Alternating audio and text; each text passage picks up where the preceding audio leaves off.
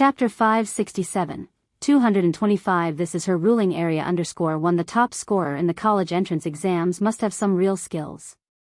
Give Bai Lian another year or two, and she'll be her own strongest ally.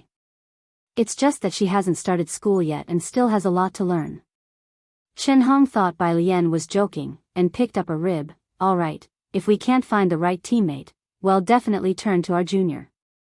Su Wenyao, seated next to Chen Hong, looked up slightly. He knew Bai Lian had attended the summer camp at Wuyuan High School and probably participated in mathematical modeling. Su Wenyao pondered thoughtfully. Bai Lian leaned back in her chair, tapping her straw intermittently with her fingertips, unflustered. By the way, Chen Hong set aside these bothersome thoughts, having finished his ribs, when something suddenly occurred to him. Junior, how did you get your meal plan sorted? Jianghu University was already on summer break, and the school had only 3 cafeterias open. They were at the Yinhe restaurant on the first floor of the 4th cafeteria, which was also a famous online hotspot known for its variety of tasty and affordable dishes, but it only accepted meal cards. You could pay with a mobile phone on the 2nd floor. During the holidays, most tourists visiting Jianghu would have to borrow a campus card from a current student to eat there. Next to him, Su Wenyao also looked up. Bai Lian made several trips to the library to borrow books. How could she enter the library without a campus card? When this came up, Bai Lian paused in her action of drinking lemon water. Someone gave me their campus card. Su Wenyao looked at Bai Lian with slight surprise. Bai Lian knew other people from Jianghu University? After the meal, Su Wenyao and Chen Hong had to get busy. Bai Lian took Pu Xiaohan to check in at other spots. Su Wenyao and Chen Hong watched the 2 girls leave and waited for them to walk away before the smile on Chen Hong's face disappeared. He turned to Su Wenyao with a not-so-pleased expression. He massaged his temple. We should ask Yu Sheng and the others. Let's go. Su Wenyao turned to accompany him. Is the registration deadline the day after tomorrow? Yeah. Chen Hong took out his mobile phone from his pocket and got in touch with friends he knew. Over here, Bai Lian was showing Xiaohan around Jianghu University. She wanted to shoot footage of a campus bus arriving, and as soon as one bus left, Bai Lian waited under the shade of a tree beside her. At the crossroad, a blue bus with cartoon drawings lazily approached. Pu Xiaohan finally captured the scene she wanted and walked over with her camera. Alien, there should be fewer people at Celebrity Statue Square now. Let's go. Last stop. Jianghu University's celebrity statues were already a draw for visitors, and after the broadcast of Great Yong, their popularity skyrocketed. Each character in the drama could be a lead on their own, but the most dazzling of all was Yan Lu, whose every move, sitting posture, and use of the spear was an epitome of that era. The historical figure by Shangjuan was already popular, and Yan Lu's portrayal turned the character into an ultimate crush in the public's heart. These days a random video search online would either show a montage of Yan Lu or criticisms of Emperor Jiangwen. Historically, opinions about Emperor Jiangwen were mixed. Although he became increasingly suspicious in his later years, historians still rated him highly. With the summer holiday in full swing and Jianghu University limiting the number of reservations, the square was still swarming with visitors. As soon as Pu Xiaohan got off the bus, she saw the crowd at the square. Her gaze immediately locked onto the bronze statue in the first row to the left. Among so many statues on the square, only this one held a spear, standing tall against the wind, with a flowing war robe fluttering behind. Under the midday sun, the spear pointed obliquely towards the sky, facing thousands of troops. The young girl stood against the wind, her presence sharp and commanding like the edge of a sword piercing through countless fierce waves. It gave an involuntary sense of oppressiveness. Below the statue, many visitors were taking turns to pose for photos with her.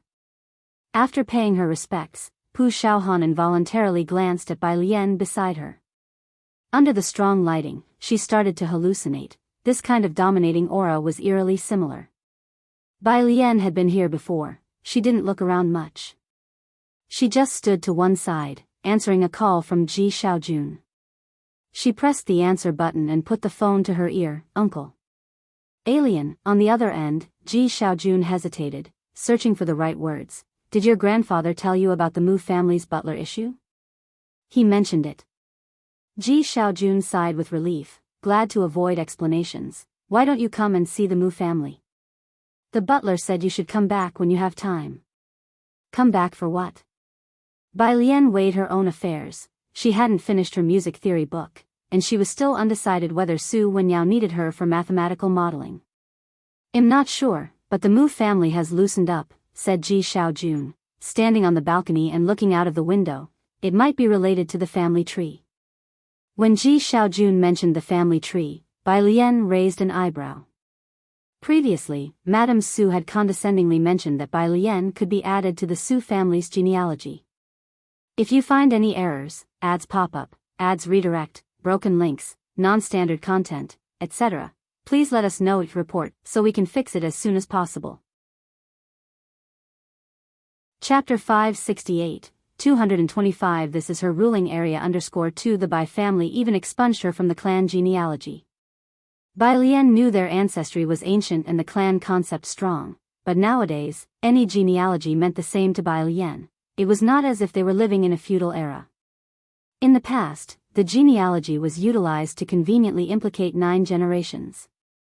I won't go, Bai Lian refused without a second thought. If you need something, you can find me. Even though it was summer vacation, Bai Lian was still very busy, with music theory knowledge alone being enough to keep her occupied. Ji Xiaojun had anticipated her response and was not surprised. He hung up the phone, opened the door to the balcony to enter the living room, and told the butler about Bai Lian's reply. She's not coming? The butler looked up in surprise but didn't dwell on it. He continued to inquire without much concern, what about the other one? The other one was Ren Wanxian. Her? She should be on her way. Ji Xian's expression was much fainter when he mentioned Ren Wanxian. The butler wasn't surprised by this pace. All right, he'll let the old master know once she arrives. Old Master Mu had loosened up and allowed the 2 juniors to come over mainly because Ji Xian's performance in the Mu family had been quite satisfactory, and he was preparing to introduce him to the public. To officially introduce Ji Xiaojun to the Mu family members. Whether Bai Lian came or not wasn't important. Shanghai apartment. Bai Lian led Pu Xiaohan into the apartment. As soon as Pu Xiaohan entered, she threw herself onto the sofa in the living room, which Sun Chan had bought. It was extremely soft and fitted Bai Lian's casual and lazy temperament perfectly. She buried her head in Jianghu's cushion, which still had a faint scent of milk. Why does Brother Bird drink milk every day? Pu Xiaohan lifted her head, set the cushion aside, and switched to a silk pillow. Her gaze turned to Bai Lian. Bai Lian walked to the small guest room next to the bedroom, opened the door, revealing a neatly made single bed in dark gray. She nodded towards Pu Xiaohan with her chin. You'll be staying here. Pu Xiaohan reached for the remote control on the coffee table and gestured an okay to Bai Lian. She turned on the TV. The screen lit up to the Jiangjing TV station channel, showing episode 30 of Great Yong. An ashen-faced woman struggled to lean on the door frame, with a close-up shot focusing on her fingers gripping the frame tightly, knuckles white. She was wearing a simple robe with a hint of color in her cheeks, plain garments with no adornments on her head, her eyes appearing scattered and black. Her gaze was fixed to the north. This was Bai Li's wife. At the entrance of the courtyard, a maid came in holding medicine, exclaiming with joy, "Madam, you can get out of bed now. Your complexion has improved greatly." She quickly set the tray down on the threshold, reaching to assist Mrs. Bai. "Why don't you wear a few more layers of clothes?" Before she could finish, Mrs. Bai's body began to slide towards the ground slowly. She didn't speak, her gaze still fixed on the same direction, as the maid's fingers tremblingly checked her breathing. At the same moment, the scene switched to the Xiangqing battlefield. It was Yan Lu's scene. The camera moved from a distance to a close-up. She was clad in silver armor, her gaze sharp and cold like a soldier, gripping the reins and galloping towards the city wall, finally stopping in front of the tent, the horse rearing as she dismounted. One shot to the end. Pu Xiaohan had already finished the series. Watching this scene for the second time, it didn't impact her as much. But she still sniffled. Great Yong had become an online sensation ever since it first aired. not only because of the production team but also due to the director's casting choices. When an entire crew uses real locations, no green screens, actors ride real horses without stunt doubles, everyone was working hard for this series. Actors had trained to professional levels in wielding long spears, with horse riding and archery skills also reaching professional standards. What could be more moving than this? The entire cast, from the maidservants to the horses, had become sensational, and netizens placed Yen Lu under an even deeper layer of profound admiration. Pu Xiaohan got up, about to check the guest room, when she saw Bai Lian standing behind her, arms crossed over her chest, leaning on the desk as if watching TV. But those dark eyes were unfocused. Bai Lian had always been very strong in front of Pu Xiaohan. The students of class 15 had a kind of cohesion unmatched by other classes, with Bai Lian at their core. She understood the people in her class better than Lu Lingxi, from Pu Xiaohan to Zhang Xiais to Yang Lin. Their trust in Bai Lian had long exceeded that of anyone else. Bai Lian was like a general commanding an army, poised and free. This was the first time Pu Xiaohan saw such an expression on Bai Lian, as if she was cut off from this world, with an air of having no one behind her. Lian, she instinctively took a couple of steps forward. Bai Lian came back to her senses, looking up at Pu Xiaohan, quickly reverting to her usual careless demeanor. She casually pulled a piece of paper from the table and handed it over. Wipe your nose. If you find any errors, ads pop up, ads redirect, broken links, non-standard content, etc., please let us know each report so we can fix it as soon as possible. Chapter 569, 225 This is her domain _3, Pu Xiaohan took the paper, wiped her eyes and nose. Oh. Bai Lian stood up straight. She gestured for Pu Xiaohan to move about freely as she took 2 books on music theory to the study. In the study, Bai Lian placed the books on the desk and then opened the right-hand drawer that contained a box of cigarettes Sun Chun had left there. She casually pulled one out. Taking a lighter, she went to the window, opened all the windows, leaned lazily on the windowsill with the slim cigarette between her fingers, the smoke blurring her face. People were continuously going in and out on the first floor. From this angle, she could just see the small garden of several square meters on the first floor, where workers were jointly lifting a stone table out. A message came through on her cell phone from Xiaoqi. Bai Lian glanced down at it. Xiaoqi, someone is looking into Sun Chun's info. The place in Jianghu with the most comprehensive information was undoubtedly the Azure Dragon Bar, a law unto itself. Wanting to investigate their people here, naturally, the task would pass through Xiaoqi's hands. Bai Lian guessed immediately who would want Sun Chun's information. Bai Lian, just give them a bit. After replying, she casually set her phone aside, leaning lazily on the windowsill, biting the cigarette and watching the people bustling below. Outside the door, Pu Xiaohan was watching TV while video chatting with her parents, indicating that she had arrived in Jianghu.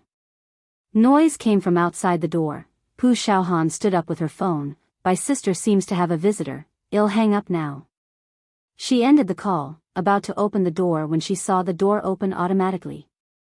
In the doorway stood a tall figure, with scholarly rimless glasses perched on his nose as he lowered his left hand, his indifferent gaze glancing at Pu Xiaohan through the lenses. Born with an air of nobility that not even the simplest black attire could conceal. Haven't seen Jiang Fulai for a few days. Pu Xiaohan involuntarily took a step back.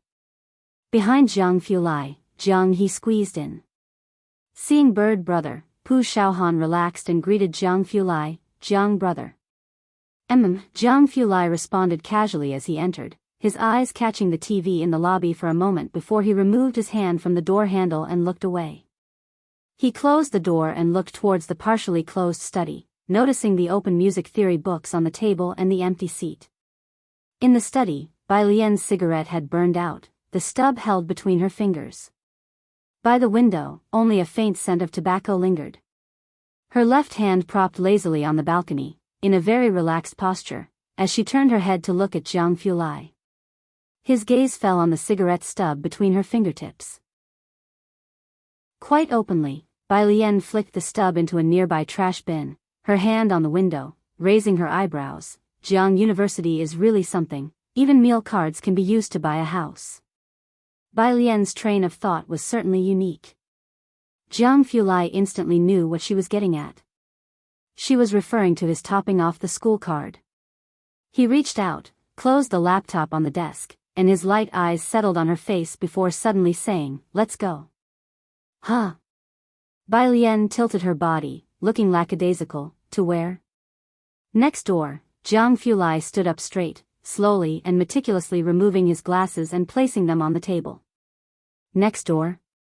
Bai Lian shivered, and as she followed Jiang Fulai out, next door was 302.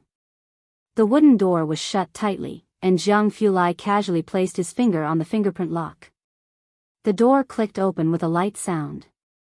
The inside was already finely furnished. Jiang Fulai did not redecorate but did replace all the furniture, covering the floor with brown carpet, and using his accustomed Chinese-style furnishings. He walked straight to the room on the left and opened it. It was a music room.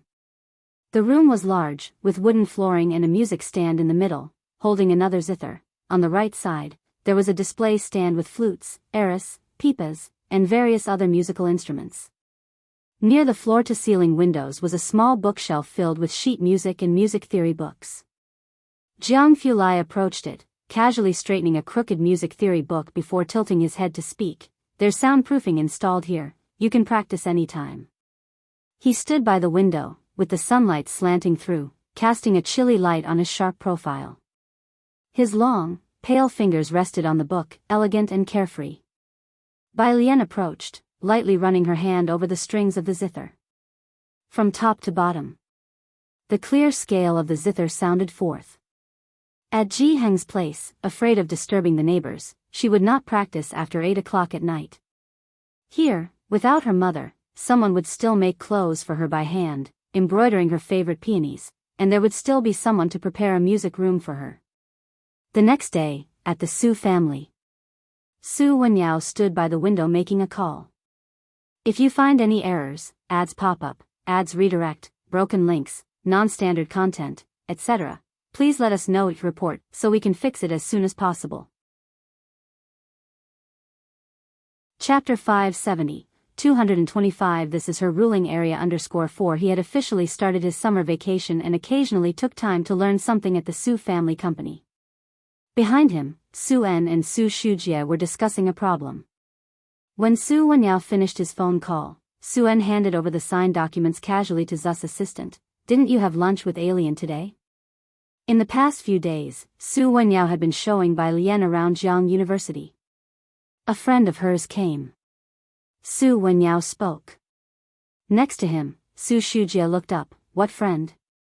"A high school classmate." Bai Lian's high school classmates should be those students from Xiangqing No. 1 High School. Then it wasn't Shenhong's people.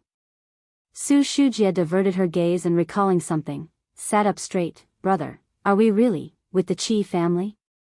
Let's not talk about this matter anymore." Su En interrupted her. He stood up to attend a meeting in the conference room. Su Shujie stopped Zu's assistant and leaned back against the sofa, squinting her eyes. "What exactly is going on with them?" Qi Shuyun was now making her way into the Su family circle through Miss Lu, and falling out with them wasn't a good thing. "Miss," said Zu's assistant without revealing any emotions, "I don't know anything." Su Shujie watched Zu's assistant leave, then her gaze fell back on Su Wenyao, and she asked pointedly, "Is there a problem at school?" "Someone from the group has left," Su Wenyao said nonchalantly. Su Shujie sat up straight. "Is the impact significant?" She didn't understand modeling, and Su Wenyao answered tersely, "I can model, I'm just not as specialized as he was. Even without him, Chen Hong and I can still get it done. It's just that this time, the chance of winning first prize seemed dim." Su Wenyao was tapping on his phone. Director Huang had implied that he should participate in mathematical modeling. "Because of the Qi family?" Su Shujie asked. This time, Su Wenyao didn't reply. Su Shujie picked up her coffee as a phone nearby lit up. She grabbed the phone from the coffee table and opened the information the butler had sent her. It was about Sun Chun. The information was only a sparse page long, unearthed by the Su family matriarch through a private detective. Sun Chun hadn't graduated high school, always hung out at bars, mixing drinks, selling liquor. Nothing seemed particularly remarkable. Bai Lian's friends all had quite the characters, still not having completed high school, and Su Wenyao, a Jianghu University student of high caliber. How did he even hold conversations with Bai Lian's underachieving friends? Su Shujie was astonished since, apart from Su Jiyue, everyone else in the family would find it a bit challenging to converse with Su Wenyao. Bai Lian took Pu Xiaohan around the area, and by the time they went back to Jianghu University to borrow books again, 2 days had passed. Pu Xiaohan ventured out to the Jiangjing scenic area on her own to check in. At noon, Bai Lian, with a stack of books in hand, went to the third cafeteria. Su Wenyao and Chen Hong had already arrived. They had finished getting their meal, and Su Wenyao had a laptop in front of him.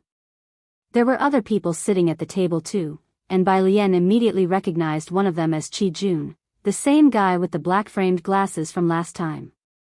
The sunny young man sitting 2 places away from Su Wenyao raised his glass to Qi Jun. His tone couldn't hide his envy. Qi Jun, does your group have a Tongfeng class third-year student? The Tongfeng class was probably the pinnacle of Jiangjing University. Qi Jun glanced at him, didn't raise his glass, and just finished the last bite of his meal. Then, picking up his meal card beside him, he stood up to leave, only responding with one word, yeah.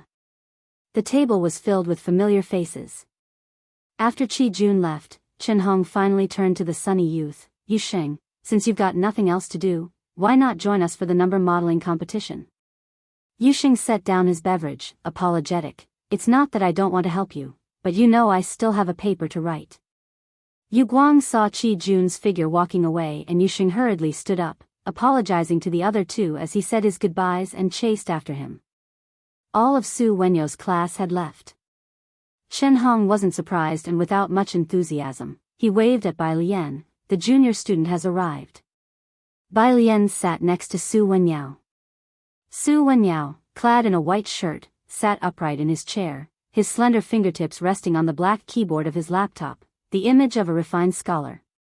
He indicated to Bai Lian to eat first and then raised his head to speak to Chen Hong. I'm not as good at modeling as he is, but I can hold my own. It's fine if there are just the 2 of us in the team. Let's pick problem C, this time we want aim for the first prize. That works, Chen Hong perked up, I'll handle the data. Bai Lian ate leisurely, aware that they were not planning to look for new teammates.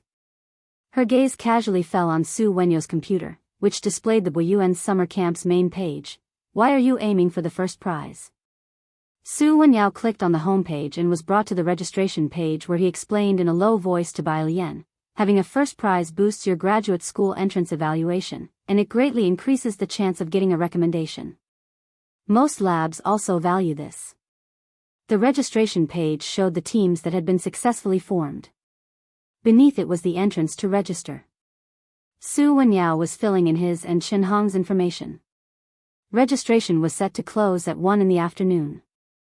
Bai Lian had been casually looking at the registration page until she caught sight of a name in the middle, Bai Shaoke. Her fingertips paused for a moment, vaguely recalling that this was the son of her father's mistress, the brother of Bai Shaoqi. Su Wenyao had already filled in his and Chen Hong's names, his finger poised over that enter key, about to press down. But it was blocked by the tip of a chopstick. Bai Lian, holding the chopsticks, focused on a line of text on the computer screen and, under Su Wenyao's surprised gaze, she spoke. Do you have any thoughts about the first prize? The first prize? On the other side, Chen Hong sighed. Who attending the summer camp wouldn't have thoughts about the first prize? But junior student, this time at the Buyuan base summer camp, there's even the senior Tongfeng class. Even with Qi Jun, we won't have much of a chance. Bai Lian retracted her chopsticks and moved her gaze away from the screen, looking up at Chen Hong. What position are we still lacking? Her tone sounded professional. Chen Hong answered, we're missing someone who's good at advanced mathematics and linear algebra, and who knows modeling. A number modeling partner was very important. Reliable teammates could make the work twice as effective. The 3 of them had collaborated more than once before and had even won a second prize at a national competition. The three of them formed the perfect team, each capable of equally dividing the work, constructing models, programming computations, and writing. Su Wenyao was gifted at programming. Chen Hong gathered data and wrote papers. And Qi Jun was exceptionally good at advanced mathematics and linear algebra, with a solid foundation in mathematical theory and strong modeling skills. Advanced mathematics was taught in the first year, while linear algebra was only tackled in the second. Hearing Chen Hong's explanation, Bai Lian nodded and tilted her chin slightly towards Su Wenyao. With an unhurried tone, she said, "Then add me to your team." If Su Wenyao's group lacked programming skills, Bai Lian wouldn't have been of much help. She was not familiar with modeling software. But, when it came to mathematical knowledge and familiarity with a variety of literature, even Hewen would seek out Bai Lian for discussions on these topics. This was her domain. If you find any errors, ads pop up, ads redirect, broken links, non-standard content, etc., please let us know each report so we can fix it as soon as possible. Chapter 571, 226 Hewen is back. Lan Jia please the great god _1.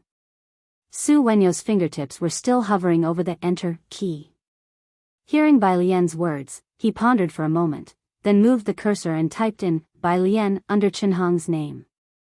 The Jianghu University campus network had always been reliable. After the small transparent circle on the screen spun around, it displayed successfully registered in 4 blue regular script characters. The topic will be released at 3 o'clock the afternoon the day after tomorrow, and we still need to choose a mentor, Su Wenyao said to Bai Lian, looking down at the details after the successful registration. The competition lasts for 3 days. Bai Lian nodded her head. She was unfamiliar with these competition procedures. The three of them finished their meal quickly. Su Wenyao suggested Bai Lian join them in the study room to familiarize herself with the mathematical modeling competition, but Bai Lian glanced sideways, her eyes narrowing slightly. "I'd better go back and print out the materials first." "There's a print shop on campus," Chen Hong said, "right ahead." Bai Lian knew about Jianghu University's print shop, but the literature she needed to print belonged to Academician Ma, and after thinking for a while, she said, "I'll go back to print it." Chen Hong stood at the entrance of the cafeteria watching Bai Lian leave. "What is she printing?" "Probably a lot of stuff," Su Wenyao said indifferently. "There are too many people queuing at the print shop." "True, the sunlight in early July was strong," Chen Hong nodded, remembering the matter just now. "Did you really add her?" "Yes." Su Wenyao glanced at Chen Hong apologetically. "Don't worry, she won't hold us back." Chen Hong was part of the team, and Su Wenyao would not have agreed to any other freshman joining, but this person was Bai Lian. Su Wenyao recalled seeing Academician Ma at the airport before. Being valued by Academician Ma and personally seen off by him, Su Wenyao knew that Bai Lian must have her own strengths. "Oh, it doesn't matter. You'll have to work a bit harder without Qi Jun. Both of us will have to share the model design." Chen Hong slung an arm over Su Wenyao's shoulder, indicating it wasn't a big deal. With Qi Jun absent this time, their results might only be in the upper middle range. Modeling was all about teamwork, and adding Bai Lian didn't make much of a difference to Chen Hong. Moreover, as Bai Lian was this year's top college entrance exam scorer, Chen Hong was willing to take this opportunity to establish a good rapport with the brother and sister. "It's just a pity we'll miss Professor Jiang this time. He values Boywan's modeling results," Chen Hong sighed. He had emailed Professor Jiang, who replied to the group. The Biyao modeling competition held more prestige than the national competition because of its high entry threshold. If their university's registration slots and their results weren't good enough, even if they met the exam requirements for postgraduate study, Professor Jiang probably wouldn't choose them. Choosing a mentor for postgraduate studies was very important. Bai Lian returned from school to Shanghai apartment. The doors of 303 and 302 were both open. Jiang He was sitting on the carpet in 302, piecing together Lego with his back to her, while Ming Dongheng observed the bok choy Bai Lian had just planted on the balcony of 303. Su Nanjing sat on the sofa in Bai Lian's apartment, his legs lazily draped over the coffee table, casually fiddling with a white jade fan in his hands. Seeing Bai Lian return, he hurriedly stood up. "Alien." Bai Lian greeted him and then headed for the study. There was a printer in her study. Seeing that the door to her study was open, Su Nanjing followed her inside. Bai Lian had already turned on the computer and was efficiently printing documents. Academician Ma had sent several documents. Since she finished her exams, Academician Ma had higher expectations for her and asked her to learn to write reviews. He glanced at it, the same incomprehensible literature again. Are high school students already starting to read these? Su Nanjing handed over the folding fan in his hand to Bai Lian. It's from my mom for you. There were 50 pages of literature from Academician Ma, and the printer was still slowly spitting them out one by one. Bai Lian reached out to take the folding fan. It was plain white, with the white jade bones of the fan reflecting a lustrous cool light. The fan was less than 30 centimeters long. Her fingers were pale and unrushed, holding the folding fan with ease as she gently pushed it open, effortlessly unfurling the fan. White jade fan bones, Bai Lian said, while spinning the fan around twice with her index finger as the pivot, and then suddenly snapping it closed, gently resting the fan handle against the palm of her hand. Her movements were as smooth as flowing water, leisurely as if she was accustomed to handling a fan. Su Nanjing paused for a moment. Let me try. He took Bai Lian's folding fan, trying to replicate her movements. With a single hand push, it didn't open. After 3 attempts, Bai Lian opened the next document and, seeing his clumsy efforts, took the fan back to demonstrate again, like this. She shifted slightly, holding the folding fan in her right hand. Her slender middle finger rested casually at the bottom of the fan, with the thumb pushing outwards and the index finger pushing inwards, slowly spreading it open. If you find any errors, ads pop up, ads redirect, broken links, non-standard content, etc., please let us know. Report so we can fix it as soon as possible. Chapter 572, 226. Yuan is back. Lan Jia invited the great god _2. Su Nanjing tried again but couldn't unfold the fan. Great, had learned nothing. Forget it, Su Nanjing gave up, returning the folding fan to Bai Lian as he began to discuss important matters with her. It was about the birthday celebration of the old Mr. Su, for which invitations were already being sent out. Gao Yan and Su Juling both asked Su Nanjing to extend an invitation to Bai Lian. The invitation Bai Lian had purchased at the auction had won the old man's favor. The old man had always been particularly pleased with Su Nanjing, and even more so at present. The end of the month? Bai Lian only knew Su Nanjing and Gao Yan and wasn't familiar with the rest of the Su family. Considering Su Nanjing's background, which was anything but ordinary, she said, "No, I won't be going." Su Nanjing took out a gilt invitation and placed it on her desk, thought for a moment, and said, "Here is the invitation. Come if you have time." If Bai Lian didn't attend, Gao Yan would be upset. The Mu family, the old residence. Baohe Pavilion. It wasn't Shenqing and Ji Shayan's first visit, but Shenqing still appeared very constrained. Compared to the grand 5-section compound, the Su family's villa was nothing remarkable. Ren Wanxian, standing beside her, had also never seen such a grand scene. Behind the mahogany octagonal table stood 2 servants. Anxious and uneasy. There were only 3 of them at the dining table. The butler, standing behind Ji Shaojun, saw Xiaojia enter from the door and looked up. "Where's the young miss?" "She's still dealing with official business and will come later," Xiaojia whispered. "Is young Master Mu Zhao not here either?" the butler inquired. Xiaojia nodded. "He's on a call with a professor from Jianghu University." Following the unexpected passing of Mu Qiong from the younger generation of the Mu family, only Mu Mingyi and her son Mu Zhao were left. Mu Zhao wasn't as talented as Mu Qiong but was more intelligent than most people. The butler nodded slightly in acknowledgement, understanding the situation, then lowered his voice to speak with Ji Shaojun. "Please start eating, there's no need to wait for them." Baohe Pavilion's adjacent east wing room. The woman sat in the study with a pile of documents at hand. Her assistant handed her a new file. "Miss, here is the information on that Ren Wanxian." Mu Mingyi reached out to take it, looking down with curiosity. She had seen Ji Xiaojun at the company. Although she didn't have a good impression of his wife, she had a favorable opinion of this cousin.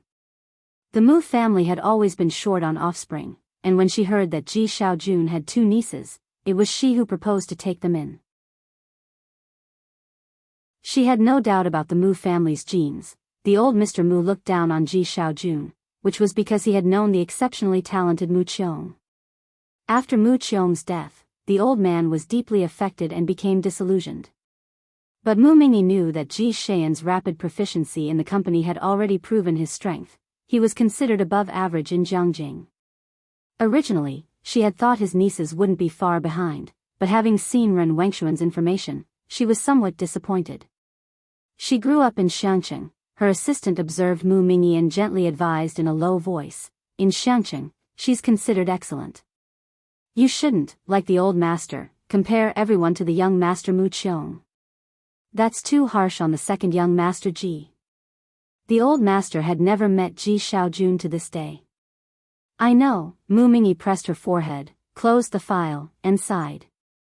In a large family like the Mu's, with few children and no internal strife, Mu Mingyi harbored no hostility towards Ji Xiaojun, and even hoped he could help raise the Mu family banner. She had expectations for Ren Wanxian, especially since Ji Xiaojun had not let her down. However, upon reviewing the information, her disappointment was inevitable. "Isn't there another niece?" Mu Mingyi tossed the file aside. "She didn't come," the assistant explained. The assistant found it odd discussing this. The butler had mentioned that the young lady had arrived early, so why hadn't she come to the Mu residence for the meal today?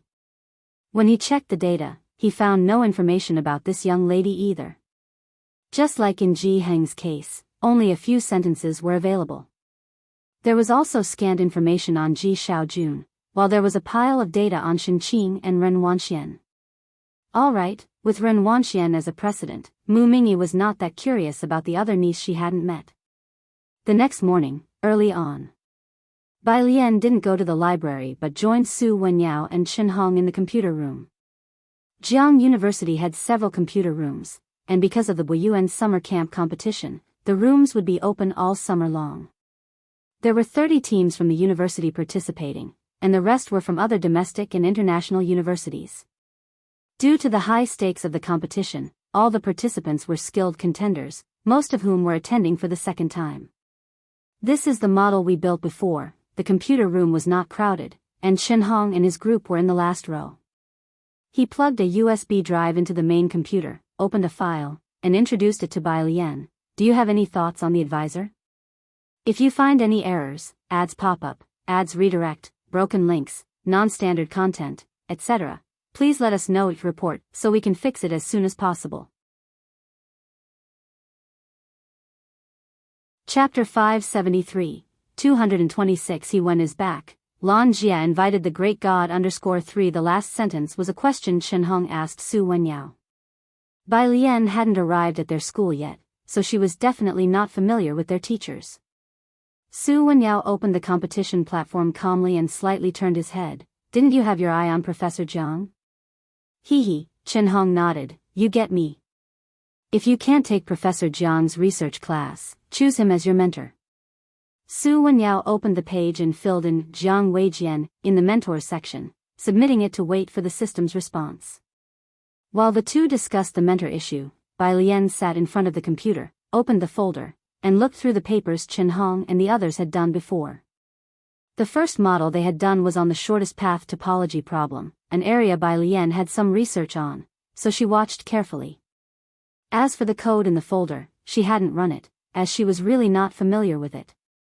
The three of them sat in the back row, Bai Lian on the far right corner, next to Su Wenyao, and Chen Hong beside Su Wenyao.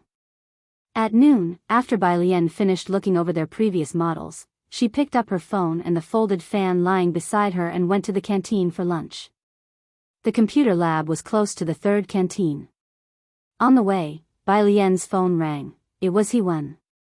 "Sis," He Wen called her sis, with a sense of righteous indignation. "Haven't you read the paper I sent you?" Bai Lian held her phone to her ear with her left hand and with her right, she held a white jade folding fan, tapping the fan ribs with her cool jade-like fingertips. "I haven't had the time these last couple of days." What are you up to? The sound of an airport announcement came from He Wen's end. Bai Lian didn't answer but instead asked, "Are you at the airport?" "Yeah," He Wen remembered why he called. "Jiang Shao just came back, didn't he? I just delegated my tasks at hand and followed him back for the project. Now I'm about to report to him. I don't know what mood he's been in lately." Speaking of Jiang Fulai, He Wen felt uneasy. It had been quite a while since he last saw Jiang Fulai, and at the last online meeting, he had just been scolded. Many people at Jiangjing University idolized this honored alumnus, and it was always quite tough. He Wen didn't even know why Jiang Fulai scolded him. Bai Lian consoled him, he should be in a good mood. After all, he hadn't been scolded much recently. "I hope your words bring good luck," He Wen sighed. "They'll take you out to eat in a couple of days." "Oh, what are you busy with?" "You should be done with your college entrance exams, right?" "Boywan's math modeling," Bai Lian replied succinctly. On the other end of the phone, He Wen, the math modeling at the Boyuan summer camp is a global competition, and most students participate in their sophomore or junior year. He Wen participated during his freshman summer. "Do you remember you haven't even started school yet?"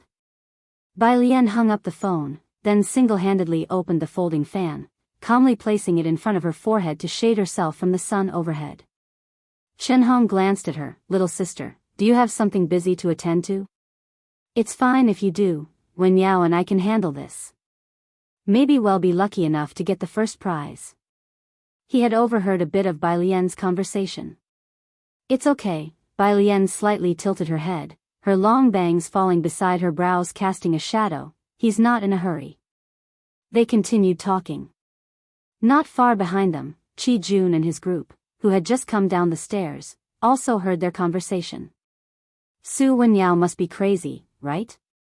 Yu Xing looked at the backs of Su Wenyao and the others in astonishment. He actually chose a girl? He had heard Chen Hong's remark, "Wenyao and I can handle it." He almost laughed out loud. First prize? Even Qi Jun wasn't sure of winning the first prize, let alone now that Qi Jun had left their team. Qi Jun remained silent, just watching the backs of Chen Hong and the others, then took out his phone to send a message to Qi Shuyun. In the evening. In the university office, Bai Shaoke respectfully held a document and knocked on the door. "Professor Jiang." Only after hearing a voice from inside did he push the door and enter. Professor Jiang stood by the window on the phone, his voice betraying a trace of ingratiation. "You've just returned, and it's only right that we welcome you back. You're at Jiang Shao's place?" "Okay." Bai Shaoke stood by the desk, his gaze downcast, pondering about who could be on the other end of the professor's phone call. There weren't many in the school who could make Professor Jiang adopt that tone.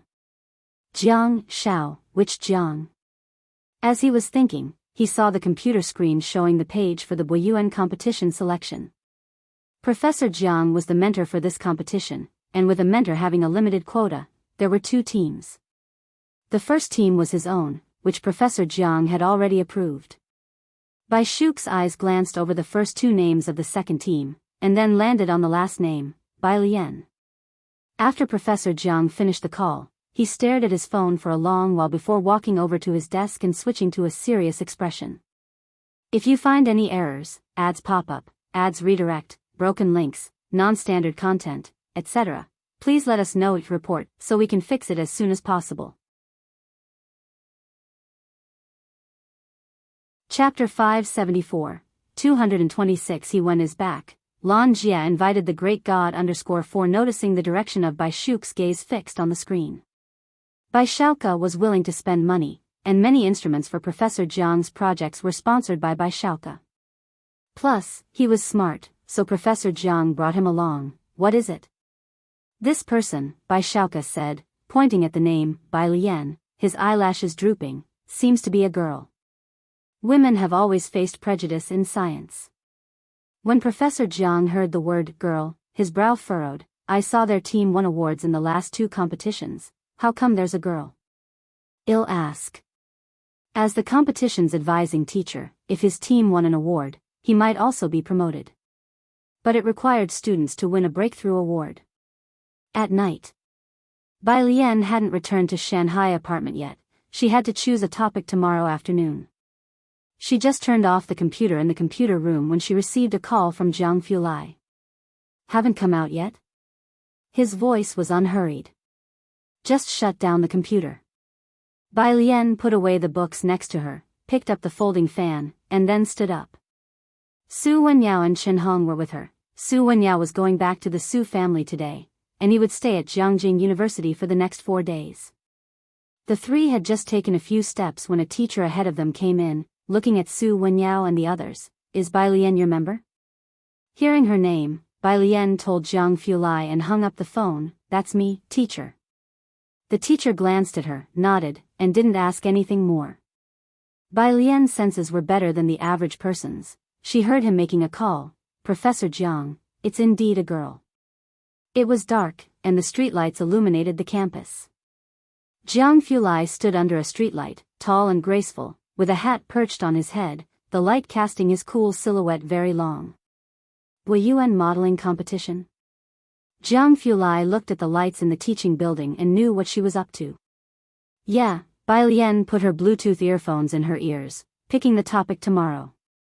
Jianghu nodded, leading her to the side of a car. Ming Dongheng drove a black car today, probably his own, very low-key. Bai Lian's phone vibrated, a 3-person modeling group chat with Su Wenyao and the others. Su Wenyao, screenshot, Chen Hong, do we not have an advising teacher now? Su Wenyao, mutual, he was concise, and Chen Hong understood. So you're saying Professor Jiang doesn't want to choose us, right? Why so sudden? The Biyao numerical modeling advising teacher could provide some ideas during the competition but was not supposed to be too involved. Some teams had no advising teacher, so they just filled in anybody's name. Bai Lian read these messages slowly. And scrolled down. He didn't get scolded much today, so she still got scolded. Bai Lian. He when will you read the paper? Bai Lian, after the competition, at 6 p.m., on July 10th, the Biyao numerical modeling competition topics were updated. Su Wenyao and Chen Hong were choosing topics in the computer room.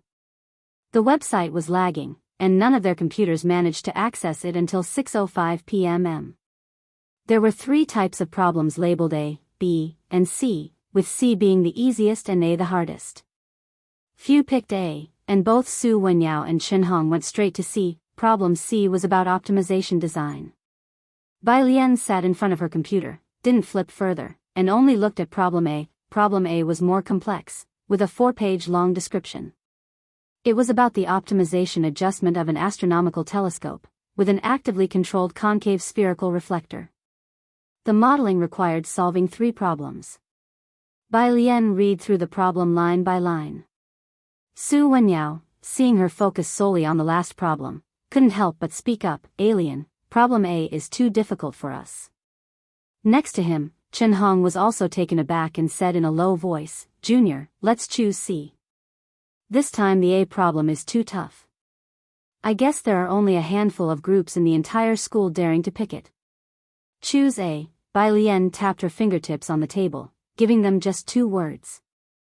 Su Wenyao turned his computer screen to problem A and saw the astronomical telescope.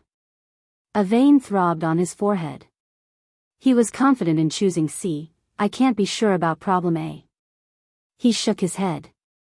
I didn't ask you to do it, Bai Lian said, already having an idea as she pondered the problem.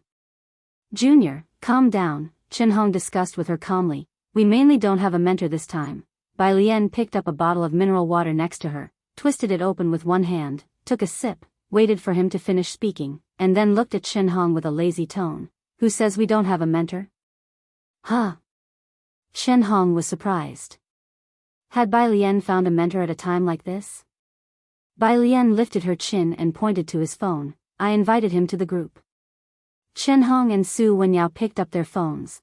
Bai Lian invited, stand straight when scolded, to the group. Stand straight when scolded. Location. Without a word, he sent a succinct location tag. Bai Lian, 1, after copying down the modeling problem, she propped herself up from the table, stood up, and looked at Chen Hong and Su Wenyao. Let's go, he's waiting for us. Su Wenyao and Chen Hong shut down their computers, followed by Lian, and exchanged glances. They tapped on the location. It was the Lawson Cafe on campus. This cafe was located under the doctoral dormitory building number 1 at Jianghu University. Building number 1. This was where the brainpower ceiling of Jianghu University resided. The doctoral students living in building 1 had mentors who might well be academicians. These residents were almost mythical figures, with most conducting research under renowned academicians. Moreover, half of the distinguished alumni came from this place. Building 1 was quite far. They took the campus shuttle and walked for another 10 minutes through a path before reaching the cafe. Bai Lian walked in through the door without hesitating. Chen Hong stood beside Su Wenyao. Wenyao, which big shot did our junior find? As he spoke, Bai Lian had already come to a halt. The young man was seated by the floor-to-ceiling windows, dressed in a short t-shirt with a silver laptop in front and one leg casually draped over the other. He was typing with one hand and sipping coffee from a cup held in the other. Upon noticing Bai Lian, he set down his cup and stood up. You were right. I haven't been scolded in the past couple of days. Bai Lian pulled out a chair and sat down. Not bad. The young man handed her a milk tea from beside him. The school doesn't have cherry flavor, so strawberry will have to do. His gaze shifted to the two still standing there. These are your two teammates. He turned his head slightly, allowing Chen Hong and Su Wenyao to finally see his face clearly. On the stone plaque behind the celebrity statue on campus, his ID photo was posted. He won. If you find any errors, ads pop up, ads redirect, broken links, non-standard content, etc., please let us know. Report so we can fix it as soon as possible. Chapter 575, 227 Who Dares to Speak Up? The building butler saw Principal Shi_1 He settled back into his seat, his gaze sweeping across Chen Hong and Su Wenyao. He had spent nearly a year in the lab, and his complexion was a pale, cold white. There weren't many people in the coffee shop, the lighting was dim, and as it shone on him, the breathing of both Su Wenyao and Chen Hong became noticeably lighter. He-Wen had chosen a seat by the window. The table was a rectangular piece of raw wood, one end up against the floor-to-ceiling window, with a single stool set apart at the end facing the window. Bai Lian was sitting on this solitary stool. Her left hand rested casually on the armrest, her demeanor composed and unhurried. Yu Guang saw that Su Wenyao and Chen Hong were still standing where they were, so she tilted her chin up at them, signaling them to sit across from He-Wen. What's the topic this year? He-Wen pushed his laptop aside and turned his head to speak to Bai Lian. He didn't ask whether they had chosen question A or C. As he spoke, Chen Hong and Su Wenyao finally snapped back to reality. Instinctively, they both thought to take out their phones to show He-Wen the question. Astronomical telescopes. Bai Lian set down her milk tea, her fingertips tapping rhythmically against the cup, given the parabola of a star's position with a radius of 300, achieve the optimal reception effect for light rays being received. As she explained the problem to He-Wen, Su Wenyao and Chen Hong couldn't help but look down and open the question saved on their phones. Question A was complex, with 4 original working diagrams. Chen Hong had looked at it once. He wasn't even clear about the work diagram of the telescope. When Bai Lian announced several numbers, he hurriedly flipped to the second page's diagram. 300, 0. For 66, not a single figure was off.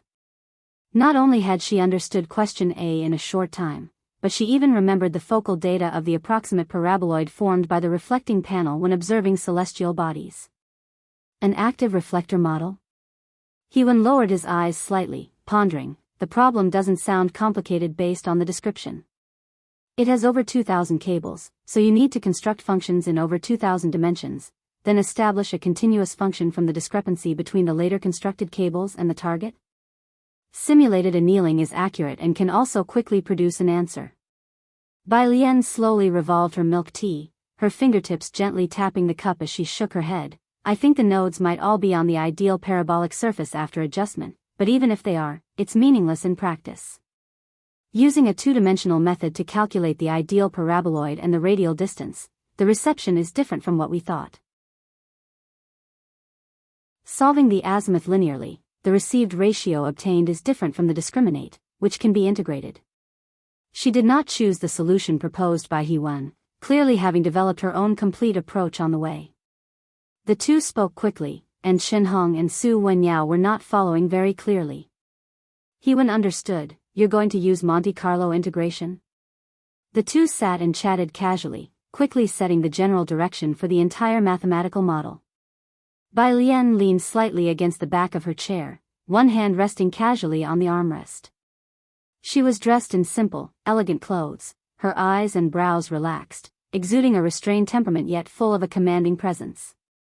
This effortless display of grace was captivating. Talent indeed shone brighter than anything else. Su Wenyao could still understand, but Chen-Hong was not even clear about the problem, and he found it a bit difficult to follow. After they finished their conversation, He-Wen's gaze landed on Su Wenyao. Are you responsible for running the code? Su Wenyao, after all, had more experience than Chen-Hong. He came back to his senses. Yes. In math modeling, instructors cannot participate too much. He-Wen closed his laptop, his concerns not for Bai Lian but for her teammates. She won't have any issues with the general direction. If you cannot run the code to get an answer, try to construct one, otherwise, use various regression models and the BFGS algorithm. Coding was Bai Lian's weakness, which was also why she sought out He-Wen. While He-Wen was discussing with Su Wenyao, Bai Lian opened a blank document on her phone to analyze the three problems. With only 3 days to confirm the model, run the code, and write the paper, time was tight. It was past 10 in the evening. He-Wen and Su Wenyao had not yet finished their discussion when Bai Lian glanced at the time. She hadn't brought her computer, which made it inconvenient to construct the model, so she left early. It was quite late at this point, and He-Wen had just returned to Jianghu. He didn't ask where Bai Lian lived, but when he saw her getting ready to leave, he instinctively stood up. You guys continue talking. Bai Lian knew He-Wen wanted to escort her. She gestured for He-Wen to sit down. Don't worry about me. Jiang Fulai was waiting for her at the intersection.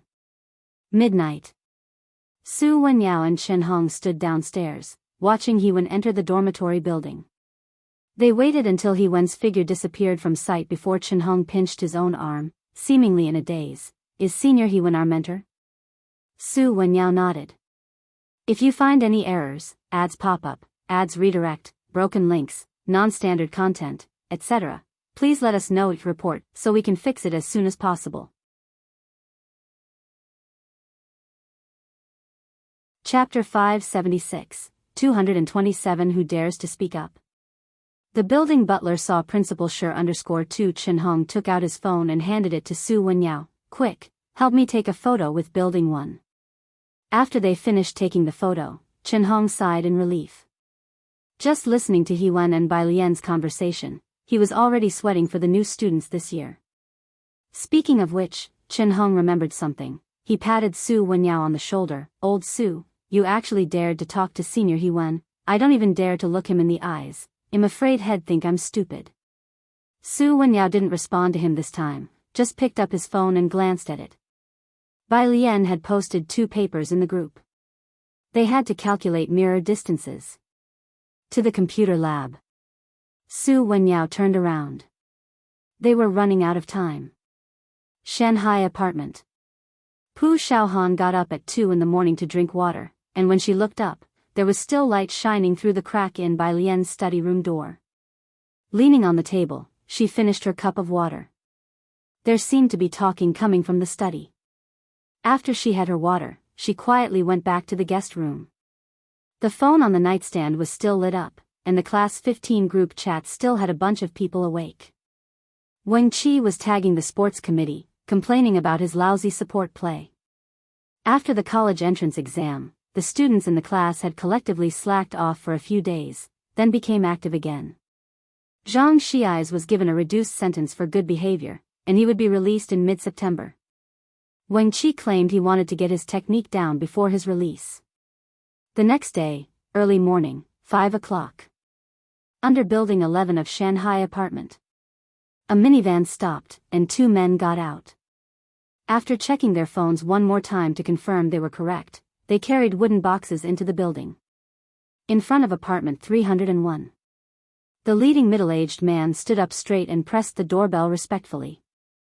With just one ring, someone opened the door. It was an extremely cold-faced man, his eyes like frosty stars. The middle-aged man didn't dare meet his gaze, only bowed respectfully. "Good morning, Mr. Ming." Ming Dongheng gestured with his hand. "Give it to me." The middle-aged man immediately handed over the food box he was holding. Ming Dongheng took the food box and sighed. The layout of apartment 301 was similar to that of 303, but the living room was a bit larger. He checked the time on his phone, then opened the food box and arranged the delicate pastries one by one. Bai Lian left her apartment at 5:10 in the morning. Ming Dongheng was waiting for her at the door. "This early?" As Bai Lian walked in, she saw the breakfast laid out on the table. She casually placed her computer on the bar by the entrance and started eating breakfast at the table. The breakfast on the table was exquisitely served. She picked up a soup dumpling and bit into it, smooth and juicy, with a hearty filling. The crystal shrimp dumplings looked equally tempting as the shrimp inside was visible. Bai Lian usually didn't talk much while eating, she just quietly ate. Despite being quite casual, she also exuded a respectable demeanor. Ming Dongheng noticed she only ate the crystal shrimp dumplings and soup buns because Bai Lian was from Beijing, and her breakfast preference was usually for Beijing flavors. Yet he didn't expect she'd also enjoy breakfast from Jianghu. He was somewhat surprised but noted these preferences. Ming Dongheng knew she was working on a mathematical model and had two other teammates, so he took out a paper bag from the box, packed 2 breakfasts for Bai Lian to bring to them. The rest of the breakfast was left for Xiaohan and Jiang He. The computer lab at Jianghu University hadn't closed for the past 2 nights. When Bai Lian arrived, most of the seats in the lab were occupied. They were all students who hadn't gone back for the night and were sleeping there. Some of them had woken up, some were still taking short naps. Su Wenyao and Chen Hong were also dozing off at their usual spots. Bai Lian didn't call them but placed the breakfast she brought for them at the edge of her own desk. She had only made a slight movement when Su Wenyao and Chen Hong woke up. Bai Lian placed her laptop on the table, and seeing them awake, she lifted her chin and pointed to the breakfast on the table. They went to wash up at the restroom at the end of the corridor before coming back. "This is so delicious." Chen Hong bit into a pancake roll and felt instantly revitalized. In the front, a student who had just awoken smelled the breakfast and came over, curiously asking Chen Hong, "Where did you buy this breakfast from?" Chen Hong glanced at him, shook his head, and then looked at Bai Lian beside him. "I don't know." Bai Lian had already opened her laptop and was taking out a pen along with a stack of draft paper. "I didn't buy it." Chen Hong looked down at the paper bag. Only a butterfly-shaped logo was on the bag, no restaurant name written. He had never seen this butterfly mark before. Su Wenyao was having his breakfast. Overhearing their conversation, he too glanced at the bag holding the breakfast, recognizing the distinct butterfly logo. It was Kanyu Tower. If you find any errors, ads pop up, ads redirect, broken links, non-standard content, etc., please let us know if report so we can fix it as soon as possible. Chapter 577, 227 Who Dares to Speak Up? The building butler saw Principal Shi_3 Jiangjing's old-time eateries only serve a limited number of breakfast items on a first-come, first-served basis every day, without the options for takeout or delivery. He had gone there with Qi Shuyun twice before but never managed to taste their very famous crab roe soup dumplings. Now they've surprisingly started to branch out into new business and begin delivery. "Junior, why did you bring your own laptop?" Chen Hong opened the software to help Su Wenyao verify regression results. "The school's computers are high-end Zhongxing models, much better than our personal ones. Only the computers in the lab can run MAT software. This is the most commonly used software for modeling, capable of drawing many types of charts. The software isn't domestic and isn't open to the public. According to international agreements, only Jianghu University's computer labs have the permission to use it, which is why modeling students are practically glued to the labs. There are cracked versions outside, but they don't have all the features. All the students from Jianghu School of Engineering and Chemistry know this. Jianghu has always had the most complete and high-end facilities, which is why so many people are desperate to get into this school. Shenhong turned his head and just happened to see the blue and red logo of the MAT software on Bai Lian's laptop. A cracked version? Bai Lian didn't stay overnight in the school's computer lab. She left at 10 o'clock.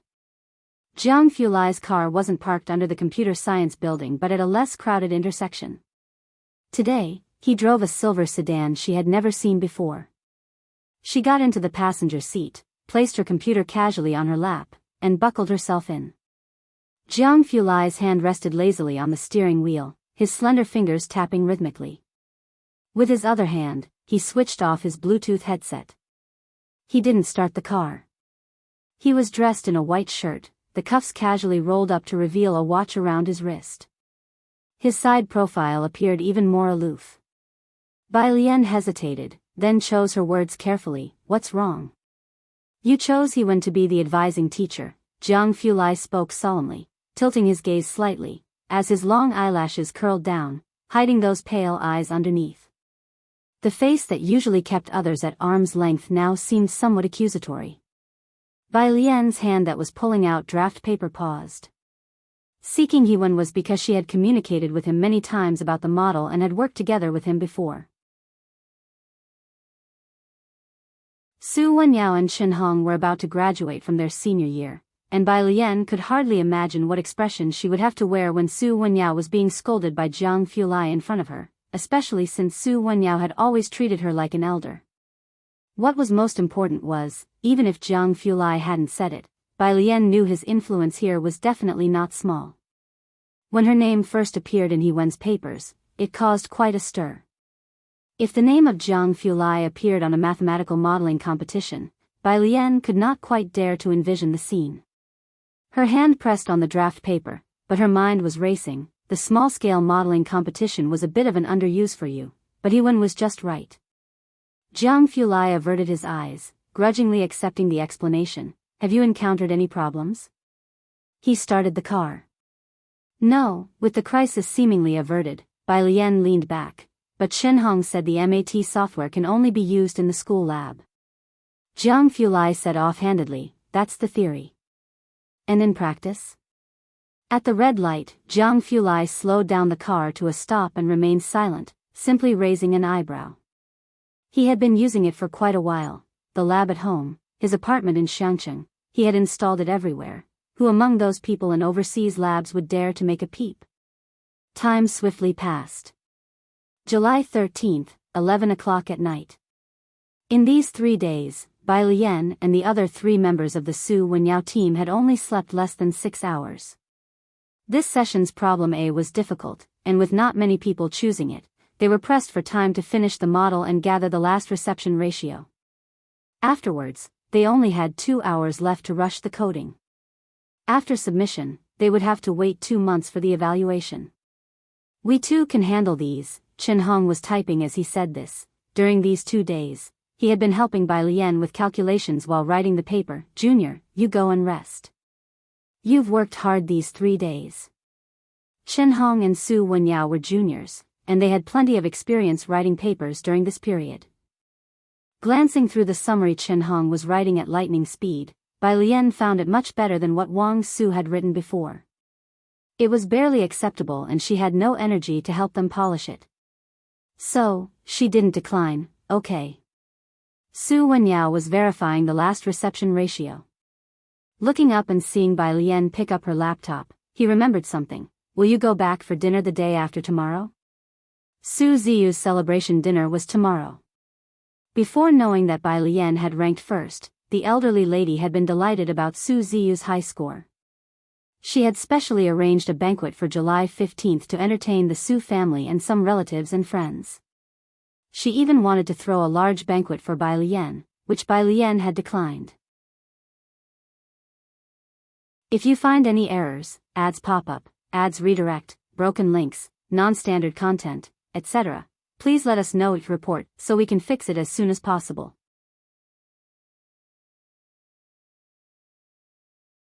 Chapter 578, 227 Who Dares to Speak Up? The building butler saw Principal Shi_4 Su N was also against Grandmother Su, throwing a big celebration for Su Jiue, considering Su Ziyu's shy personality.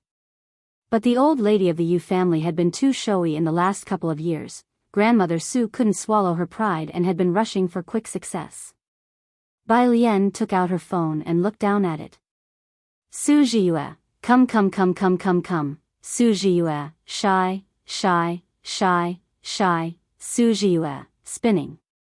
JPG, Su Jiue, spinning. JPG, Su Jiue, Bai Lian, stop. The screen scrolling came to an abrupt halt. Bai Lian packed away her computer into her canvas bag, pulled out her chair and stood up. I'll see how it goes. 7:15. In the afternoon, at Shanghai apartment. Uncle Lin and Gao Yan were both at Bai Lian's place. Gao Yan sat at the edge of the table, talking with Bai Lian and Pu Xiaohan. Jianghu Media University, that's a really good school, said Gao Yan, quite surprised upon hearing Pu Xiaohan's chosen school, remembering it was Bai Lian's alma mater. Bai Lian was from Shangcheng. It was one thing her own academic performance was excellent, but how come her classmates were also so impressive? Pu Xiaohan, with nearly 50 million online followers, just smiled modestly at Gao Yan's remark and poured her a cup of tea. Bai Lian sat beside Pu Xiaohan, looking slightly ragged due to lack of rest in the past few days. Today she managed to get out of bed not long ago. She was idly writing a reduced musical score on a piece of paper. The fingerprint lock outside beeped, signaling someone coming in. Gao Yan, Uncle Lin, and the others all looked up. The man at the door was Jianghu Lai, dressed in a silvery silk shirt with traditional Chinese button knots, making him appear distant and unapproachable. Gao Yan, who had been seated, stood up and greeted him, locking her eyes on Jianghu Lai. Although Jianghu Lai had always been respectful to her, Gao Yan was aware that his regard for her was because she was Gao Si's sister. But she would never grow careless because of Jianghu Lai's respect. Even old Master Su of the Su family would stand to greet Jianghu Lai, let alone her. Uncle Lin stood behind Gao Yan, bowing respectfully to Jianghu Lai. It seemed as though the atmosphere in the entire room stiffened inexplicably with his arrival. Jianghu Lai nodded slightly at her, very politely, Auntie. Pu Xiaohan had encountered Jianghu Lai more times in Shangcheng than Gao Yan had in her entire life, responding more casually than Uncle Lin and Gao Yan, Brother Jiang. Upon hearing Pu Xiaohan's address, Uncle Lin and Gao Yan couldn't help but glance her way. A tremor of shock ran through them. In Jiangjing, the ones who could call Jianghu Lai Brother Jiang were just the few like Su Nanjing. Bai Lian was the only one who hadn't stood up. She was casually propped up by one hand under her chin, her sleeve sliding down partially to reveal a bright red ribbon loosely tied around her slender wrist. It made her wrist look extremely pale.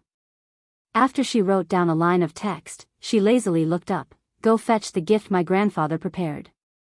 Ji Heng had embroidered a fine handkerchief for Su Jiue. Jianghu Lai knew where the item was and went into the study to retrieve the gift box from the second drawer. Uncle Lin, watching Jianghu Lai directly going to fetch the item while Bai Lian remained seated, subtly bowed his head. Where are you going? Gao Yan had invited Bai Lian to dine with her classmates, and before she could discuss it, she saw her leaving with Jianghu Lai. To Mingfeng district, Jianghu Lai opened the door, stepping aside to let Bai Lian go through first. He was going to escort Bai Lian to the Su family. After they left, Gao Yan lowered her head back and looked at Uncle Lin. Mingfeng district? What are they doing there? Mingfeng district was on the outskirts. Neither the Gao family nor the Su family had much business there, and people were seldomly sent down. They rarely went to that area. Pu Xiaohan, not being close with Gao Yan, did not explain to her. Gao Yan withdrew her gaze, looking down to see the scattered sheets of paper on the table. Some had numbers written on them like 4-5 right. But it was obvious that the handwriting on each piece of paper was very neat, stroke by stroke. Gao Yan didn't recognize these. Her gaze shifted to another sheet of paper that was filled with a bunch of formulas and algorithms. Gao Yan, too, was a gifted student, but she had left the laboratory after giving birth to Su Nanjing and couldn't recall what exactly Bai Lian was calculating, only that it seemed to be the least squares method. She felt a bit dazed. Was this something she learned in high school? Gao Yen couldn't remember clearly. Uncle Lin by her side looked at Bai Lian's writing with admiration. Miss Bai's writing is very beautiful. She must have practiced specially. In Mingfeng district, a well-known villa area. The Su family. Jianghu Lai's silver car was parked at the entrance, his fingertips resting on the steering wheel, lowering the passenger side window, waiting for Bai Lian to come out. Bai Lian didn't plan to enter the Su family home, just delivering a gift to Su Jiyue and leaving. She had sent a message to Su Jiyue from the car, and Su Jiyue was waiting for her at the iron gate. Today, Su Jiyue wore a knee-length dress, her bangs swept aside, her hair styled, revealing a petite face and a pair of shiny dark eyes. When Bai Lian saw her, she was standing by the iron gate with a flushed face, her fingers unconsciously pinching the hem of her dress. She was completely different from the person on WeChat. Bai Lian handed over the box in her hand nonchalantly, a lazy smile in her lowered eyes. Go back inside. Today, she wore a dress made by Ji Heng, a snow-white cheongsam with a waistbelt of the same color, her ink-black hair loosely held by a wooden pin. The sunlight spilled over her fair, jade-like side profile, dimming in comparison to her smile. Su Jiyue looked back 3 steps at a time as she walked away. Only after her figure had disappeared did Bai Lian retract her smile, her gaze inadvertently drifting to the left. She turned and got back into the car. Jianghu Lai drove forward. What's wrong? Nothing. Bai Lian leaned back. It was just an unfriendly stare. She opened her cell phone and inquired to Su Wenyao, who have your family invited this time? As soon as she sent the message, a call came through on her phone from Ji Xiaojun. Uncle? Bai Lian turned off the Bluetooth and answered. Ji Xiaojun was timing his call to coincide with her break time. Come over for dinner tonight. It's been several days since you last visited, and your aunt has stewed a tonic soup for you. If you don't have time, we can deliver it to you. Ji Heng had heard from Jiang He that Bai Lian had been staying at school the last few days, hadn't been sleeping well at night, and had nearly rushed to Jiangjing himself. Bai Lian rolled down the window, resting her hand on it, smiling. I'm going to see Dean Jian in a bit. I'll come see you guys in a few days and stay a bit longer.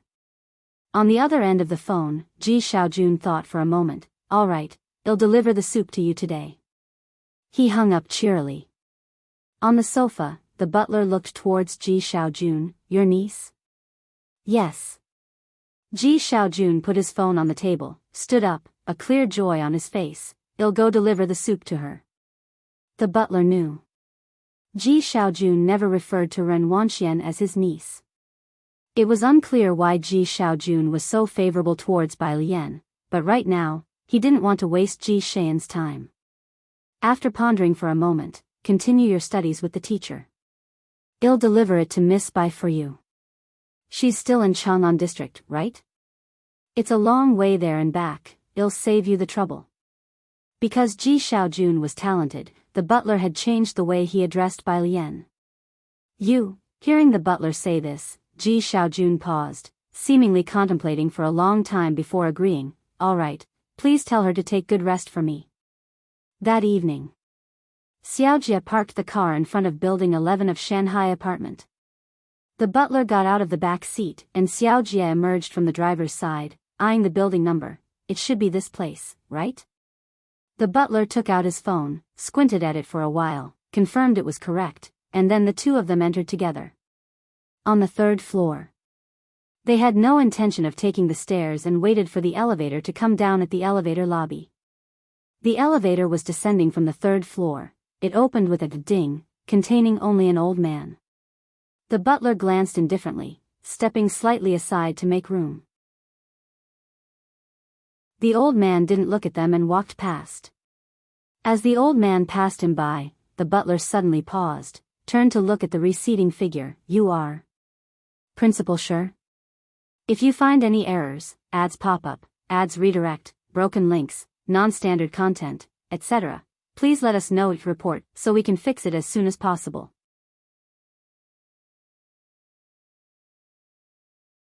Chapter 579. The Mu Family's Hope. The arrogant offspring of Chinyi _1 Shiyu stopped when he heard the voice. He was still wearing his glasses and turned around at the door to look at the butler, unable to remember him. You are. The butler's hair was speckled with white, his skin loose and wrinkled, and his pair of eyes cloudy and unfocused, revealing no particular sense of vitality. Our young master used to be your student. Shiyu didn't remember his own butler, which wasn't a surprise to the butler, his attitude respectful. I have met you before. Shiyu had encountered numerous students and parents, so naturally, he didn't remember people he had met over a decade ago who were not significant. Upon hearing this, he merely nodded slightly toward the butler, then immediately took a call and left. The butler stood at the elevator for a long time before finally lowering his gaze and entering. Do you know him? In the elevator, Xiaojia curiously looked at the butler. Yes, the butler responded indifferently, without much interest, the principal of Jianghu University. Butler had met Principal Shi.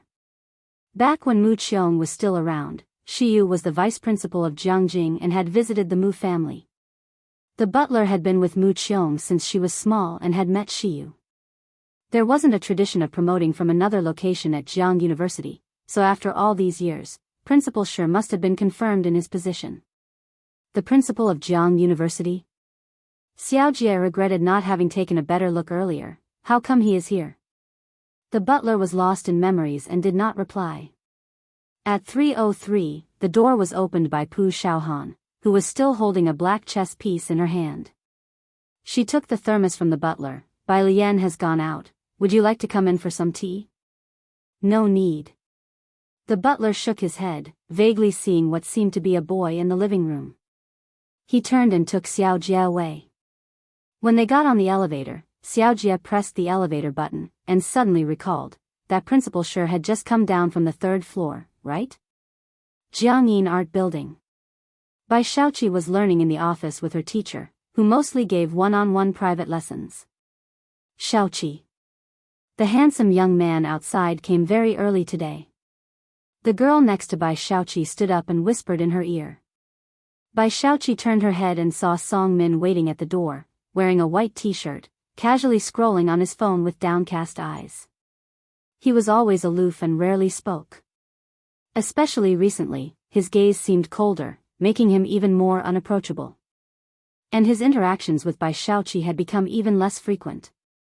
It had only been a couple of days since Song Min arrived in Jianghu.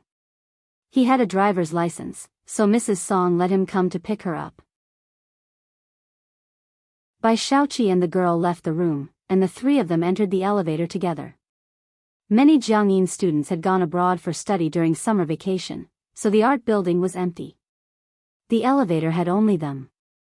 As the doors closed, Bai Xiaoqi, standing by the door, pressed for the 1st floor. The art building had 7 floors, and they were on the 6th floor. Her glance fell on the middle button for the 3rd floor, which sported a "forbidden" sign, making her wonder. Oh, that, the girl next to Bai Xiaoqi answered with a smile. The 3rd and 4th floors are recording studios. The 3rd floor studio must be used by some big shot. Usually, you can't go in there during such times. How I wish I could go in and record on my own someday. The girl's voice was filled with longing. Jiangyin boasted the best recording studios in all of Asia and was also well known internationally. Not to mention domestically, a bunch of people from overseas came to Jiangyin for these studios. Both Bai Xiaoqi and Song Min glanced at the 3rd floor, which was marked with no entry. 3rd floor, recording studio. Dean Jian's right hand played 4 notes all on one string to the right, the melody flowing naturally like echoes from a distant mountain. Bai Lian stood beside him, slowly and meticulously fitting her tortoiseshell artificial nails on her fingers while bowing her head. After playing that segment, Dean Jian stood up and moved aside. It's roughly this tune, try it for yourself. Bai Lian sat down, lifted her hands, and replicated the segment Dean Jian had just adjusted. As she raised her arm, her strength flowed to her fingertips. Although it was the same tone, it always sounded more resonant when she played. Dean Jian retreated next door, listening to the playback recorded by the staff. Dean Jian, is this your disciple? The recording engineer hadn't seen Dean Jian's students before and was just amazed at Bai Lian's musical ear. Why haven't I heard of her previously? There were many who studied the guzheng at the school. Naturally, the most outstanding was Dean Jian, and next were his 3 disciples. Leng Shuhe was the only female among them and was quite famous in Jianghu. Naturally, the recording engineer thought of her. Upon hearing this, Dean Jian looked up at the girls still working the guzheng in the footage. Bai Lian had always said she wasn't as good at playing the guzheng as her teacher or her mysterious senior sister. With her already profound musical sense, who exactly were the other 2? He had scoured the guzheng players and hadn't found a teacher from the same faction as Bai Lian.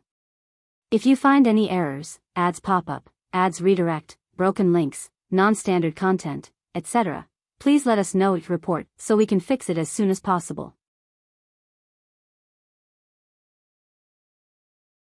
Chapter 580, The Mu Family's Hope, the arrogant offspring of Chinyi _2, it's not her. Shu's sense of music isn't as good as hers, Dean Jian replied to him. Such a musical sense is a real pity not to be involved in music. How big is the likelihood of snatching her from Jianghu University? Dean Jian pondered this at the bottom of his heart.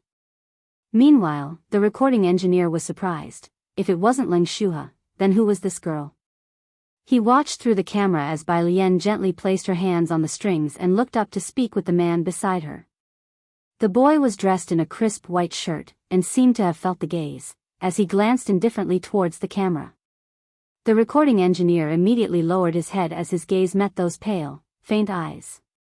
After listening to all the recordings, Dean Jian said, "It's about there, Teacher Zhao, thank you for your hard work." With headphones on, the recording engineer enjoyed a feast for the ears in the top-notch recording studio combined with Bai Lian's and Dean Jian's collaboration. "Miss Bai," the recording engineer said after listening to the recording. As Bai Lian was taking off her artificial nails, braving Jiang Fulai's chilly aura, he took out his phone to add Bai Lian on WeChat. "If you want to record anything in the future, just come directly to me." Bai Lian took out her phone and allowed him to scan the QR code. Soon, she received an ad request notification, Zhao Jianxin. Bai Lian accepted it.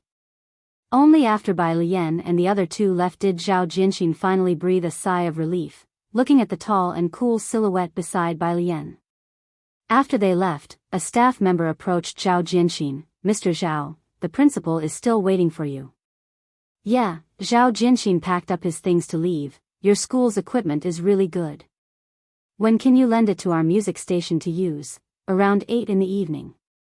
Dean Jian led Bai Lian and Jiang Fulai through Pomegranate Grove to an octagonal 2-story loft to the south, surrounded by a circular colonnade. By this time, the sky had darkened, and the streetlights on either side were on.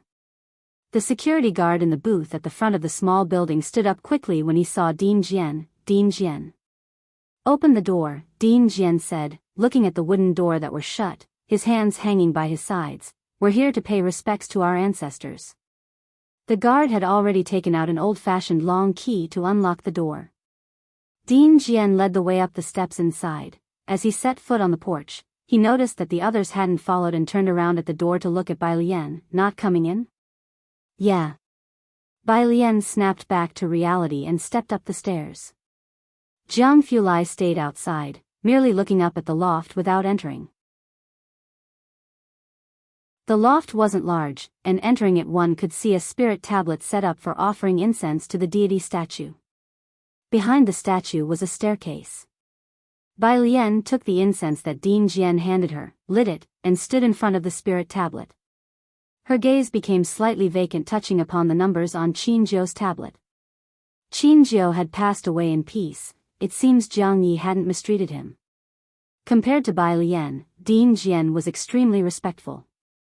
From the moment he stepped into the loft, his expression was solemn, and he bowed 3 times before inserting the incense. Qin Jiu is the belief of Jiangjian zither masters and disciples. Whether for exams or work changes, these people would come to pay respects to the ancestor. With the zither, this huge sect, Qin Jiu occupied half of the territory. After he finished offering incense, he noticed Bai Lian was still fixedly looking at the tablet without moving. Her dark eyes were cast upon the tablet, but her gaze seemed a bit distracted. Several minutes later, Bai Lian came back to her senses and inserted the partially burned incense into place. Shanghai apartment. In 303, when Zhang Fulai and Bai Lian returned, Pu Xiaohan and Jiang He were playing Go in the living room. Jiang He was sitting cross-legged on the carpet, holding a white stone across from Pu Xiaohan. Seeing Pu Xiaohan place a stone, he unthinkingly placed his white stone on a spot.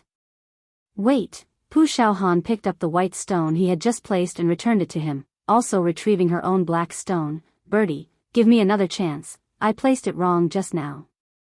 She put her black stone where Jiang He had just placed his. Jiang He, no one touched the piece of paper Bai Lian left on the table. Pu Xiaohan couldn't understand any of it. In 303, except for Jiang Fulai, no one dared to tidy up Bai Lian's stuff, fearing they might carelessly lose her important data. Right, Pu Xiaohan retracted another stone, then looked up at Bai Lian. Previously, Principal Shi came looking for you, and also, an elderly person delivered soup for you. She pointed to the thermos on the table. Bai Lian was aware, but she wondered what Principal Shi wanted with her. She bowed her head to take out her phone, and send a message to Principal Shi. Shen Yu replied quickly, the dean of the Chinese department is looking for you. When can you come to the university? He waited for you all afternoon today and has an academic conference tomorrow. He'll return the day after tomorrow. If you find any errors, ads pop up, ads redirect, broken links, non-standard content, etc., please let us know each report so we can fix it as soon as possible.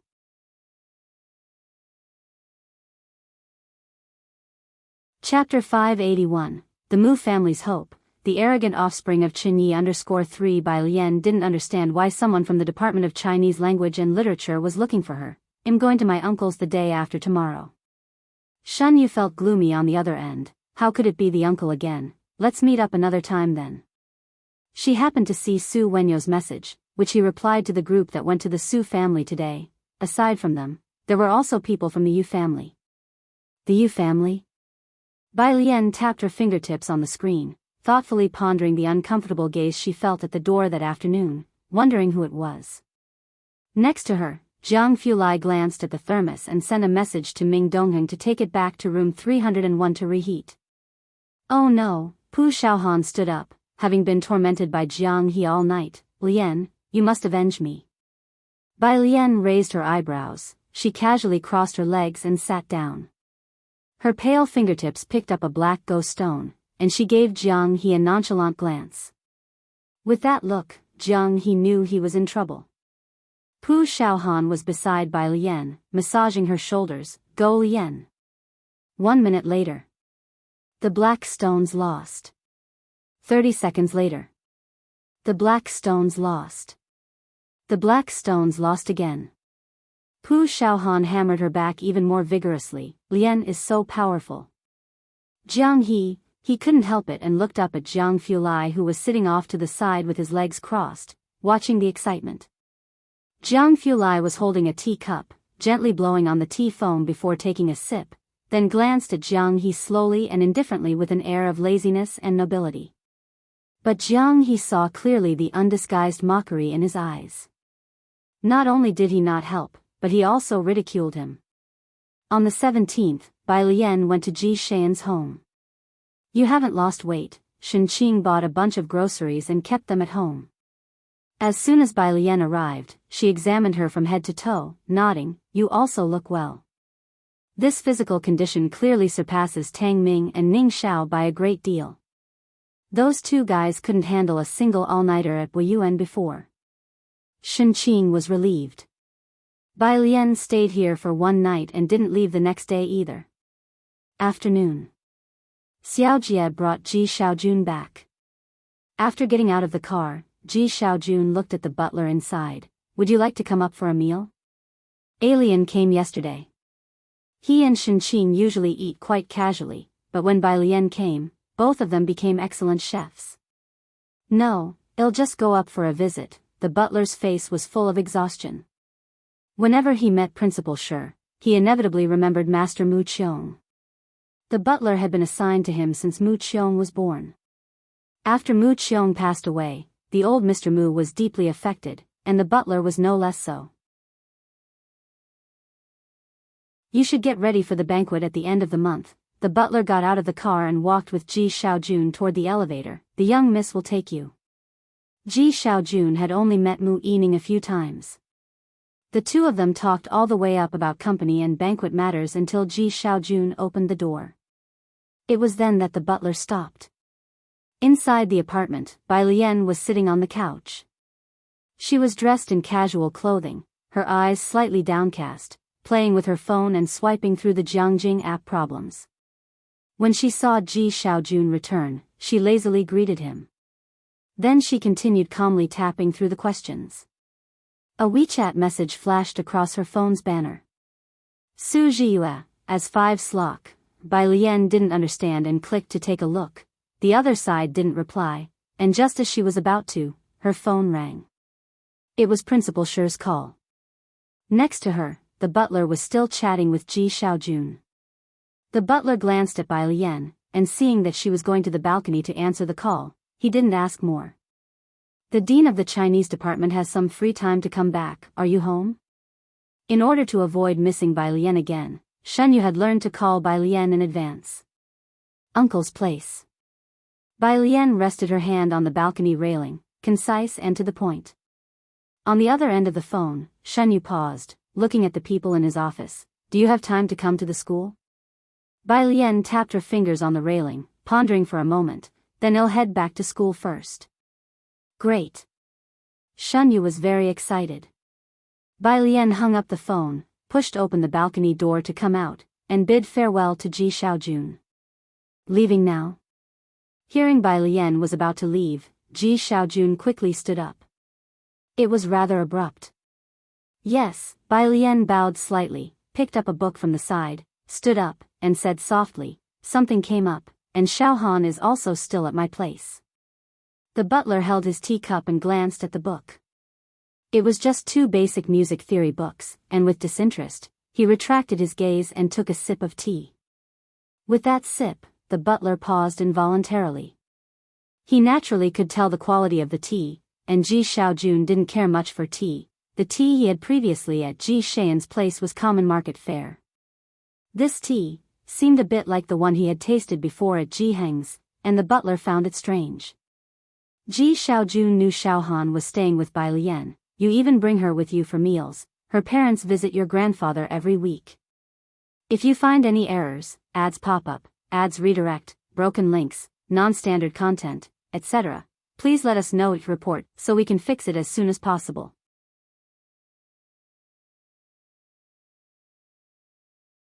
Chapter 582, The Mu Family's Hope. The arrogant offspring of Qinyi _4 he escorted Bai Lian out. Xiao Jie also stood up, taking his car keys. Miss Bai, where are you going? Let me drive you.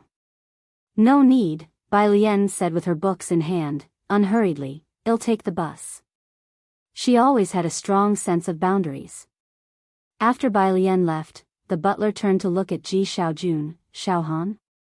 Alien's classmate, Ji Xiaojun mentioned Pu Xiaohan and smiled. Bai Lian's classmate? The butler nodded, not asking further, only looked at Ji Xiaojun. He was also considered a hope for the Mu family, right? At the bus stop, Bai Lian looked down waiting for the bus while reviewing questions. There was another message on WeChat, this time from He1. The whole group failed to write, getting scolded by everyone. JPG, not a day without being yelled at. JPG, moldy mushroom. JPG, Bai Lian knew at a glance that he must have been scolded again. Bai Jian, use your brain. She closed the chat window, and a message from Su Jiyue popped up. RTBP, QW/ Bsmklop like random characters sent by rolling one's face over the phone. Bai Lian paused. Where are you? This time, the reply was straightforward. Su Jiyue, location, Su Jiyue, room 207. Bai Lian clicked in to see. It was a club in Yunshao district, unknown by name. Su Jiyue didn't seem like someone who would go to clubs, and Bai Lian remembered the outfit Su Jiyue wore the last time she went to the Su family, which didn't match Su Ziyu's taste either. Perhaps because of Jianghu, Bai Lian had always been friendly with Su Zhiyue. Bus 71 stopped in front of Bai Lian. Bai Lian looked up, didn't get on, and instead hailed a taxi. In Yunshao District's Paradise Club, room 207 was not a VIP room. The door was opened by a waiter.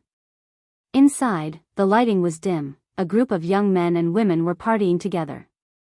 Hearing the sound, they turned their gaze to the door, immediately spotting the girl standing behind the waiter.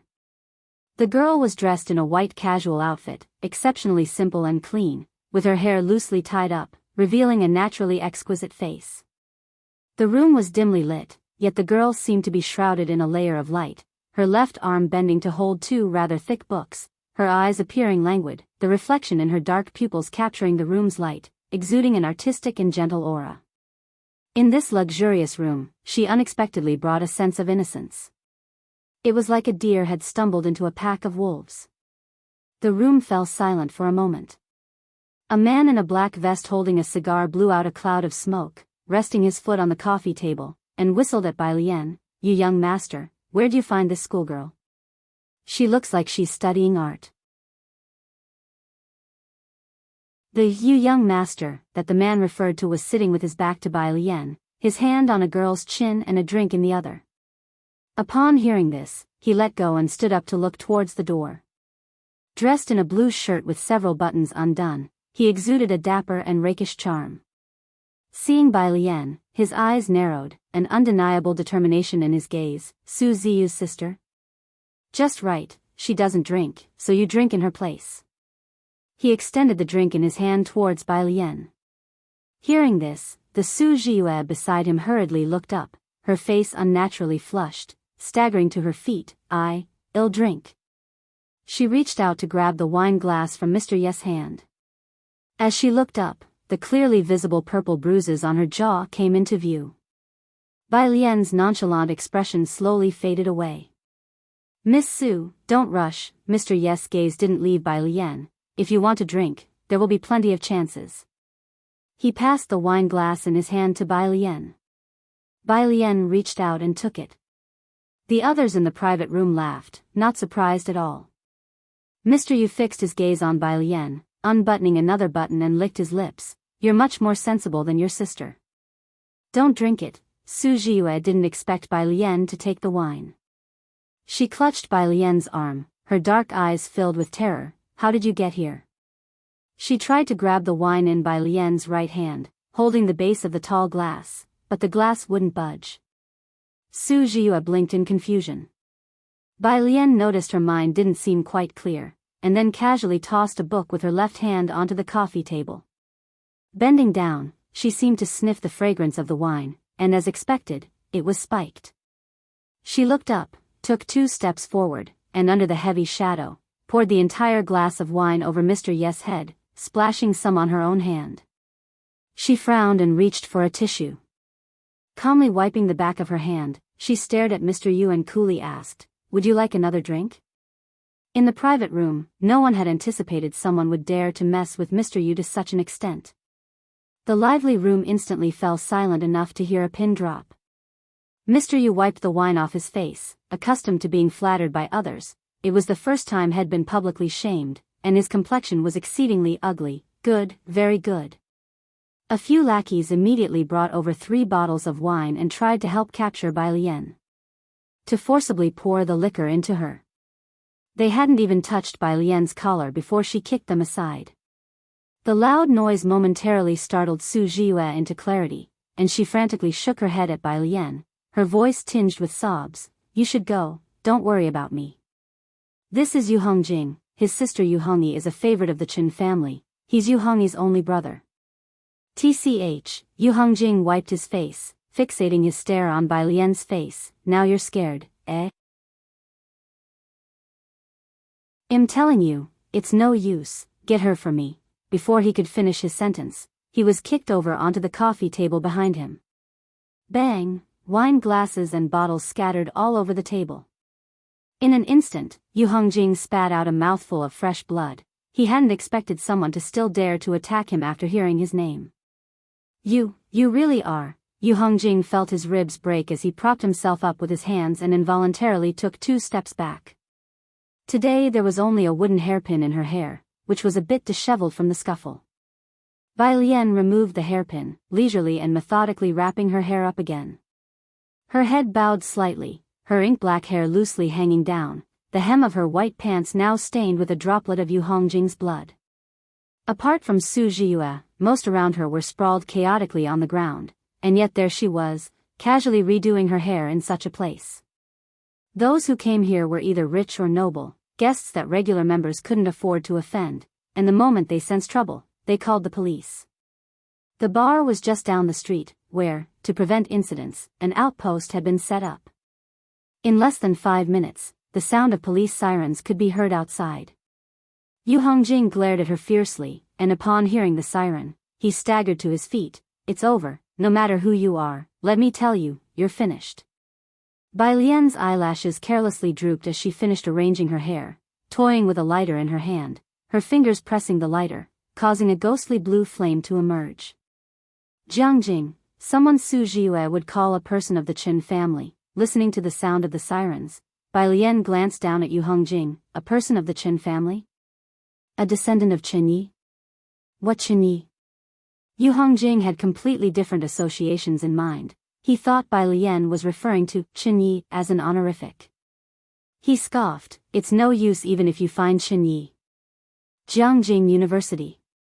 Shen Yu sat in his office, and the middle-aged man next to him paced back and forth, glancing at his wristwatch. Principal, she should have arrived by now, right? Having met Bai Lian twice, he knew her as an extremely polite person. Shen Yu looked at the darkening sky and also found it strange. Picking up the microphone on his desk, he said, I'll give her a call. If you find any errors, ads pop up, ads redirect, broken links, non-standard content, etc., please let us know it report so we can fix it as soon as possible.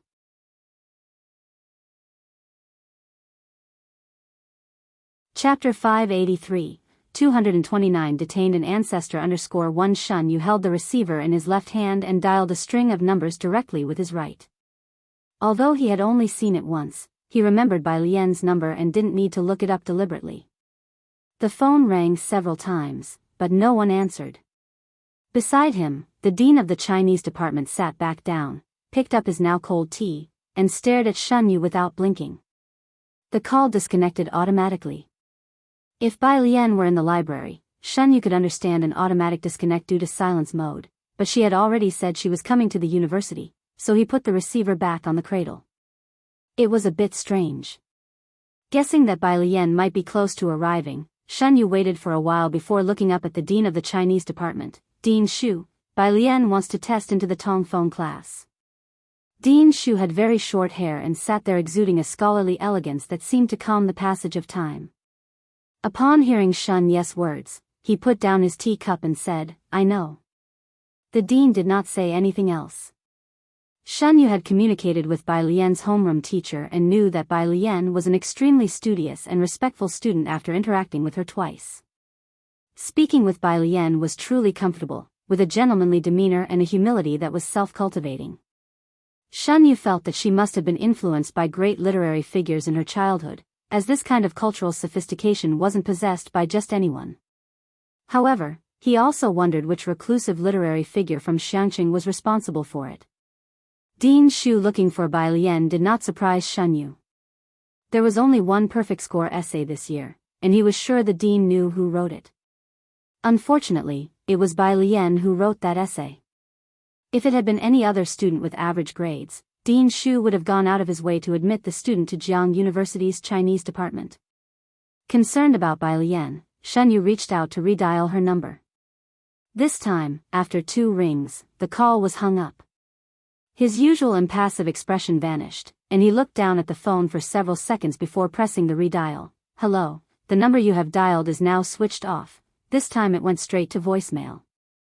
Shen Yu stood up and put the receiver down. What's wrong? Dean Shu saw his uneasy expression. Her phone has been switched off by someone, Shen Yu said, his face growing dark as he took out his own phone. It had been switched off by someone, not her. In Yinshao district, at the police station. The man in charge of the case turned off the continuously ringing mobile phone, resting his hand on the table. I wouldn't have guessed, you really hit hard. He had already ascertained that this girl was not from Jianghu and that she had only a single grandparent at home. Bai Lian glanced at him and ignored his comment, just looking at the turned-off mobile phone. The internal line rang, and he stood up to answer it outside. The policewoman who took over came in and sat across from Bai Lian, continuing the interrogation. She looked down at the written record, then raised her head to look at the girl opposite her. Do you have anything to add? Was it really you who hit her? The girl opposite propped her chin with her hand, her black hair meticulously tied up, dressed in snow-white attire, her eyes cold and dark. She didn't seem to be in a good mood. Although both parties had already accused her of the assault, the policewoman still found it hard to believe upon seeing her. Yes, Bai Lian admitted without denial. The policewoman hesitated to speak, but eventually pulled out a piece of paper for Bai Lian to fill out her information. Bai Lian took it, glanced down briefly, and filled in her name, phone number, and Jianghu address. Her handwriting was neat and beautiful, making the policewoman increasingly feel that she was not the sort to attack someone. After writing everything down, Bai Lian looked up at the nameplate in front of the policewoman. Officer Sun, how is my friend doing? She's been taken to the hospital. Don't worry, Officer Sun was experienced, pausing before continuing. We're waiting for her follow-up medical report. However, you should try to resolve this peacefully with them. In Jianghu, Sun had met all sorts of people and understood the situation as soon as she saw Su Jie. She grasped what kind of scenario this was. Yet, she found it incredible to believe the level of force this girl before her was capable of. The interrogation room was bugged, so Officer Sun couldn't reveal too much and only subtly hinted to Bai Lian that the person she had hit was not to be trifled with. In Jianghu, gold could be found everywhere, and one had to tread carefully not to stumble upon it. Bai Lian's information had been recorded when she was in the police car. Not a local, and it seemed her family wasn't well connected. Faced with the wealthy youths of Jianghu, Officer Sun felt overwhelmed. May I have my phone, please? Bai Lian's gaze fell on the mobile phone next to Officer Sunday. The mobile phone was supposed to be confiscated after entering the interrogation room. Officer Sun looked at Bai Lian and hesitated for a moment. Tell me who to contact, and they'll help you. She pressed the power button to turn on the phone. If you find any errors, ads pop up, ads redirect, broken links, non-standard content, etc., please let us know each report so we can fix it as soon as possible.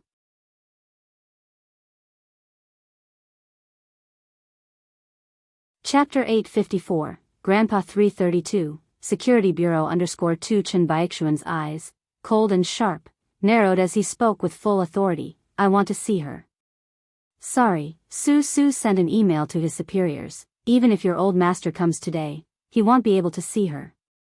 The incident with Bai Lian has affected not only the Mu family but also the Su family and the Bai family. The next day, the web of relationships currently surrounding Bai Lian was uncovered. On the third day, the research institute collaborating with the Mu family was affected, and Su En's entire industry had to undergo an investigation. Although the matter hadn't gone public, Mu Yining had also received a notification from the higher-ups. She was now restarting the Mu family's 4 research institutes and had obtained a batch of funds. Aside from the 3 heavy industry research institutes still under construction, the Pharmaceutical Research Institute was already not on the right track.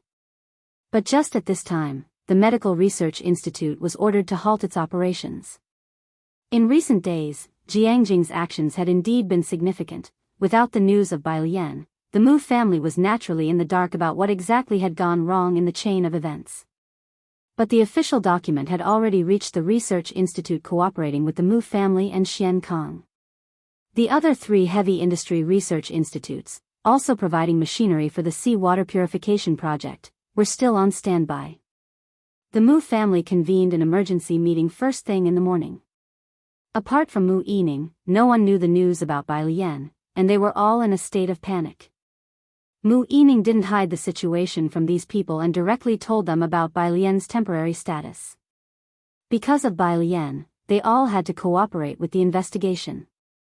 Those present were shrewd, as soon as Mu Yining had spoken, they knew the situation was serious. In the scientific research community's reshuffling, even a large family could not withstand it, let alone the Mu family. Over a decade ago, the Mu family had already suffered a severe blow. This time, they absolutely could not follow in the same footsteps. Mu Zhendong's face was ashen as he rose to his feet. I remember Bai Lian is not in the Mu family genealogy. She does not count as a member of the Mu family. What he meant was, he wanted Mu Yining not to get involved in this mess. To protect oneself wisely. After the ordeal of more than a decade ago, the Mu family was truly frightened. Impossible, Mu Yining looked up, her voice resolute. I will tell Dad to help Alien gather evidence.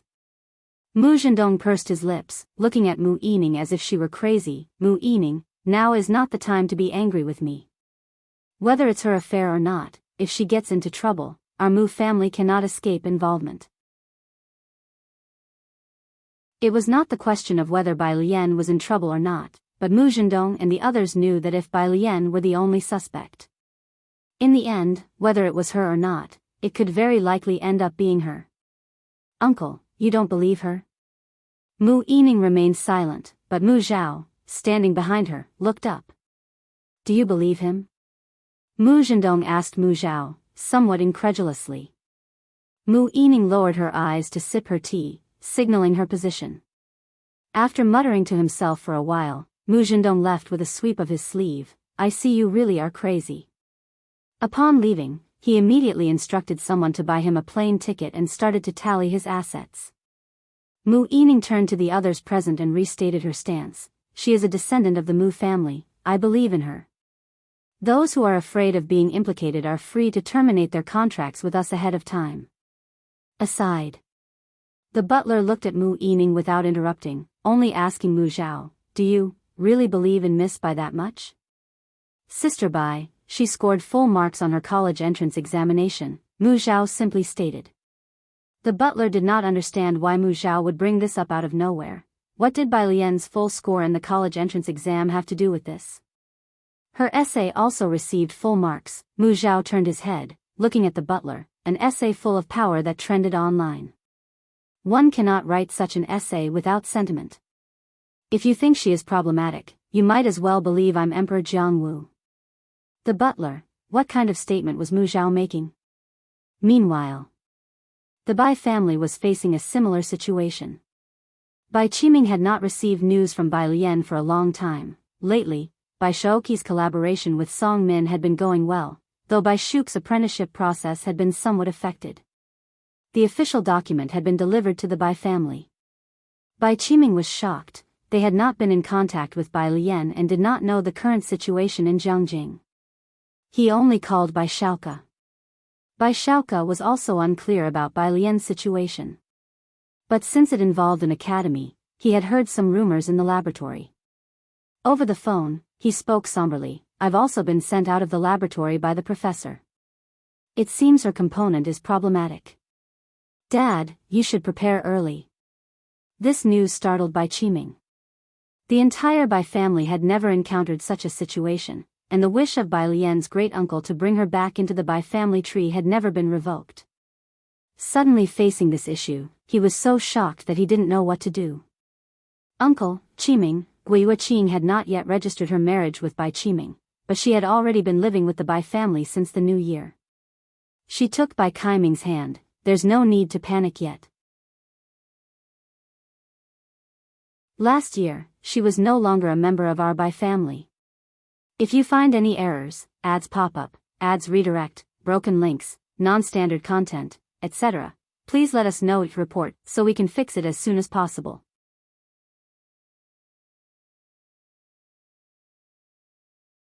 Chapter 855, Grandpa 332, Security Bureau _3, yes. The elder uncle no longer cared about glorifying his ancestors or that Bai Lian was the nationally recognized top scholar he had longed for.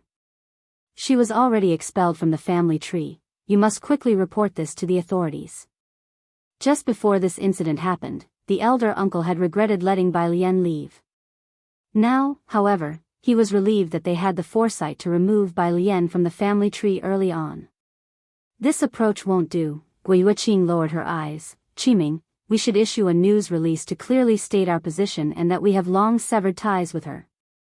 Bai Qiming realized the situation and immediately had his assistant handle the public announcement. Within an hour, the Bai family found a reporter to release the news and clearly delineated their separation from Bai Lian. Even so, the Bai family's business was still affected, and several projects were halted. The Su family was also undergoing investigations. Many of Su En's projects were halted, which he had his assistant monitor closely. He was more concerned about Bai Lian's current situation than these projects. He didn't know where Bai Lian was, and she didn't answer her phone either. He then called Wen Yao. Wen Yao had ranked first in the written test and in the retest, earning a position as a graduate student under Director Huang. He hadn't boasted about this to anyone else and was still following up on an important project with Director Huang. He usually didn't meet with outsiders. Upon receiving Su En's call, he was startled. "Dad, wait a moment, I'll go find my teacher." After hanging up, Su En thought for a moment before grabbing his keys and heading to Shanghai apartment. Shanghai apartment. Today, Ning Xiao was not there, but Pu Xiaohan and Zhang Xiais were in apartment 103 accompanying Ji Heng. Pu Xiaohan was holding a camera, taking pictures of Ji Heng's treasured fabrics in the yard. "Grandpa, are these cloud brocade?" A piece of cloud brocade, as valuable as gold. Under the sunlight, they shimmered brilliantly. "Yes," Ji Heng held his pipe, looking at the fabrics. "There's quite a bit left. I'll make a set of clothes for you and Alien." "Wedding clothes?" Zhang Xiais asked as he texted Ning Xiao. Ji Heng glanced at Zhang Xiais but didn't object. Someone rang the doorbell. Pu Xiaohan continued taking shots, directing Zhang Xiais to move the boxes for her. Ji Heng, holding his pipe, went to open the door. "Dad," as Su-en entered and saw Ji Heng's calm demeanor, he felt relieved, but still asked, "Where is Alien? Why isn't her phone going through? Is she busy with some research again?" It was typical for Bai Lian to be busy with research. She often disappeared for a week at a time. Ji Heng was used to this, as Bai Lian had often studied late into the night, returning only at 11 since high school. Even before college, she worked on research with Wen Yao and then went abroad for further studies, sometimes gone for over a month. Ji Heng didn't care much about the initial part of the conversation until a particular phrase caught his attention. He stopped, holding his pipe, and looked up. "Her phone is out of service?" The day Zhang Xiais invited him for dinner, Bai Lian had messaged Ji Heng. She had mentioned being busy for a few days. Ji Heng took out his mobile phone to call Bai Lian. In the yard, upon hearing Su En's words, Pu Xiaohan and Zhang Xiais sensed trouble. They had not had the chance to stop Su En, and now they both set down what they were holding, looking at each other with concern. Bai Lian's phone was still off. Ji Heng set down his pipe, looking towards Pu Xiaohan and Zhang Xiais. "Xiaohan?" Pu Xiaohan, after a brief contemplation, knowing that Ji Heng would find out sooner or later, briefly explained the situation, although she did not know the specifics, only that Bai Lian was at the security bureau. Ji Heng's eyes narrowed slightly, his voice calm as he turned and walked towards the room. "The security bureau? If you find any errors, ads pop up, ads redirect, broken links, non-standard content, etc., please let us know each report so we can fix it as soon as possible."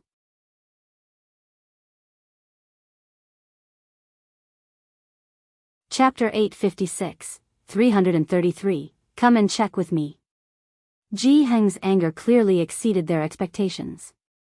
From the time they met Ji Heng, he had always been indifferently stable, his emotions not outwardly evident. One couldn't tell from his expression whether he was happy or angry. When Su En first visited Xiangqing, Ji Mulan had provoked Ji Heng due to Bai Lian's issue, but even then, Ji Heng remained exceptionally composed. He had witnessed Bai Lian's imposing aura and had even wondered who Bai Lian really resembled. At this moment, Ji Heng's narrowed eyes and the reined-in aura of his body made even Su En reluctant to meet his gaze. "Grandpa, please don't be angry, Pu Xiaohan reacted, going over to pat Ji Heng's back. "You must be fine, we are also waiting for Principal Shi's news." Third brother Su and sister Chen are following up on it as well. Ning Xiao was inquiring about this matter with Zhou Wenqing and Shen Yu. Beside them, Su En, looking at Ji Heng's face, thought that Pu Xiaohan's reassurance was indeed not wrong. Ji Heng's expression was not one of anxiety, but rather, anger. It was very strange.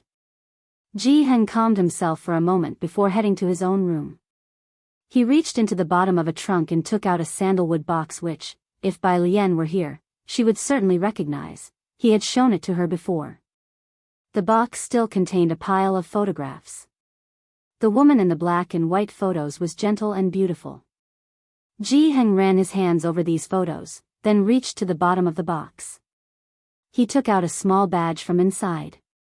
When he came back out, Su En saw that Ji Heng was holding a cell phone in his hand. Ji Heng stopped and asked Su En about the current situation of the Su family. It's all right. Su En's private equity mostly worked with overseas partners. Bai Lian wasn't legally included in the Su clan, nor was she his stepdaughter, so the impact wasn't significant. Things aren't looking great for President Mu for the time being. But it was different for the Mu family. Xian Kong was directly cooperating with the Mu family. It wasn't too favorable for the Mu family's Medical Research Institute. Ji Heng pursed his lips. Let's go. I need you to drive me somewhere. Zhang Xiais and Pu Xiaohan hadn't learned to drive yet, so of everyone in room 103, Su En was the only one who could drive. Su En quickly grabbed the car keys and followed Ji Heng. Ji Heng and Su En left the house, while Zhang Xiais and Pu Xiaohan stayed in room 103, exchanging puzzled looks. Jianghu University. Su Wenyao called Dean Huang. Dean Huang assured him to focus on the data, with only one sentence. Don't worry, she won't have any problems. After hanging up the phone, Dean Huang looked at Yu Xinzheng, who was sitting in the office chair, his complexion not looking very good. Big brother, any news from the teacher? No. Yu Xinzheng shook his head. The two of them fell silent again for a long while. The incident at the snowy mountains 20 years ago was not the end. This time, the impact was going to be even more serious. Academician Ma and Jiang Fulai, both of them, Big brother, you need to get ready soon. Dean Huang straightened up and looked out the window. Little sister signed the 925 secret contract. We have to prepare for her to move to the front and start accepting disciples on behalf of the teacher. The two of them knew that Bai Lian's research direction was the same as their teacher's. If Ma Tongfeng really didn't return this time, they had to be prepared to let her step into the limelight. Not many people knew about Bai Lian's situation. The Wen family. Right after Wen Jixia finished discussing the promotion project with Uncle Wen, she received a WeChat message from her former classmate at Beijing High School, with a link. I remember last year, the Bai family was saying that Bai Lian, the national top scorer, was part of their Bai family, so why are they now releasing news to dissociate themselves from her? Last year, the Bai clan had made several trips to Xiangqing but failed to bring Bai Lian back. Wen Jixia had heard about it too. But she had not given it much thought. Until now. Wen Jixia opened the news link, which was very straightforward. Bai Qiming publicly dissociated himself from Bai Lian, stating that as early as last year Bai Lian was no longer listed in the Bai family household register. Based on Wen Zixia's understanding of the Bai family, Bai Qiming would never release this news for no reason. When they saw Bai Shuk's talent, they were willing to damage their own reputation and make repeated solicitations to have Bai Shauke return to them. Now, Bai Lian had demonstrated potential far exceeding Bai Shuk's, and Wen Jixia did not believe the Bai family would give up on Bai Lian so easily. She pressed her phone, sending the news to Bai Lian and adding a question mark. Bai Lian did not reply directly. Wen Jixia was not surprised. Sometimes Bai Lian was too busy with experiments to carry her phone. She would reply when she saw it. But this time, until 11 o'clock at night, Bai Lian still had not responded. Wen Jixia frowned, having just finished showering. While drying her hair, she called Bai Lian's phone, only to find it turned off. The hand that was drying her hair paused, and she turned to send a message to Pu Xiaohan. Of the friends Bai Lian made in Xiangqing, she was more familiar with Pu Xiaohan than others. If you find any errors, ads pop up, ads redirect, broken links, non-standard content, etc., Please let us know your report so we can fix it as soon as possible.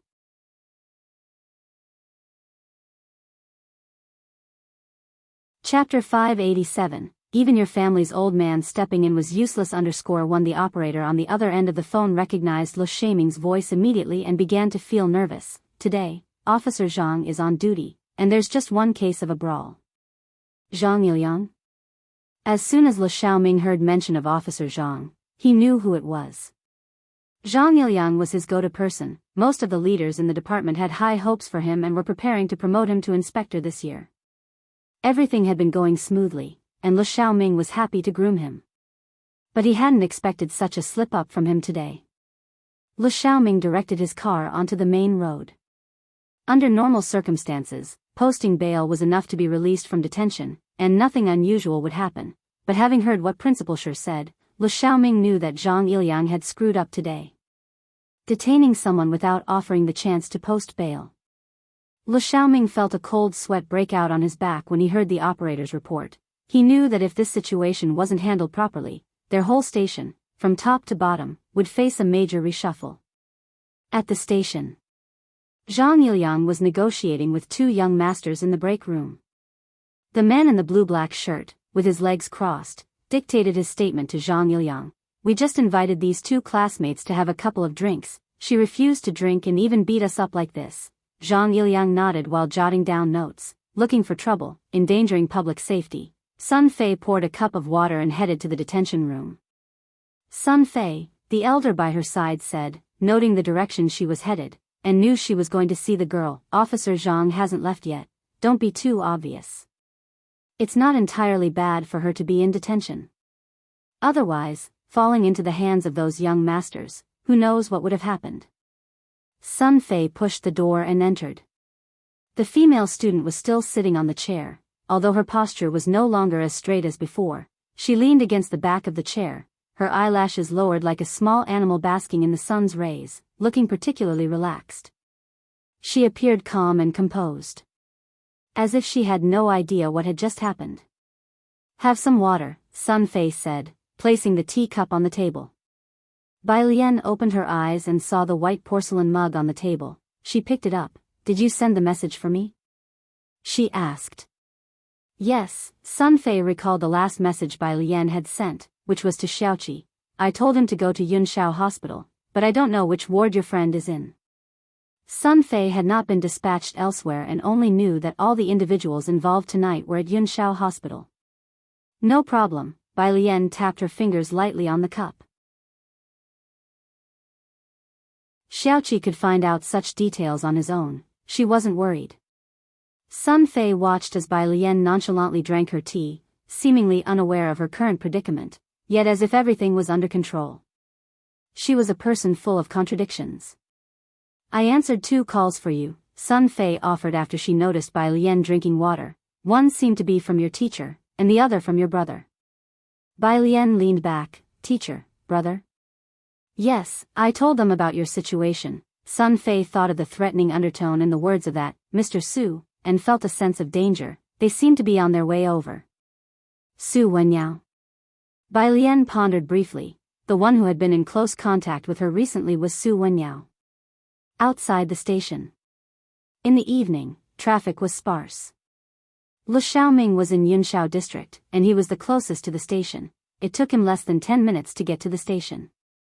People here recognized his car, and as soon as he parked, someone came over to receive him. Chief Lu, what brings you here now? Lu Xiaoming's expression was grim. Who was detained tonight? A female student. Sun Fei is guarding her.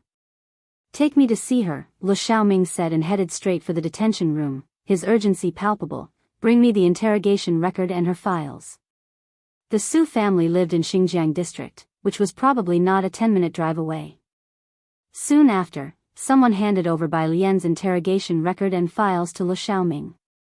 Lu Xiaoming walked while looking down, seeking trouble, intentional injury. These terms were unrelated to the brawl and seemed to be judged from the perspective of the other party. His frown deepened as he flipped further to Bai Lian's personal information. Bai Lian, female, not from Jianghu, current address at Shanghai apartment. Data that could easily be overlooked. He closed the file just as someone opened the door to the detention room. The girl probably didn't expect anyone else to come in. She looked up unhurriedly, her dark pupils slightly surprised. Seeing she was unharmed, Lu Xiaoming breathed a sigh of relief. "Miss Bai, please come with me to the office first." Sun Fei herself was standing at the door. She turned her head in surprise when she saw Lu Xiaoming asking Bai Lian to his office. "Why is Chief Lu here?" "If you find any errors, ads pop up, ads redirect, broken links, non-standard content, etc., please let us know each report so we can fix it as soon as possible."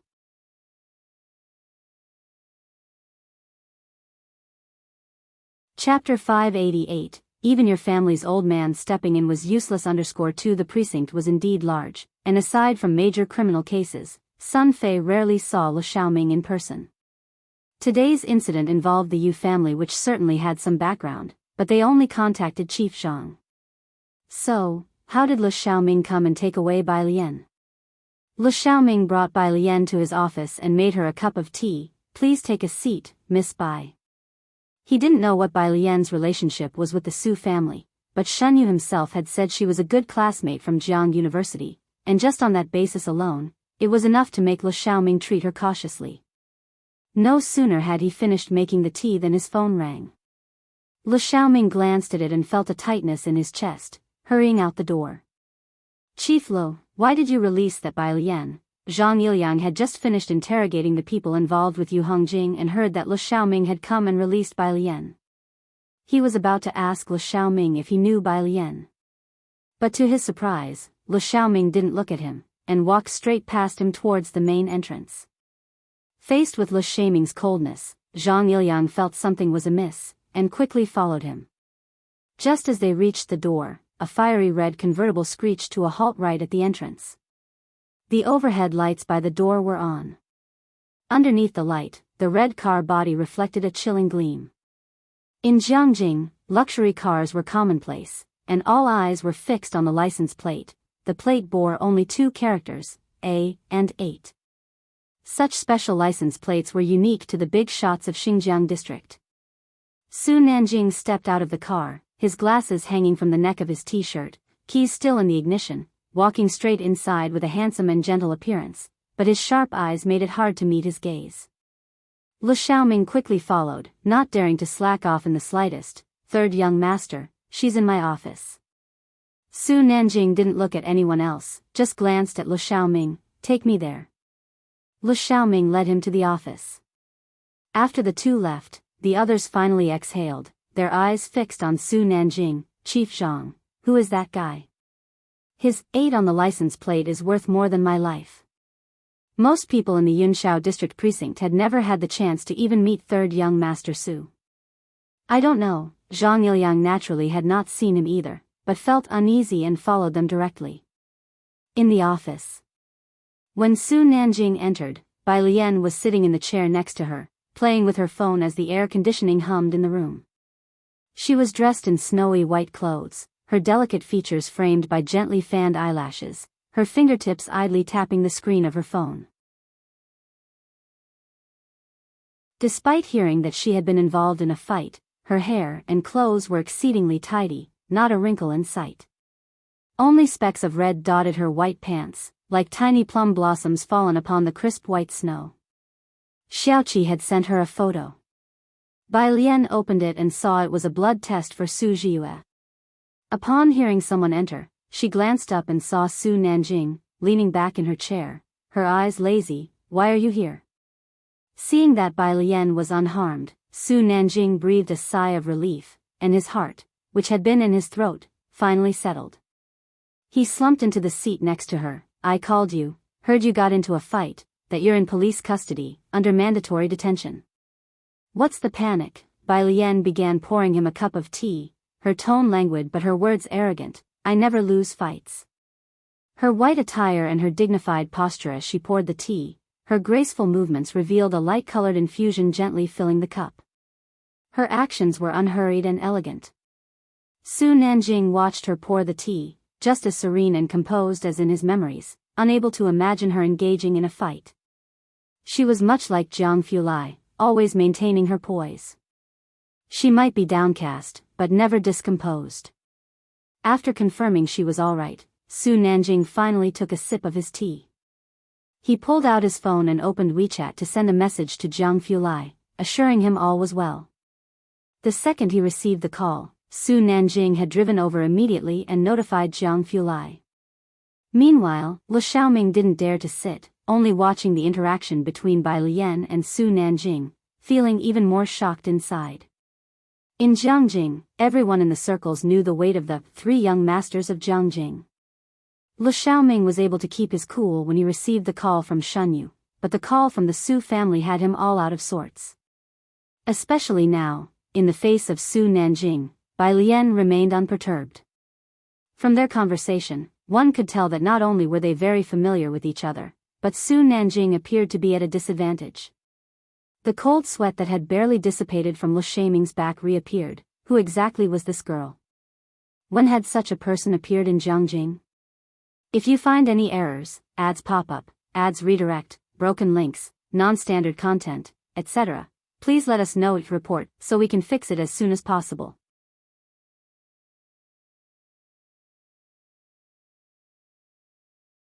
Chapter 589. Even your family's old man stepping in was useless. 3. Fine. Su Nanjing stood up and fished out a cigarette from his pocket, biting down on it.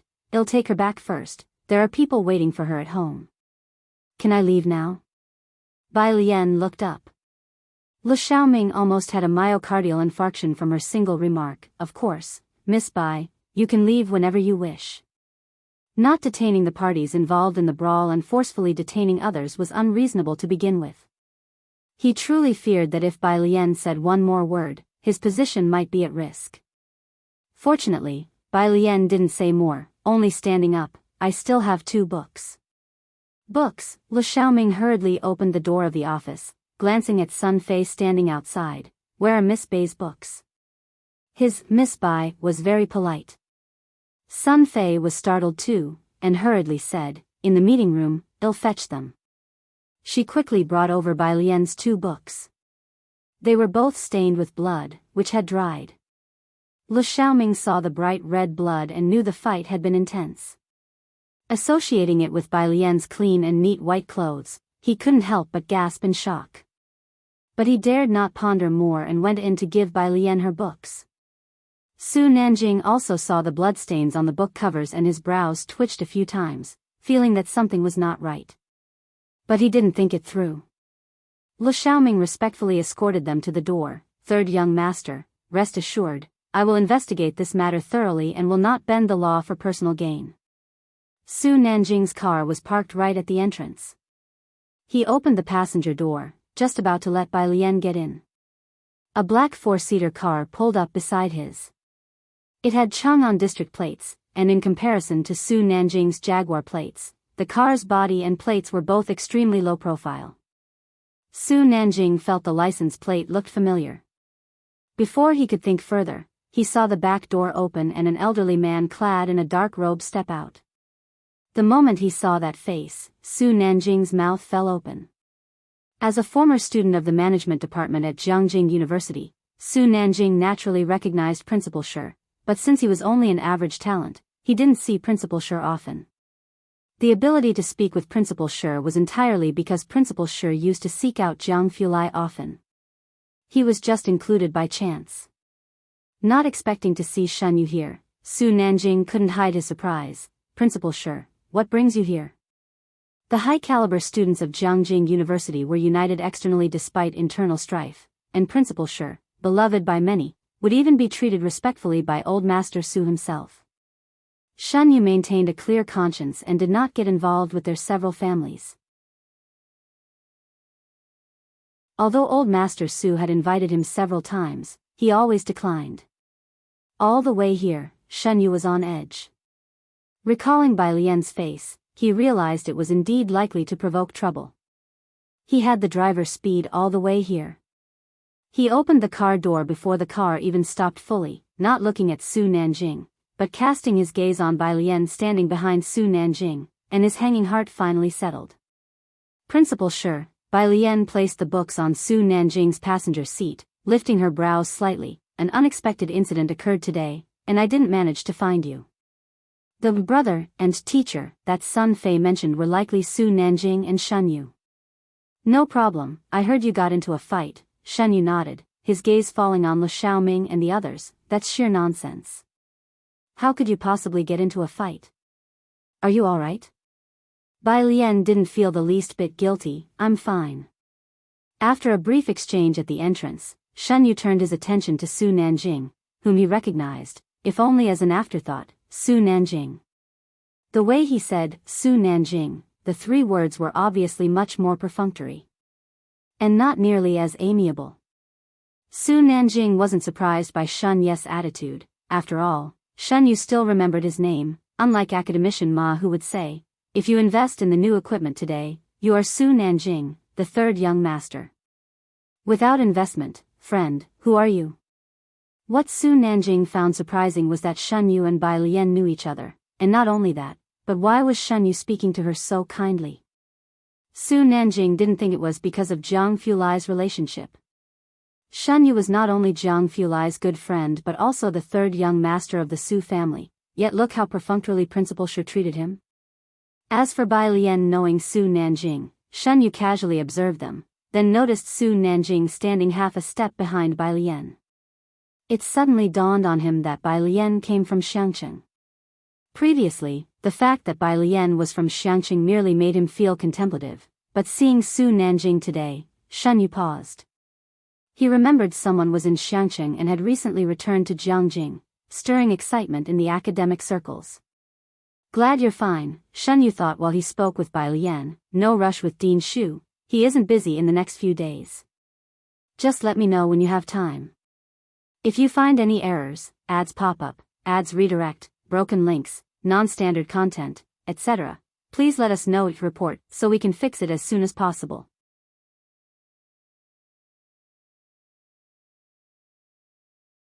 Chapter 590, Even your family's old man stepping in was useless _4, alright, Bai Lian nodded. After a few words between them, Shen Yu realized this was not the place for a chat, and it was getting late. Bai Lian had been detained for several hours, so he gave way and waited for the car to leave. Only then did Lu Xiaoming dare to speak to Shen Yu, Principal Shen. Who did she fight with? Shen Yu didn't go in, just stood at the door. Yu Hongjing, Lu Xiaoming had already seen the record. Yu Hongjing? Shen Yu clearly hadn't heard the name before, but guessed it was probably some scion from Jiangjing. He had come here to solve Bai Lian's problem. Now that he saw Su Nanjing, Shen Yu was reassured. Dealing with this matter, these young masters were certainly more adept than him. After seeing Su Nanjing off, Lu Xiaoming respectfully saw Shen Yu out as well, and then stood straight. Chief Lu, Zhang Yiliang had kept quiet until now, seizing his chance. He was still confused, but explained, it was Captain Chen who ordered the detention, letting her go like this. Yu family had long provided him with the data, which belonged to Su En. A rising power recently rooted in Yunshao district, so Zhang Yiliang had always thought Su Nanjing was one of Su En's people, but sensing something off in Lu Xiaoming's demeanor, he felt uneasy. Captain Chen?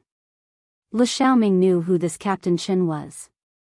He looked at Zhang Yiliang with a sneer, Jiang University's principal, one of the three young masters of Jiangjing. You may not have met them but surely you've heard of them, right? What?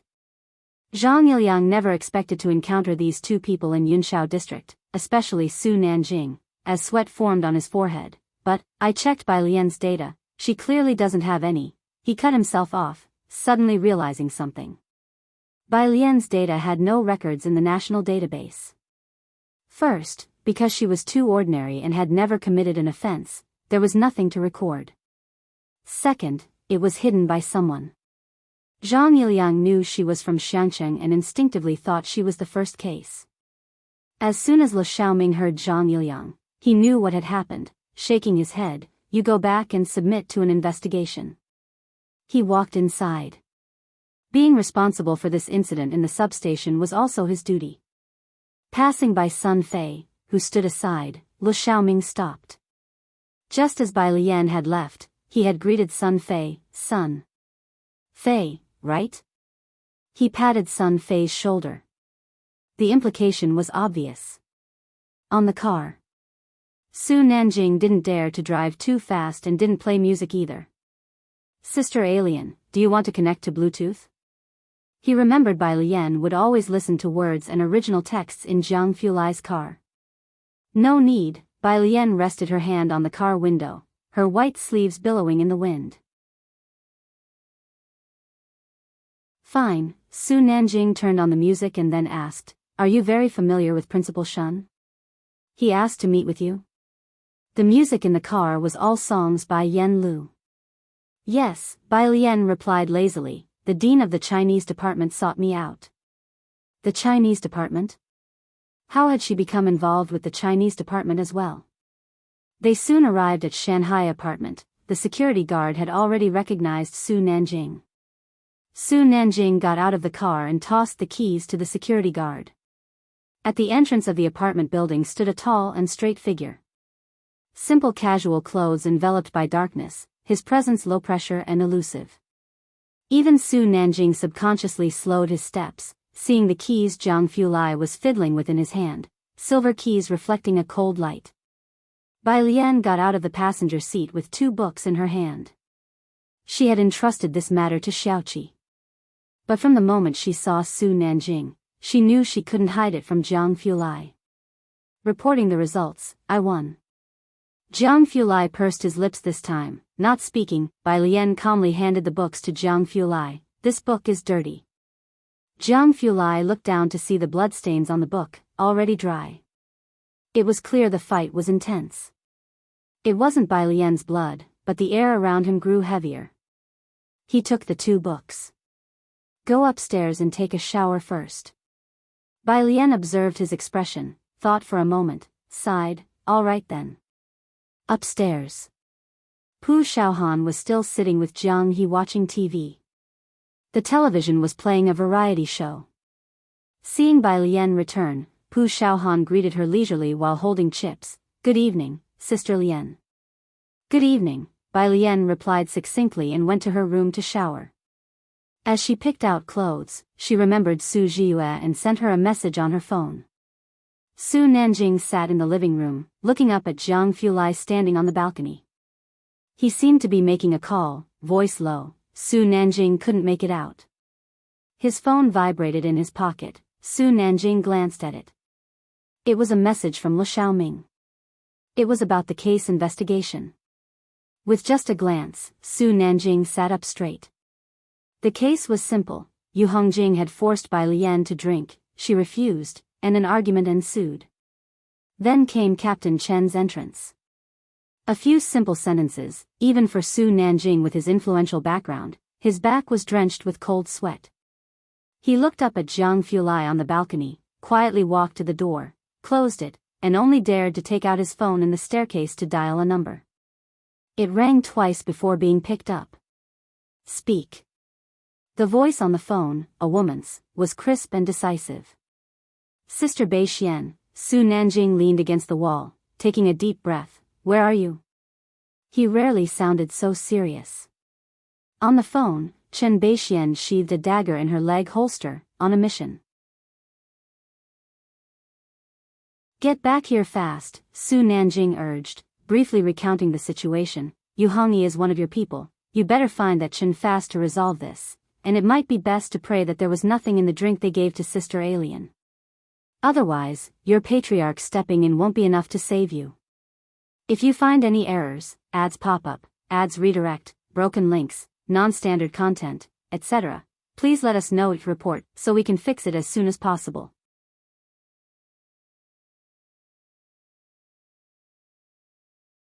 Chapter 591, 231 Gathering at Jiangjing, Major Shuffle _1 in Bai Lian's room. She had just finished showering.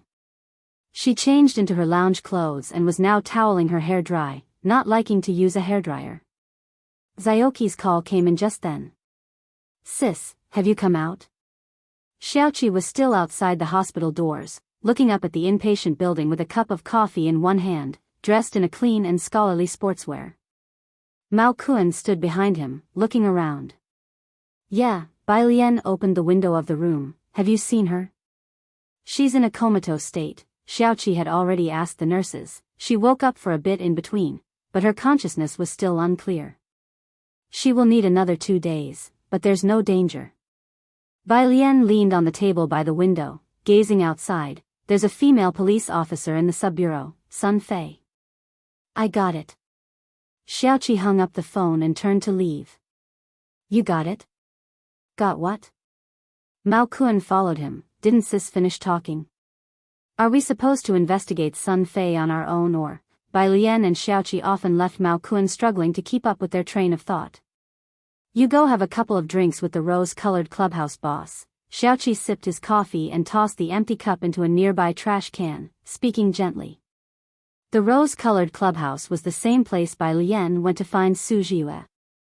Mao Kun, who usually didn't get involved in business matters, said, Me? Yeah. Xiaoqi opened the back seat of the car, explaining patiently, Don't hold back, just answer whatever he asks. Mao Kun had spent some time in Jianghu too. Xiaoqi was just a worker, but Mao Kun was genuinely in charge of the Azure Dragon Bar there. As Wang Yifeng's adopted son, he was currently still relied upon by Wang Yufeng. As the #1 fighter in the ring, he was not someone to be constrained. It was no different than mingling with both the underworld and law-abiding society. Shanghai apartment. Bai Lian looked at her phone while methodically toweling her hair dry. She messaged Shunyu, Does Director Shu have time tomorrow? It was late. Shunyu had just gotten home and hadn't rested yet. Receiving Bai Lian's message surprised him. Given how dangerous tonight's events were, he wanted Bai Lian to rest for a few days, only to have her message him shortly after getting home. Shunyu put on his glasses and sent a message back to Bai Lian on his phone.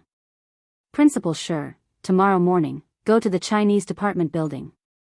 After sending the message, Shunyu remembered something and called the university office, instructing them to keep a close eye on the Yunshao district case. Having sent the message, Bai Lian's hair was half dry.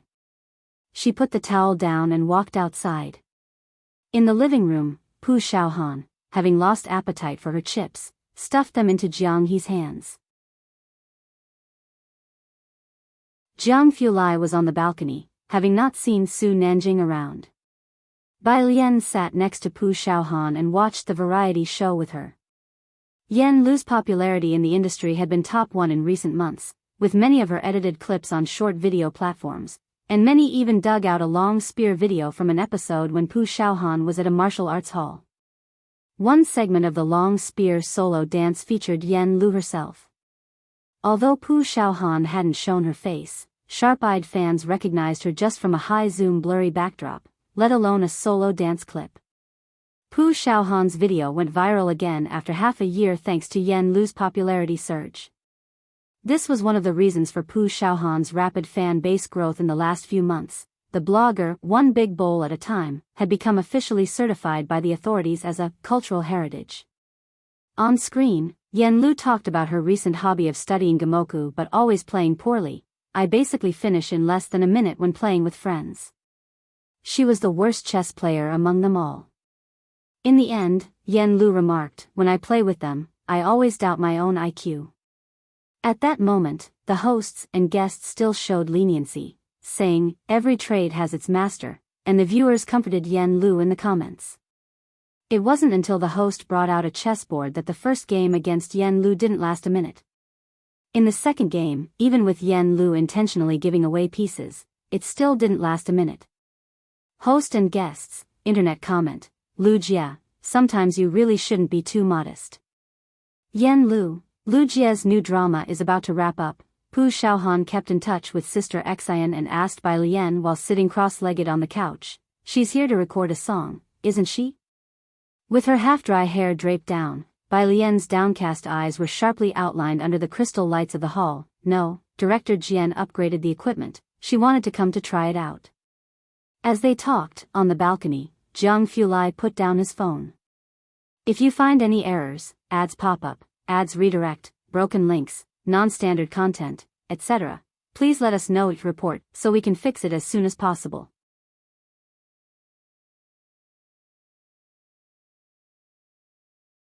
Chapter 592, 231 Gathering at Jiangjing, Major Shuffle _2 Upon entering, I saw Bai Lian lounging on the couch, leaning back slightly in a very relaxed pose. Let's eat first, he said as he put down his phone and walked over to the table, where a delicate wooden box was placed. He opened the lid of the food container. As soon as he lifted it, the hot steam from the soup inside blurred his stern brow and eyes. As Su Nanjing cautiously entered from the outside, he saw Bai Lian eating slowly, with Jiang Fulai sitting beside her, casually speaking to her. Upon seeing him come in, Jiang Fulai just gave him a faint glance. Su Nanjing's heart tightened. 2 o'clock in the morning. 3:02, in Jiang Fulai's study, he hadn't turned off the lights but was only using his computer with the surveillance feed from the club on the screen, his gaze coldly scanning the wine glass in Yu Hongjing's hand. Outside the door were 2 very light knocks. Without moving his eyes, he just said, "Come in." It was Ming Dongheng who entered. With a stern expression, he handed Jiang Fulai 2 photocopies. These are the documents a police officer from Yunshao District Substation found. Jiang Fulai took them and glanced down briefly. One was a report on Su Jiyue. The other was a residue report from a wine glass. It stated it was MS hallucinogenic agent with 11% addictive elements. His knuckles turned slightly white as he clutched the edge of the paper. On the desk, a phone lit up, showing an incoming call. Ming Dongheng, standing in front of the desk, clearly saw the caller was Chen Beixian. Jiang Fulai placed the 2 sheets of paper on the desk and reached to dismiss the call. The person on the other side of the phone didn't dare to call again. 6 o'clock in the morning. An SUV ignored 3 roadblocks and finally stopped in front of the Chen family's gatehouse. "Why have you returned?" A polite and surprised expression crossed the face of the Chen family security officer as he put aside what he had been holding and respectfully approached. Chen Beixian, dressed in a black martial arts suit, rolled up a document in her hand and said in a cold voice, "Notify all managers, a meeting is to be held in the main hall, including the old master." The security officer gazed at her stern profile, feeling a thud in his heart. Chen Beixian rarely made public appearances. She became well known in the Chen family after transferring from the command to the combat division and making a name for herself in battle, thereby securing the position of the second chair in the Chen family. The Chen family didn't focus on gender, but on individual capability. The old master of the Chen family had personally introduced her to the Jiang family. Everyone knew that she was mostly likely the person the old master of the Chen family favored to be the 32nd sect leader. Within the Chen family, perhaps Chen Beixian alone dared to have the old master convene a meeting in the main hall. In the Chen family's main hall, the room is supported by 4 red sandalwood Nanmu pillars, with an interior ceiling height of 6 meters. In the center is a 10-meter-long table. As members of the Chen family entered, they saw Chen Beixian standing in front of the long table with her back to the door. The others, who had been disturbed early in the morning, were mostly in a bad mood, but because it was Chen Beixian, no one dared to speak. Half an hour later, the old master entered wearing traditional Tang attire. The coolness of the early morning dew made him lower his head to cough a few times, while those next to him helped him over the threshold. The health of the old master hadn't been good over the years, but his presence alone exerted a suppressive atmosphere, silencing the entire main hall, with all eyes turning to him. Calling me over this early, the old master sat at the forefront, looking toward Chen Beixian, his expression indecipherable, must mean something has happened. When the old master spoke, the others standing to the side began to take their seats one by one. Who oversees Folt Road in Yunshao District? Chen Beixian swept her gaze around the room, finally resting it on the old master. A middle-aged man stood up. "Miss Beixian, that would be me." Chen Beixian tossed the documents she was holding in front of him. Chen Lupang glanced down. It was a file on a minor case. He didn't recognize the name, Yu Hongjing, but since it was similar to his subordinate Yu Hongyi, it struck a chord. The next page contained information on the hallucinogenic agent, a substance itself prohibited and associated with drugs, not circulating on the market. Chen Lupang's complexion darkened as the appearance of such a thing within his jurisdiction dawned on him. He couldn't help but look toward the old master. The old master wasn't looking at him, instead resting with closed eyes, waiting for Chen Beixian to finish before opening them. "Is that all?" The Shun family, the Su family, and the Jiang family, they are all watching this matter, replied Chen Beixian, meeting the old master's gaze. With each name Chen Beixian mentioned, Chen Lupang's complexion turned one shade paler, breaking out into a cold sweat by the last name. The old master, whose expression had remained calm and inscrutable, finally showed some agitation. Chen Lupang stood up, wiping sweat from his forehead, will start an immediate investigation. After he left, the old master turned to look at Chen Beixian. What exactly is going on? If you find any errors, ads pop up, ads redirect, broken links, non-standard content, etc., please let us know it report so we can fix it as soon as possible.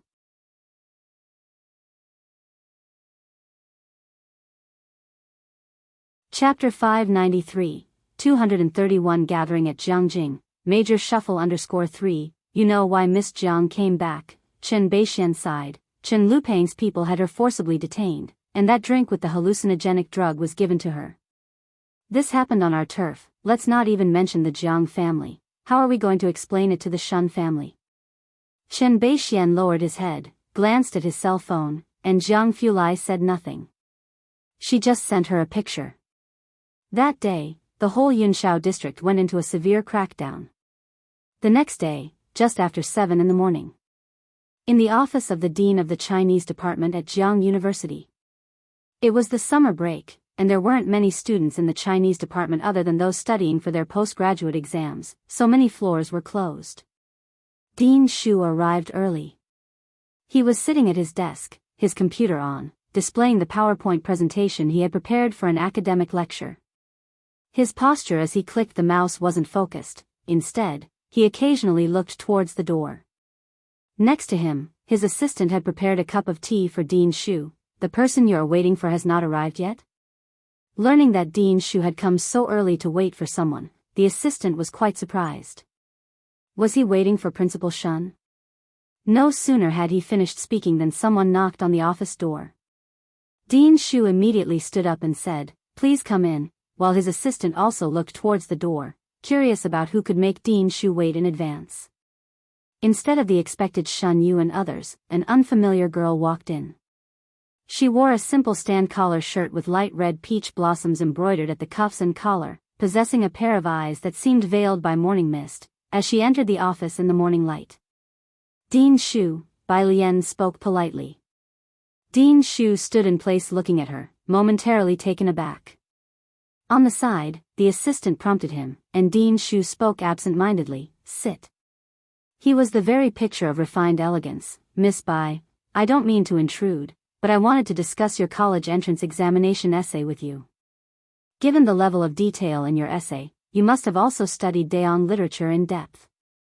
As a scholar dedicated to national studies, knowing that Bai Lian scored full points in her other subjects and was planning to apply for the Tongfeng class, he hadn't planned on competing with others for such a student.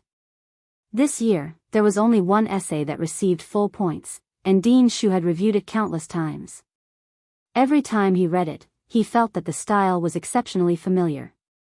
He was an enthusiast of Daong literature. Those unrestrained and unbridled words, each time he read them, made him feel as though the cold, historical text was no longer lifeless, but warm, as if those recorded events were happening close to him. Bai Lian looked down, her voice very soft. "Yes." Dean Shu's eyes brightened. He discussed the intricacies of Daong with Bai Lian for an hour, growing more fervent as they talked. It wasn't until he saw Bai Lian out that he felt a bit regretful. "I should have vied with Principal Shun for her." "Dean," his assistant asked in confusion, "why do you value Miss Bai so much?" There were 4 students from Xiangqing who got into Jianghu University this year. Dean Shu did not answer directly, just stated matter-of-factly. The assistant didn't understand and commented, "They are very impressive. The teaching resources in Xiangqing aren't good." This year's college entrance exam broke any previous record. Dean Shu turned his head and glanced at him. "Why do you think the person behind Zhongxing has such a good eye, finding the right 9 directors for Zhongxing Group from tens of millions of people?" The assistant was taken aback. History has proven countless times that our great land of China is never short of talented people. A single county could gather enough talents needed to govern the country, Dean Shu didn't wait for his response, speaking softly, "What's lacking is just a leader. The 3 other test takers from Xiangqing are not an anomaly, but an inevitability. Xiangqing has more than just those 3 to offer." Huh? The assistant was startled by Dean Shu's solemn and certain tone. "Where are the others then?" "In the prison in Xiangqing." Zhang Xi's looked at the young man across from him. "What do you think are my chances of getting into Jianghu University of Political Science and Law now?" Xing Lihong pondered for a moment. "It still requires effort. You and Brother He are good people. Brother Jiang and Teacher Qi would only have me squat for another 10 years. Zhang Xi's leaned back slightly, finding Xing Lihong and Hewen gentler. "Thank you, Brother Xing." Xing Lihong was taken aback by his words. "I wouldn't dare." To call Miss Jiang Brother Jiang was one thing, but for him to call Xing Brother Xing. "Just call me Xiao Xing," he said carefully. When the tutoring session ended, the officer led Zhang Xi's back in. The two were familiar with each other and didn't handcuff Zhang Xi's throughout. Zhang Xi's returned to his workstation where another man with a shaved head was sitting at his sewing machine. As soon as he saw Zhang Xi's coming, he hurriedly stood up, stepping aside. "Brother Zhang, have you finished your studies? If you find any errors, ads pop up, ads redirect, broken links, non-standard content, etc., please let us know it report so we can fix it as soon as possible."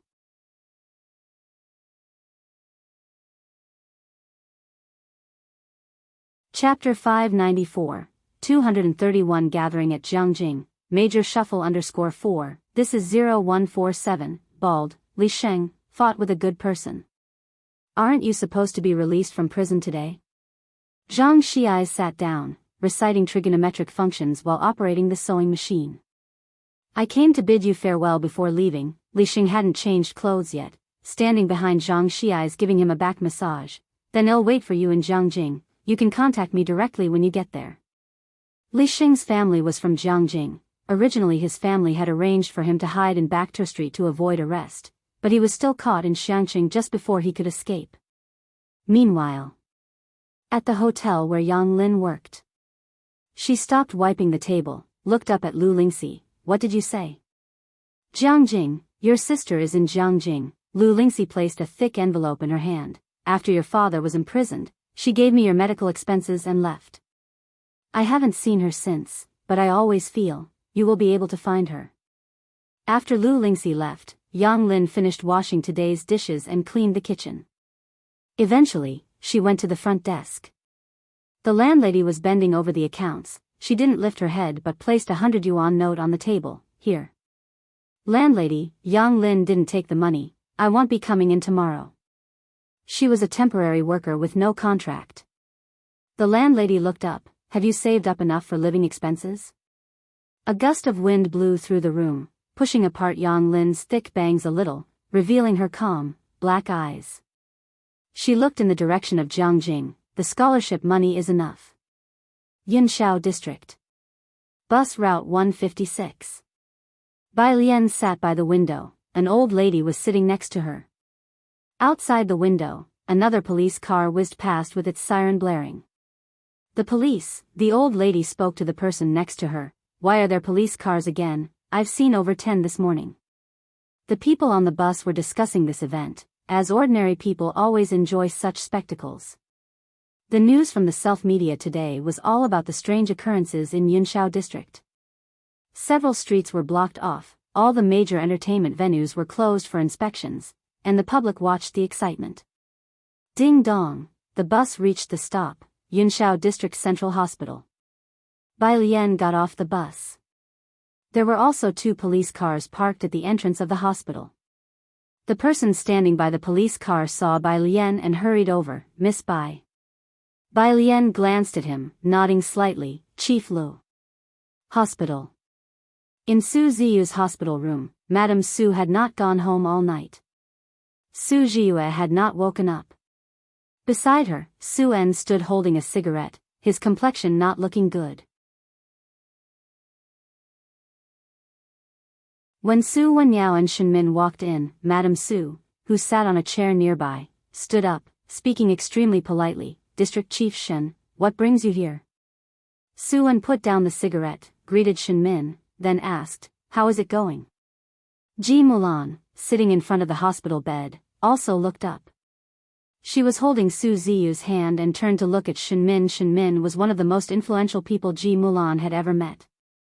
"Fault Road has been blocked off." Su Wenyao put down his phone and pressed his brow. "We couldn't even get into the police station, let alone see Alien."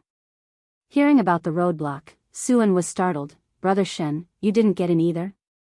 "This doesn't have much to do with Miss Bai. Yunshao district is having a crackdown, just happened to be inopportune." Shin-min couldn't say much, just mentioned, Yunshao district may be in for a big cleanup. Xinjiang district is the administrative center. Yunshao district, on the other hand, is the economic center of the entire Jiangjing. This kind of major district overhaul didn't have much to do with small enterprises like the Su family. Su Wenyao wasn't concerned, he only looked to Su-en. "What do the Su Yejun say?" "It's said to be the Yu family's doing. Who would dare to touch this matter?" Su-en turned to look at Su Jiue on the hospital bed. "We can't get into the substation now. Are we just going to watch aliens stuck inside?" "Grandpa called me today, I didn't dare to tell him." The hospital room fell into silence. Madame Su looked at Shin-min, then at Su Jiue, and sat down dejectedly. "Butler, give me the phone, I'll ask Mr. Qi." She knew Qi Shuyun had been doing well lately. Even though the two families no longer had marital ties, Madame Su never offended anyone. She had still sponsored a lot of money to the Qi family, and they never turned it down. When Qi's father received the call, he spoke bureaucratically. "You also know that Shuyun has only seen Mr. Lu a few times, how can they talk to each other?" The call ended, and Qi's father looked at Mrs. Qi in the living room. "If the Su family calls again, just don't answer." He patted his sleeves and stood up. Breaking ties with the Su family hadn't been entirely a bad thing last time. Qi's father was in good spirits. Mrs. Qi originally still had intentions of repairing the relationship with Madame Su. After all, the Su family's money had always been very persuasive to the Qi family, and this circle was always about mutual interests. She put down her teacup. "What a pity." As for this matter, Su-en wasn't surprised by the Qi family's reaction. "I can only beg my old sister-in-law again." Madame Su looked up. Holding on to her cane, she stood up. "Both of you follow me to the Yu family, agree to whatever she says. My old sister-in-law is very concerned about her face." Shen-min stood aside, silent. Su-en and Su Wenyao knew that Madame Su was referring to both of them. They followed behind Madame Su, preparing to leave. "Now it's about whether we can see them at all." Outside the room, Bai Lian looked down, lost in thought. Next to her, Lu Xiaoming was talking to her.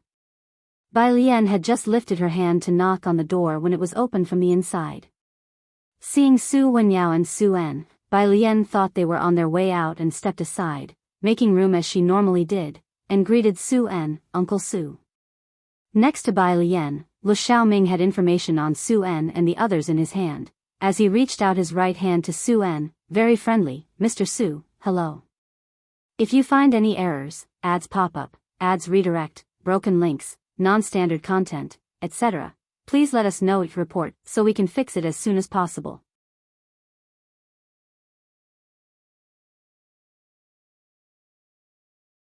Chapter 595, Encounter by Chance _1 Bai Lian, who should still have been detained, appeared here, leaving Su-en stunned for a moment before reacting. "Hello, I'm Su-en." He reached out his hand. Su Wenyao looked at Bai Lian, and the nerve that had been taut finally relaxed as he leaned against the doorframe. "It's good that you're all right." Bai Lian's gaze swept past the old Mrs. Su without a word. Having not heard any news all night, Mrs. Su was almost scared out of her wits. Behind Su-en, Shen Min's gaze fell on Lu Xiaoming. "Chief Lu?" Mingfeng district was far from Yunshao district, and although Shen Min had heard of Lu Xiaoming, Lu had never seen Shen before, only nodding slightly at him. "Hello." While a few people were talking, Bai Lian had already walked up to the hospital bed. Ji Mulan was still sitting on the left side of Su Ziyu's bed, holding her left hand and looking at her with a worried gaze. Upon seeing Bai Lian, she looked up in astonishment. "You?" Bai Lian paid no attention to Ji Mulan. She bent over, her fingertips carelessly touching Su Ziyu's wrist, her eyes downcast. After making sure Su Ziyue was all right, Bai Lian stood up, and on the other side, Ji Mulan also stood up. Are you all right? How did you get out? She wanted to ask more, but Bai Lian looked at her with a chilly gaze. Her almond-shaped eyes were black, devoid of any emotion, yet the sense of oppression was strong. Ji Mulan swallowed the words of concern that were on the tip of her tongue, suddenly feeling a sense of powerlessness. She clearly felt that this was all that was left between her and Bai Lian.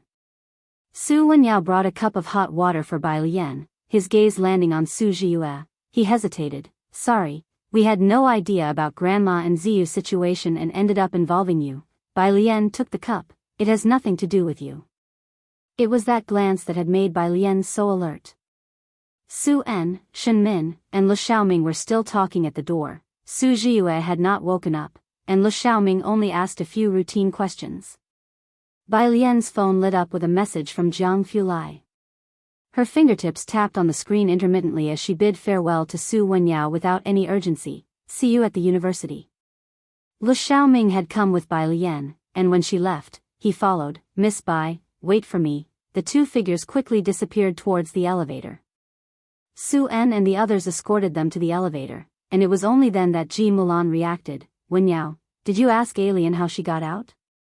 Su Wenyao and Su En already knew the entire problem lay with Chief Lu. The old Mrs. Su, who had been silent the whole time, stood up, leaning on her walking stick and looking in the direction Bai Lian had left. Chief Lu is the head of Yunshao Sub-Bureau, said Shen Min, coming back to his senses. He smiled and explained to Su En, Lu Xiaoming. Miss Bai knows him. It seems I no longer need to be involved in this matter. Su En went to the sub-bureau that evening, and not only did he not see Chief Lu, he didn't even catch a glimpse of Bai Lian. Hearing that Chief Lu was the head of the sub-bureau, the old Mrs. Su also turned back in shock. They had all seen the way Lu Xiaoming had treated Bai Lian just now. Ji Mulan sat back down, her gaze wandering as she looked at Su Ziyue on the hospital bed. Downstairs. Lu Xiaoming accompanied Bai Lian downstairs. Miss Bai, rest assured, we will definitely give you an explanation. Bai Lian was holding her phone, her gaze looking ahead, and soon she saw the blue car in the temporary parking space across the street, its taillights still flashing, obviously having just parked. She stepped to the side and thanked Lu Xiaoming. Thank you. Lu Xiaoming saw Bai Lian to the car. As Bai Lian pulled open the passenger seat door, Lu Xiaoming caught a glimpse of the person in the driver's seat, whose faint gaze swept over him like the cold flash of an unsheathed short sword. Lu Xiaoming froze on the spot. The blue car drove away, and only when the ringtone in his pocket sounded did Lu Xiaoming come to his senses. He answered the phone. It was a friend. What's going on over there? There was a significant commotion in Yunshao district, and the people from several surrounding districts were getting restless. They had not received any information about policy changes. The cause, just because of a clubhouse, Lu Xiaoming exhaled. Let me give you a heads up, about this year's freshman at Jianghu University. The night before, Sun Fei had turned up with 2 reports, and he knew things might get complicated. But he never guessed it would escalate like this, a harsh crackdown throughout Yunshao district, top-to-bottom closure of all clubhouses for a search for hallucinatory drugs, and all related personnel suspended and cooperating with the investigation. Up until just now. Lu Xiaoming finally understood why Su Nanjing had appeared that night. In the car. Bai Lian's phone automatically connected to the Bluetooth, resuming the English reading that had been interrupted. Jianghu drove onto the main road, tapping her white fingertips on the steering wheel and glancing over slightly. Didn't you have Ming Dongheng to be your driver? If you find any errors, ads pop up, ads redirect, broken links, non-standard content, etc., please let us know. Report so we can fix it as soon as possible.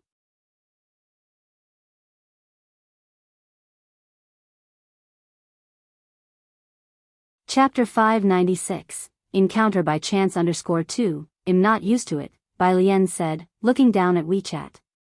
Lu Lingxi had sent her a message that Yang Lin would be coming to Jianghu in a couple of days. Without asking how Lu Lingxi found out, Bai Lian immediately sent a message to Yang Lin, asking when she would arrive. Jiang Fulai drove onto the main road, and after seeing her finish replying to the message, he hesitated before speaking. You should probably get your driver's license. Never mind. Having seen her drive rashly, Jiang Fulai had never suggested she get a driver's license. He was afraid that, once Bai Lian finished learning, the points they all had combined wouldn't be enough for the ones Shed have deducted. What do you think of Chen Yongkuan? Jiang Fulai changed the subject. Bai Lian wasn't much interested in modern cars either. She just propped her phone under her chin, speaking in a languid tone. He used to be SOSO, but now he is quite good. Everyone could see how rapidly Xiangqing had developed this year, and all these were the achievements of Chen Yongkun's hard work.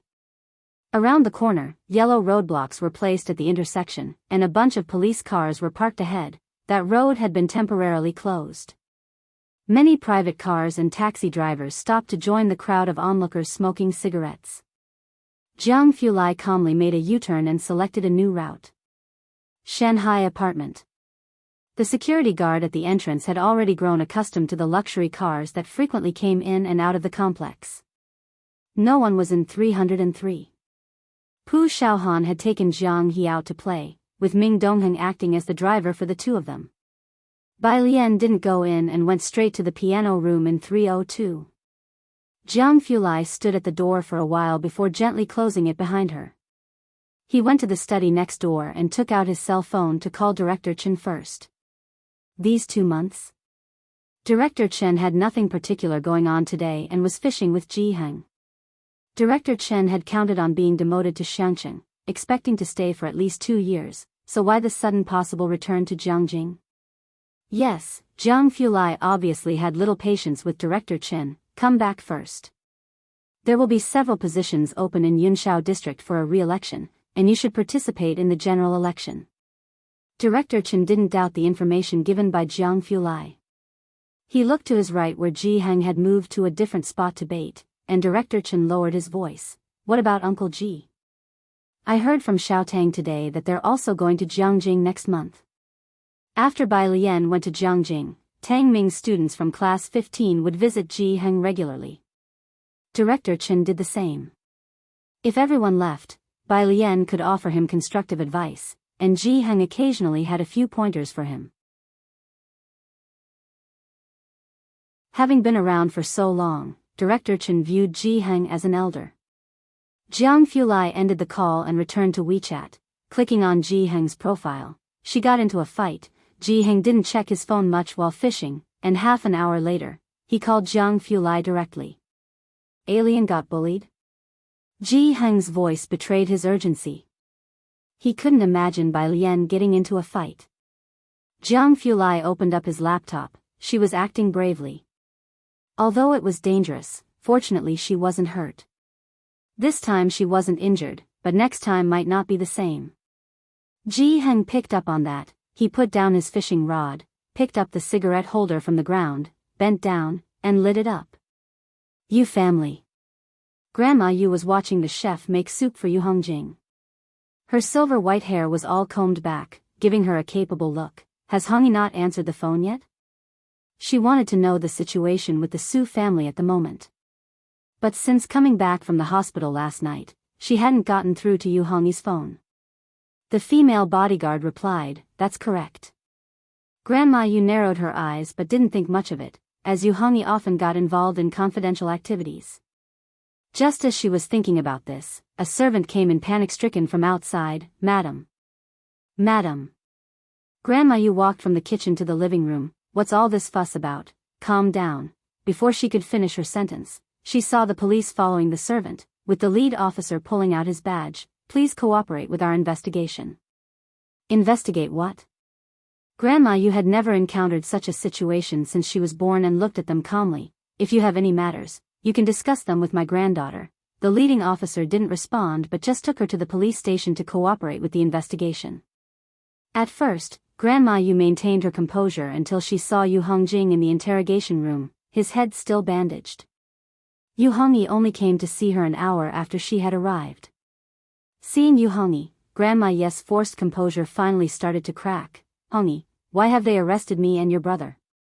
Yu Hongi closed her eyes briefly. Because of Yu Hongjing, all the clubs and bars in the entire Yunshao district have been shut down for review, and the related staff are suspended from work. Yu Hongyi couldn't find out any news. She hadn't seen anyone from the Chen family. The only reason she got into the police station was through connections she had from before. If you find any errors, ads pop up, ads redirect, broken links, non-standard content, etc., please let us know, report, so we can fix it as soon as possible.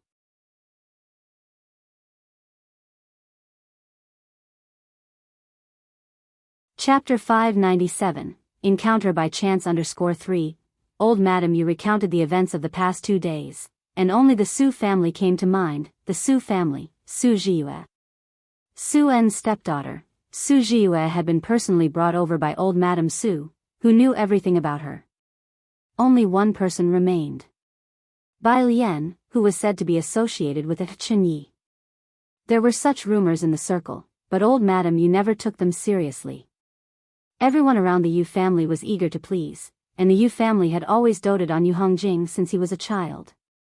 Whenever he encountered any trouble, everyone would come forward to resolve it for him. She had thought that this time would be like any other, but who could have known the commotion would be so great? Old Madam Yu explained, that's all there is to it, just let them release me first, that's all there is to it. Yu Hongyi finally understood the whole affair. She had always been proud, but at this moment, she only pursed her lips and looked at her. Have I not spoken to you about Xian Kong? She. Old Madam Yu glanced at Yu Hongyi and finally sat down on the chair. Old Madam Yu had heard from Yu Hongyi that Xian Kong was a company that directly supplied research medication to the military forces behind the Chen family. Qi family. The Qi family was having dinner. I heard there was quite a commotion in Yunshao district today, Mr. Qi asked Qi Shuyun. Do you know anything about it? Now successfully infiltrated into the ranks of rich young ladies, Qi Shuyun was better informed than her father, but she was also in the dark about this matter. No idea, they were discussing it too. If even they didn't know, then such matters indeed had nothing to do with ordinary people. Mr. Qi didn't inquire further. Has old Madam Su called you?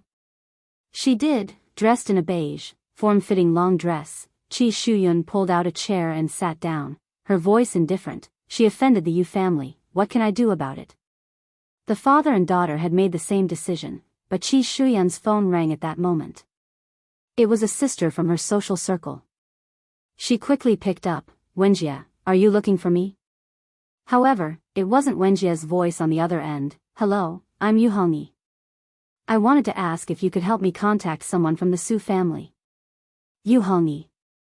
Qi Shuyun had long heard of her notorious reputation in the circle of socialites. Even though Yu Hongyi was not part of their circle with her martial endeavors, she was well known to everyone, including Qi Shuyun. She never expected such a person to come to her. Miss you, Su Wenyo's family? Qi Shuyun stood up and gestured for her parents to be quiet. Yu Hongyi was direct. Yes, about my brother's affair, I want to personally apologize to them. Hearing the beginning, Qi Shuyun did not catch the rest. Okay, I'll try to pass the message. She hung up, holding her phone and sitting down in a daze. What's wrong? Mr. Qi glanced at her. Qi Shuyun looked up. The Yu family wants to apologize to the Su family. What? Mr. Qi's face drained of color. The Yu family, which had moved from Mingfeng district to Yunshao district, needed to apologize to the Su family. Mr. Qi took out his phone and made a call, indirectly trying to get news about the Su family members from others. You mean Mr. Su? He attended the Chamber of Commerce event today. The person spoke in a lowered voice. I even saw the chairman of the Chamber of Commerce seek him out alone. Yunshao district had been cracking down severely for several days. Even the mice passing through the clubhouse would get a beating. Bai Lian of Shanghai apartment, however, was not affected. The old master of the Su family's birthday was in 2 days. Early this morning, Gao Yan brought her homemade pastries to see Bai Lian at Shanghai apartment. She hadn't given up the idea of taking Bai Lian as her goddaughter. Jiang Fulai and Su Nanjing were discussing official matters in apartment 302. In 303, Bai Lian placed the printout on the table and pulled up a chair to sit beside Pu Xiaohan. Ming Dongheng freshly brewed tea and poured her a cup. Jianghu sat on Pu Xiaohan's left, and she shoved a piece of cake into his hand. Eat up, brother bird. Pu Xiaohan grabbed another cake in the shape of a plum blossom, took a bite, and looked at Bai Lian. When do we leave? After eating. Bai Lian picked up her cup of tea and gently blew on it. Her other hand opened her phone, which had several messages on WeChat. Yang Lin, just finished watching over grandma, they'll take the train tomorrow. With one hand on the screen, Bai Lian replied, when will you arrive? I'll pick you up. Tang Ming sent a message in the group, you all went to Jianghu? Where are you headed? Gao Yan had only then heard they were going out again and was very concerned. Auntie, Xiaohan and I are going to see Sister Yan. Pu Xiaohan squinted her eyes, her familiarity with Gao Yan growing due to the pastries. In a couple of days, a classmate of ours will also come. Yan Lu had arrived in Jianghu at 6 in the morning and had already gone ahead to Jiangyin. They hadn't seen each other for a long time, and since Pu Xiaohan had not yet visited Principal Jian since she came to Jianghu, the two planned to first go to Jiangyin. If you find any errors, ads pop up, ads redirect, broken links, non-standard content, etc., please let us know. Report so we can fix it as soon as possible.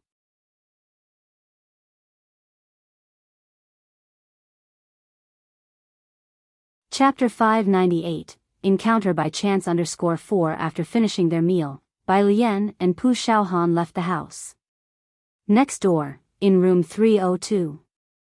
Jiang Fulai had just grabbed the car keys and was slowly opening the door, with Su Nanjing following behind him. Seeing Gao Yan, Jiang Fulai politely nodded his head and greeted her. Upon seeing Jiang Fulai holding the keys, Gao Yan knew he was going to drive Bai Lian out. Only after everyone had left did Su Nanjing tilt his head and ask, so, did she agree to go? No, Gao Yan glanced at Su Nanjing. How does Lian have so many friends in Jianghu? No wonder you're of little use. There were many people coming for the old man's birthday, and Gao Yan wanted to introduce Bai Lian to a few of them. That Bai Lian wasn't going didn't surprise Su Nanjing. He started heading upstairs. Even if she had no friends, she'd still be busy. That guy Jiang Shijua hasn't even seen her yet. Gao Yan thought this made sense and followed him upstairs. Is your upstairs finished yet? Not even close. Jiang he is home every day. When do I have time to set things up? Su Nanjing was also worried that the renovations would disturb Bai Lian and the others. Gao Yan, how did rooms 302 and 301 finish so quickly? If Jiang brother wanted to, he could get Zhongxing to build him a mobile living room in 2 days and move it to 302. Su Nanjing looked at the 3 apartments upstairs. Mom, please don't mention it. Meanwhile, Bai Shaoqi was also rushing to Chang'an district early in the morning. The Yin family was in Beihong district, which is quite far from Chang'an district. They had to go through Yunshao district to get to Chang'an. The driver for the Yin family was driving, with Mr. Yin in the passenger seat, and Song Min and Bai Shaoqi were sitting in the back. Bai Shaoqi was going to attend her morning class today and then head to Jiang University to find Bai Shaoka, hence, Song Min was accompanying her. These past few days, Yunshao district was filled with police, and there were many roadblocks that hadn't been removed yet today. Bai Shaoqi, looking at the roadblocks outside, asked, what happened here? There was an incident. Mr. Yin glanced outside the window and sighed. A strict inspection for 7 days, several clubs have been uprooted. I've heard that several people in Yunshao district have been taken down. We don't know what happened, it's not something we can manage. Such matters, the Yin family naturally did not have the inside story, and could only speculate from rumors. Bai Shaoqi just looked at the roadblocks, feeling quite shocked. By her side, Song Min was looking through quiz questions on his apps and didn't look up. Mr. Yin got off at the Yin family's company, and the car continued towards Jiangyin. Song Min and Bai Shaoqi got out of the car. Both of them were already familiar with Jiangyin and headed straight to Jianjian's building. Shaoqi, the girl who always attended class with Bai Shaoqi, saw them from a distance and waited for her. Song Min, you're here to accompany Shaoqi for classes again. She chattered with Bai Shaoqi as they made their way to the building. During the summer vacation, there were still a few people coming to Jiangyin for early classes. There was only one elevator in the building, and the three of them waited a few minutes at the elevator entrance before it came down from the 5th floor. Upon entering, they immediately saw that "No Stopping" sign on the 3rd floor. The girl, seeing the sign, paused for a moment and wondered, someone is recording on the 3rd floor again? Bai Shaoqi and Song Min both glanced at the "No Stopping" sign. Who exactly is using the 3rd floor? It's still so busy even during the summer vacation. It must be those few, the girl explained. Our school's recording studio is the best in Asia. Not just domestically, but even people from abroad come here in admiration. When can I also record on the 3rd floor? As she talked, she pressed the button for the 5th floor and waited for the elevator doors to close. Meanwhile, a female voice came from outside the elevator. "Beauty, wait for us." A fair hand blocked the closing elevator doors. The girl hurriedly pressed the open button. Thank you, Pu Xiaohan thanked the girl and shouted outside, "Birdie, can you hurry up?" When the elevator doors opened, they could see a few steps away. A girl with long legs was walking ahead, her brows slightly lowered and her eyes downcast, holding a white jade fan in her hand, its crystalline bones resting on her bent knuckles. She wore a long dress with 3/4 sleeves, with a full skirt, white with colorful poppies hidden within its folds, blossoming with her steps. Behind her, a delicately handsome boy was jogging with effort to catch up. The two of them reached the elevator in a few steps. The elevator was spacious, and even with 3 more people entering, it was still very roomy. Song Min and Bai Shaoqi stood to the left. Almost immediately as the elevator doors opened, the two recognized Bai Lian. Bai Lian had always been extraordinary in appearance, and in this past year, she had changed even more, with her reserved and self-sufficient air becoming more apparent. Song Min, who had been looking at his app, finally looked up, his gaze falling upon Bai Lian. Bai Lian paused at the entrance of the elevator, looking up, her gaze sweeping past Song Min and Bai Shaoqi, then she stood to the right with Jianghu, leaving a large gap in the middle. She took out her phone, looking down, and sent a message to Dean Jian saying she had arrived. She didn't look at Bai Shaoqi or Song Min again. "Birdie, you really need to drink more milk," Pu Xiaohan said while standing next to the buttons, patting Jianghu's head with a tone of earnest concern. Jianghu looked down, poking at his watch, and sent a bunch of commas to Jiang Fulai. Pu Xiaohan didn't notice the atmosphere between Bai Lian and the others, and turned to ask Bai Lian, "What floor are you going to, Sister Lian?" "3rd floor," Bai Lian leaned against the elevator wall, unfolding her fan, and spoke casually. As soon as these words came out, the other 3 in the elevator couldn't help but look over, especially the girl who had just been giving a rundown to Bai Shaoqi. Pu Xiaohan noticed the "No Stopping" sign for the 3rd floor but pressed the button as Bai Lian had said 3rd floor. "If you find any errors, ads pop up, ads redirect, broken links, non-standard content, etc., please let us know each report so we can fix it as soon as possible."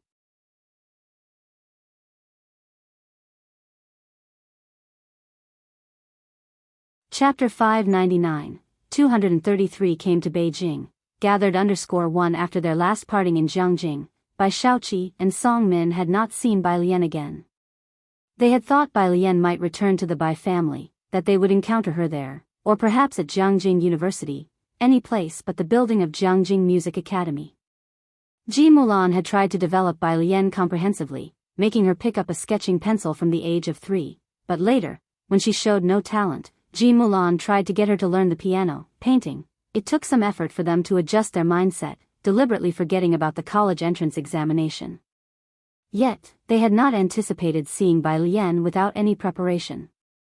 Sister, the girl beside Bai Shaoqi didn't dare to speak to Bai Lian, so she conversed with Pu Xiaohan. "Are you going to the 3rd floor?" As the elevator doors closed, Pu Xiaohan let go of her hand and smiled at her. "Yes." "Great one," the girl put her hands together. "What is your major?"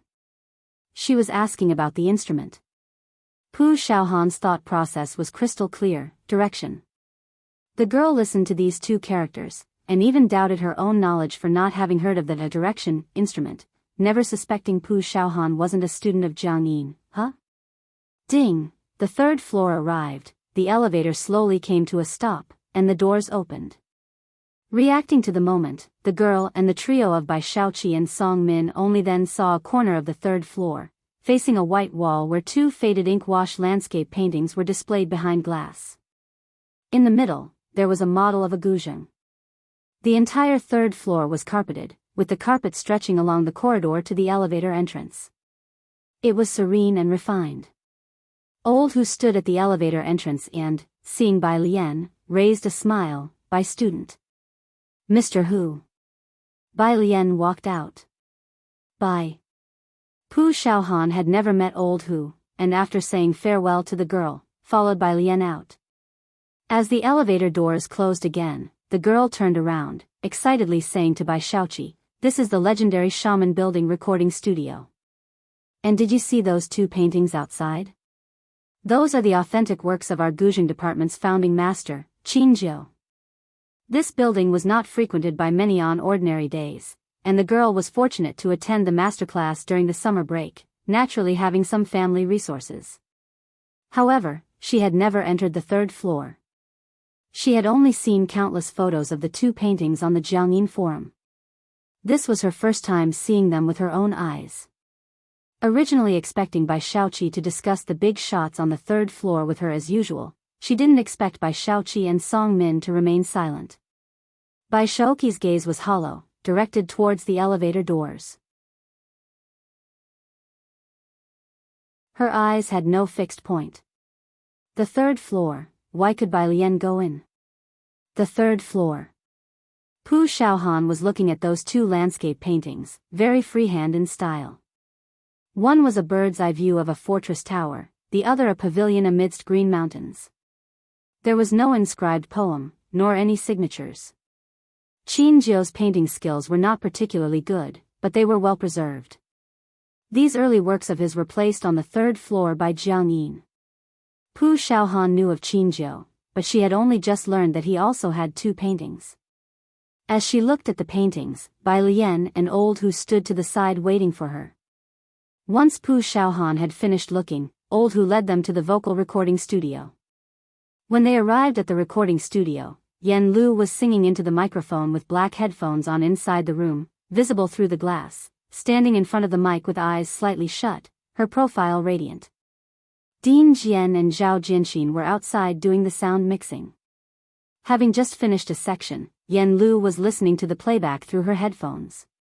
Ding Jian raised his hand to greet Pu Xiaohan and then spoke to Bai Lian.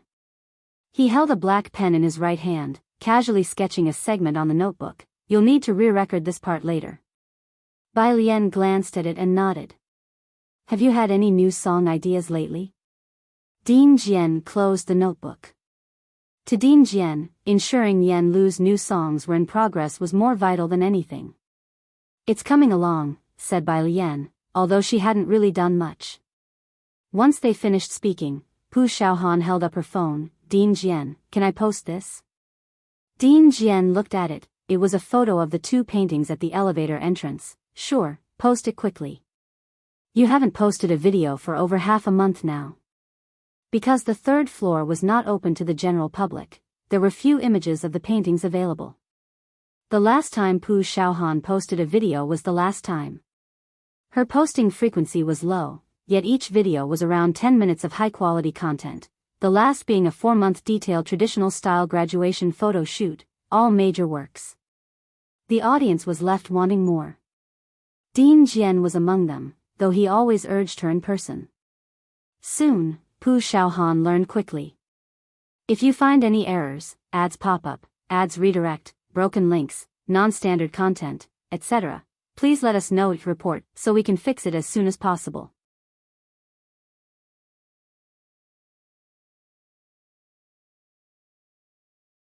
Chapter 600, 233 came to Beijing. Gathered_2 Ding Jian put the notebook aside on the adjacent stand and suddenly remembered something. "Do you want to shoot some Jiangyin content?" Jiangyin, Pu Xiaohan paused. The moment she saw those two paintings coming out of the elevator, a special idea had occurred to her. Jiangyin was already a school with a rich history. The two were talking. Old Hu, who had just handed a bottle of milk to the only child on set, trembled at his hand. He could understand Bai Lian, after all, he had guessed Bai Lian's identity back then. But, who was the girl that called Jian Zhongyo Grandpa Jian as soon as they met? He unconsciously tightened his grip on the milk bottle, watching Pu Xiaohan's retreating figure. Pu Xiaohan was pondering the possibilities for a new video when she turned around to see old Hu and Jiang He each holding the top and the bottom half of a milk carton.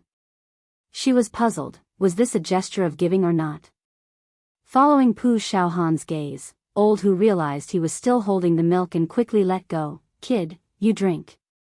Bai Lian and Yan Lu also hadn't seen each other in a long while. After recording, they ate lunch at a private restaurant next to Jiangyin. Yan Lu could be recognized on the streets at any time now, making it less convenient for her to get around. Xinjie didn't disturb the small gathering, waiting outside for Yan Lu to finish eating. When they came out, Xinjie greeted Bai Lian and the others before driving Yan Lu back to the hotel. Yan Lu had to attend a gala that evening and was in a rush to get there. I just finalized the plans with the company, Xinjie said from the driver's seat, telling Yan Lu about the recent arrangements. These songs have been included in the Gambling with Liquor album and submitted for the Hua Chu Award. This year, Yan Lu's success in both television dramas and music meant the company would not let slip this popularity. Yan Lu took off her mask and fisherman's hat and picked up the script in the car, looking up upon hearing this, but these songs have all been released separately. The number of songs was barely enough to meet the requirements. Yes, but the organizer personally called me, Xinjie sighed. The music scene has declined in recent years, and the Hua Chu Award has lost much of its impact. You are their special invitee. The entire music industry was in decline, no longer showcasing the battles between legends. Bai Jian's sudden descent into the music industry had captured the attention of musicians who dedicated their lives to music. Bai Jian had no company, no marketing, and not even past works. It was as if he appeared out of nowhere just for Yan Lu. He sparked an unprecedented trend in the music industry. After being quiet for so long, the music industry was bustling with activity again. From Gambling with Liquor to Another Autumn to Cold Season Tassels and the latest, Reunion, each song had a unique style, coupled with Dean Jian's magical arrangements. Not to mention the best lyrics, best composition, best arrangement and so on, the song of the year, aside from Cold Season Tassels, which dominated foreign charts for 2 months, couldn't possibly be any other. Shanghai Apartment, 302. Jiang Fulai rarely took an afternoon nap, and by the time he woke up, dusk had fallen. Dressed in soft pajamas, he drew back the curtains. The room was unlit and dim, casting a shadow over everything inside. Outside, the complex was extremely quiet. Because it was summer break, hardly any people were visible. His fine, black hair was tousled messily across his forehead. The room was empty, the world outside was hazy, and the silence was deep. Jiang Fulai was uncharacteristically relaxed, leaning against the window, exuding a sense of nobility yet aloofness, watching as the streetlights in the complex began to turn on. About 2 minutes later, he reached for the cell phone on the bedside table, opening WeChat to ask if Bai Lian had returned, while simultaneously opening the door to the room. As the door opened, the chandelier light poured over him. In the living room, Jiang He sat on the carpet, engrossed in a jigsaw puzzle. Bai Lian sat cross-legged beside him, passing him the puzzle pieces he needed. Her white skirt spread across the carpet, blooming with colorful poppies. Her right wrist was casually placed on her knee, the knee supporting a book, while her left hand casually tossed puzzle pieces to Jiang He. Under the chandelier light, she seemed enveloped in a diffused glow, exuding an air of leisurely grace. It was a portrait of peaceful times. When Bai Lian looked up and saw Jiang Fulai standing at the doorway, she leisurely turned a page. Awake? Yeah, Jiang Fulai walked over to them, kneeling beside her, elegant and noble, looking down at the book she was reading. Why didn't you call me when you got back? It was rare for Bai Lian to not be looking at literature. She was reading the original, Don Quixote, which she had borrowed from Jiang University's library. You rarely sleep this long. These last few days have indeed been busy, Jiang Fulai spoke. If you find any errors, ads pop up, ads redirect, broken links, non-standard content, etc. Please let us know your report so we can fix it as soon as possible.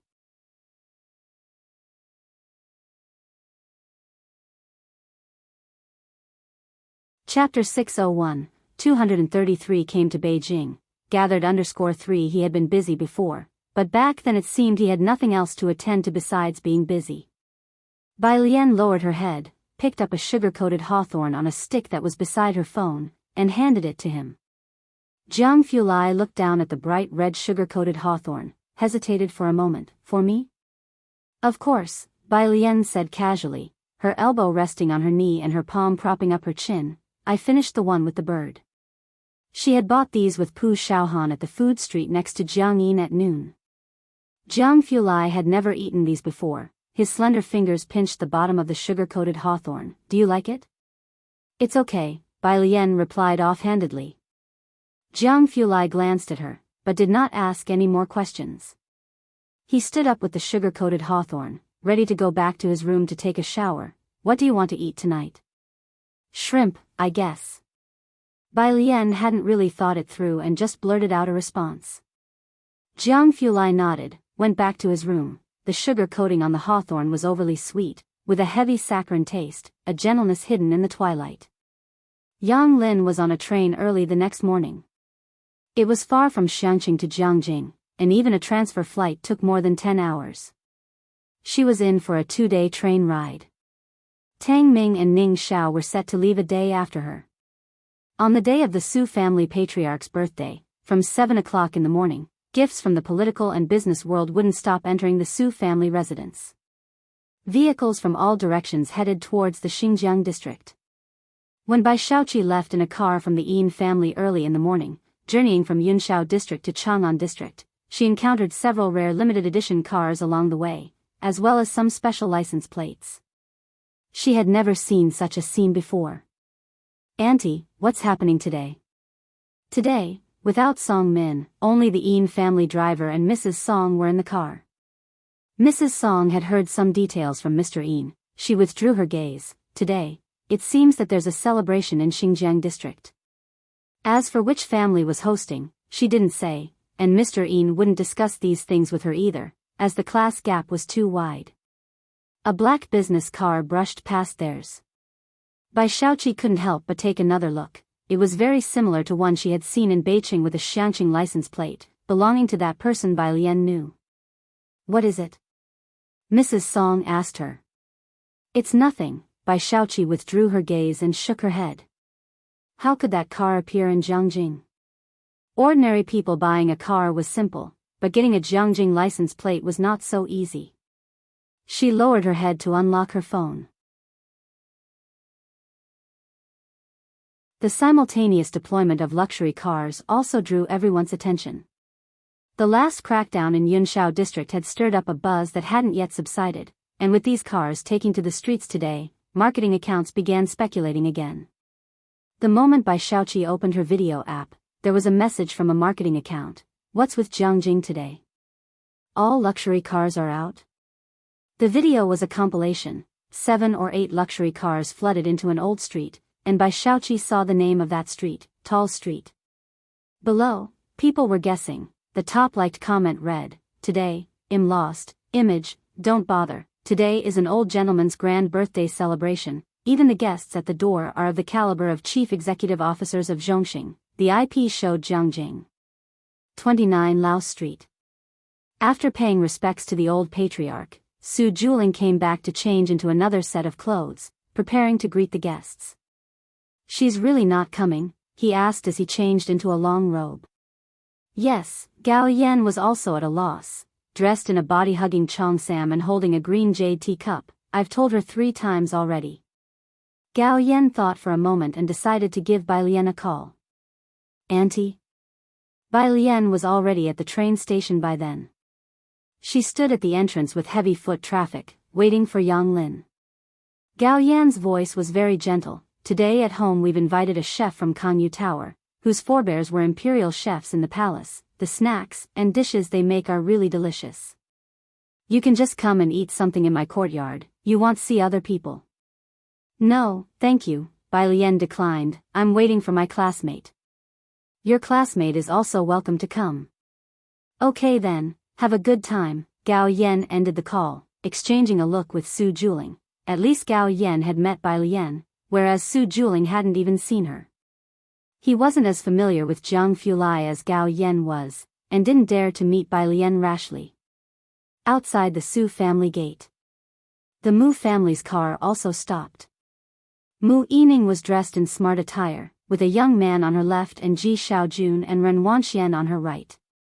The Su family's gatehouse was very tall, and the two stone lions outside were extremely imposing.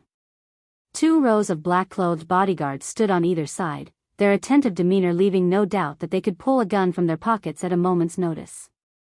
The large space in front of the gate was filled with parked cars. It was grand yet solemn. If you find any errors, ads pop up, ads redirect, broken links, non-standard content, etc., please let us know. Report so we can fix it as soon as possible.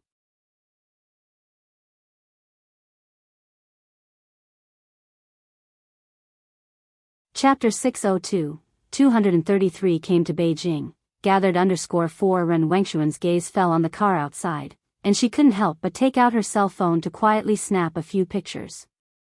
Mu Yining noticed from the corner of her eye and shook her head secretly. The waiter led them to the central hall with great politeness. The central hall is for the young people. There's a restroom next door. Miss Mu, please have a good rest first. As he spoke, he handed Mu Yining a list and a half map of the Su family's old residence, both of which were open for today. It was Ren Wengshuan's first time entering such a large garden. She had only seen similar sights at tourist attractions before. This is my younger brother, Mu Yining introduced Ji Xiaojun to the middle-aged man. The middle-aged man reached out to shake Ji Xian's hand. Jiangjing Station. Bai Lian had been waiting at the station for an hour. It was nearly 10 o'clock when Yang Lin finally came out. She had transferred from a train to a high-speed rail. Yang Lin usually only wore school uniforms, and her old-fashioned black suitcase was filled mostly with books. She still wore a long t-shirt, habitually covering her wrists and arms, with thick bangs that shielded her dark eyes. Standing amidst the crowd, she was almost invisible. This seemed to be a talent she was born with, to erase her presence to the greatest extent. Let's go, Bai Lian said, taking her suitcase. She was always straightforward. Yang Lin had already chosen a place and would stay in the Mingfeng district before school started. Bai Lian put the suitcase in the trunk of the taxi and gestured for Yang Lin to get in the car. The taxi driver was very enthusiastic. Where are you young ladies headed? Jianghu University, Bai Lian replied as she and Yang Lin sat in the back seat. You're here for a tour, right? The taxi driver thought they were going to Jianghu University to check it out and started introducing the delicacies of Jiangjing to Bai Lian. You know about the old street, right? It's Internet Celebrity Street. Too crowded though. I wouldn't recommend going there. They arrived at Zier Avenue. Bai Lian scanned a code and took Yang Lin's suitcase out of the car. Pu Xiaohan had been waiting at Jianghu University's gate for them. She held a parasol and waved from a distance, Alien, Yang Lin, over here. The three of them walked towards the gate. Bai Lian simply pulled out her campus card to enter. The driver, glancing in the rearview mirror, was almost popping his eyes out. Incredible, Jianghu University students are all so good-looking these days. Pu Xiaohan put away the umbrella when she saw them approaching. She also had 2 cups of iced lemon water in her hands. Casually blocking one end of the straw, she pushed it into one of the cups and handed it to Yang Lin. Drink this first, let's go take the school bus. They all knew how to handle Yang Lin now. Is it Nanmei Garden? Pu Xiaohan asked as they boarded the school bus. Nanmei Garden was located in Nanmei District, which was also the freshman area. The school bus could take them there. Bai Lian checked her WeChat. President Shi had sent a message with the address, Nanmei Garden Dormitory Building No. 2, Room 407. Yang Lin had already signed the agreement with Jianghu University in advance. She had chosen the biology department. When Bai Lian knew she would come, she asked Shen Yu if Yang Lin could move into the dormitory building earlier. Every summer, a bunch of Jianghu University students stayed on campus, but they had to move to the same building. President Shi had everything arranged for her. Yang Lin must have been the first among them to enter the school dormitory. Still bewildered, she saw Bai Lian asking her to take out her ID card, register at the academic affairs office, and then go to collect the bedding provided by the school. Finally, they went to the mini-mart to buy daily necessities. Yang Lin stood at the checkout counter, scanning the code. All set, student, the cashier handed over a large bag of items. Yang Lin walked out carrying the bag. The sunlight outside shone on her eyes. It wasn't intense, yet it was glaring and made everything seem unreal. Bai Lian trailed behind them, leisurely, answering a call from Jiang Fulai. Did you pick up the person? Jiang Fulai's voice was low, and the sound of equipment could be heard in the background. Ming Dongheng had wanted to stay today, but Bai Lian had refused. With one hand, Bai Lian opened a folding fan and placed it against her forehead to block the sun. She's in the dorm now. Why are you still busy? Haven't left yet? She knew there was a family banquet at the Su family today. Don't worry, Jiang Fulai's tone was relaxed. He set aside the things in his hands. I don't really want to go. Bai Lian followed behind Yang Lin and Pu Xiaohan with a smile. How can you not go? But you can come back early in the evening. Jiang Fulai sounded reluctant. That works too. After hanging up the phone, Bai Lian took a picture of the school and opened WeChat to send it to him. On WeChat, Tang Ming posted a message in the Shangqing Small Squad group chat. I'm getting on the plane with Ning Xiao, turning off my phone first. The few people from Shangqing First Middle School were about to arrive. Evening. One after another, cars left from the main entrance of the Su family, changing over to the evening banquet venue. The Mu family had 2 cars out today, and Mu Yining was talking to a man in a suit, calling him President Xiao, with Ji Xiaojun standing right beside her. Mr. Chen is coming back, President Xiao said to her. If you want to find him, you should do it as soon as possible. Mu Yining thanked him. Thank you. President Xiao nodded, smiling. Mu Zhao has been helping Bingwen. It's only right. But what about this younger brother of yours? What are you planning to do with him?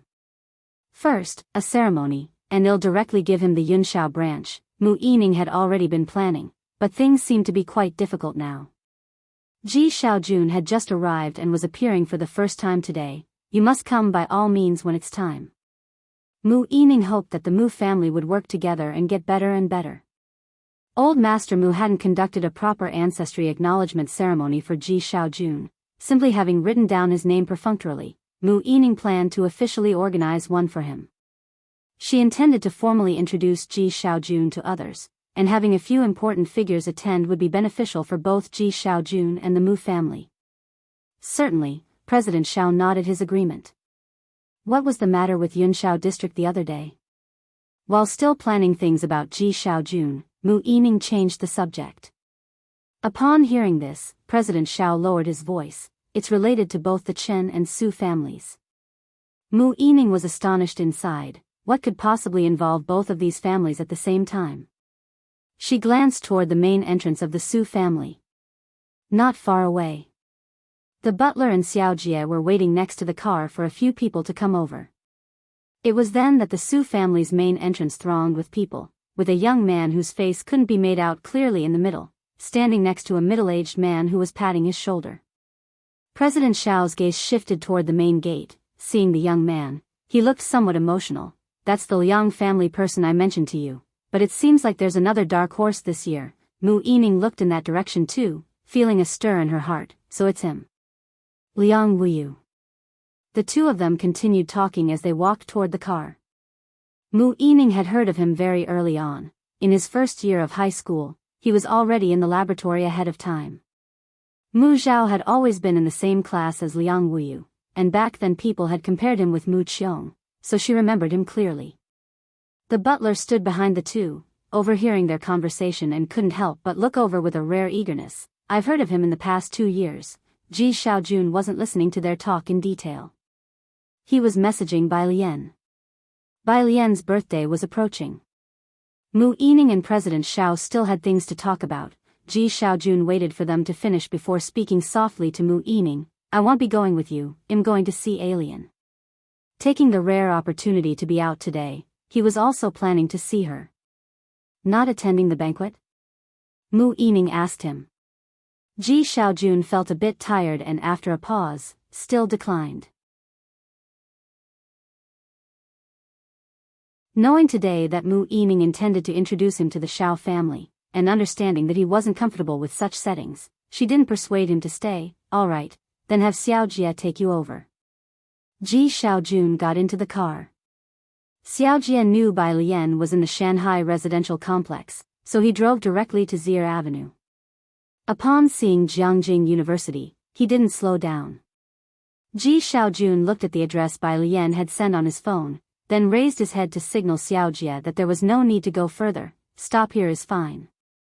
If you find any errors, ads pop up, ads redirect, broken links, non-standard content, etc., please let us know. Report so we can fix it as soon as possible.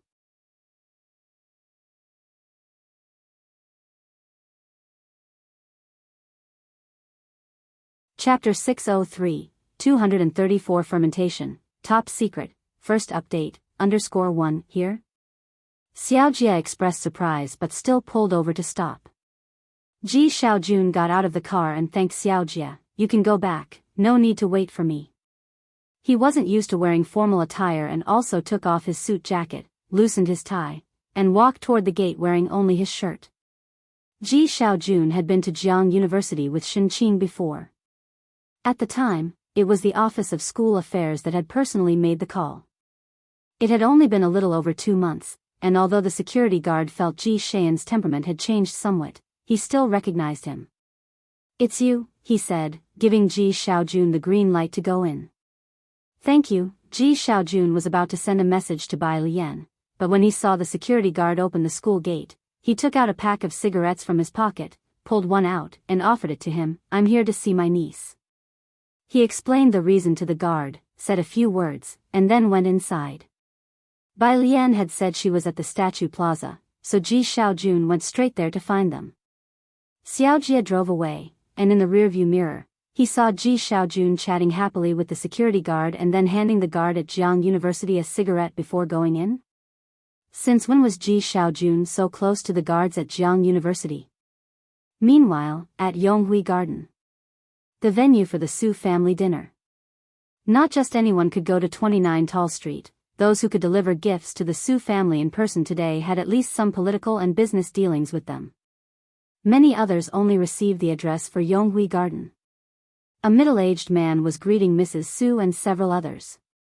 Wenyao, Mrs. Su said with a smile, introducing him to Su Wenyao. You can just call him second uncle. Su Zhengfei looked at Su Wenyao and nodded slightly, his tone friendly. Wenyao, right? I heard from your grandmother you're applying for postgraduate studies. Not bad. He spoke a couple of words with Su Wenyao, then looked towards Mrs. Zusbach. Didn't you say that both kids in the family did well on the exams? One of them is this year's top scholar. Su-en took another look at Mrs. Su when he heard her mention Bai Lian. Well, Mrs. Su sighed, the children have encountered some troubles recently. Su Jiue had been discharged from the hospital 2 days earlier. Su-en had arranged for her to see a psychologist, and although this was an occasion Mrs. Su would have wanted her to attend, there were too many people, so Su-en did not let Su Jiue come. I see, let's go inside. Su Zhengfei was a bit disappointed. Su Zhengfei led the Su family group into Yonghui Garden. Ji Mulan clutched Su-en's hand nervously as she recognized several of the passers-by who she had seen in the news. Yonghui Garden was vast. After crossing nearly 200 meters of the avenue, one could see the resplendent banquet hall ahead, with a large artificial lake nearby. There was a pavilion in the center of the artificial lake with lights glowing inside. As Ji Mulan approached, she saw a black motorbike parked in front of the banquet hall doors, its streamlined model with a helmet hanging on the left side, reflecting a cold gleam under the lights, like a fierce beast lying at the entrance. Su Zhengfei, seeing Ji Mulan and her group looking at the motorbike, whispered, that should be the third young master's ride. Everyone familiar with Su Nanjing knew of the third young master's fondness for bikes. The third young master? Su En and Su Wenyao, uninterested in the motorbike, took a closer look when they heard it belonged to the third young master of the Su family. Besides him, who else would dare to park their motorbike here? Su Zhengfei also gazed at the vehicle. He took Su Wenyao and Su En inside. Many had already arrived in the resting area, most of the familiar faces sitting together talking, and they would nod in friendly recognition when they met others. At a grand feast like today's, anyone who could gain access was no ordinary person. Su Zhengfei led Su En's group to the second floor, respectfully knocked on the first door, and bowed slightly, "Uncle Lin." The door was open from the inside, and Uncle Lin, dressed in a black robe, scanned Su En's group. "The kid you talked about didn't come?" "She's not in a good state," Su Zhengfei answered with his head lowered. Uncle Lin nodded slightly, didn't ask further, just reminded Su Zhengfei, "The old man is upstairs on the third floor with some important guests. Don't go up." After paying respects to Uncle Lin, Su Zhengfei went back down. The Su family group had no chance to talk and only glanced at the stairs to the third floor as they left. There were a bunch of people guarding the stairway entrance. On the third floor, in the lounge. Inside the thick, heavy door. When Elder Chen entered, the Su family's direct lineage was already present. Old Master Su was shaking hands with Chen family's patriarch, Chen Shao. "Elder Chen, with your health not being the best, we really appreciate you making the trip here." With a low cough, Chen Shao responded, "For such a festive occasion, it's necessary for me to come." Su Juling and Su Jueming also stood up to greet Elder Chen. "If you find any errors, ads pop up, ads redirect, broken links, non-standard content, etc., please let us know each report so we can fix it as soon as possible."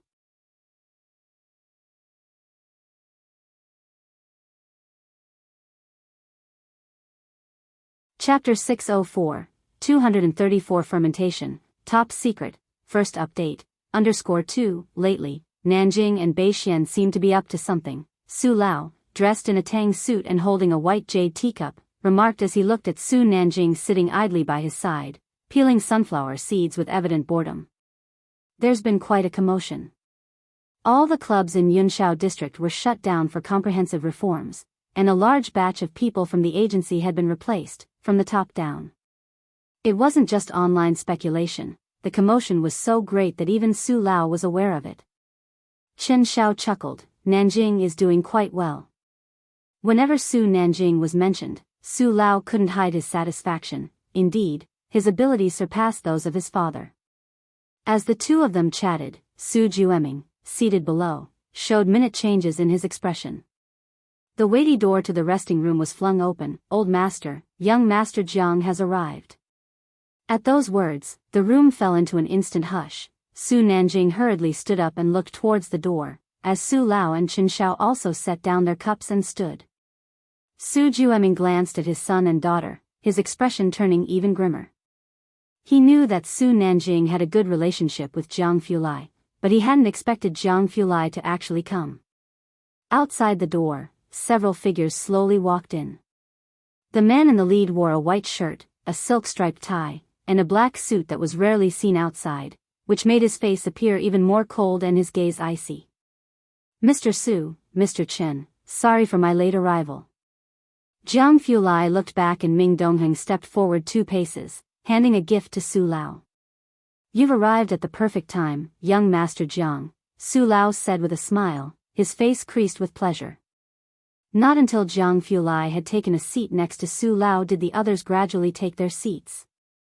Su Jueming approached Jiang Fulai with Su Jini and Su Jin to greet him, "Young Master Jiang."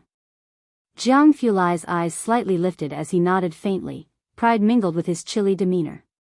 Today was Su Lao's birthday celebration, and the conversation revolved around light-hearted topics.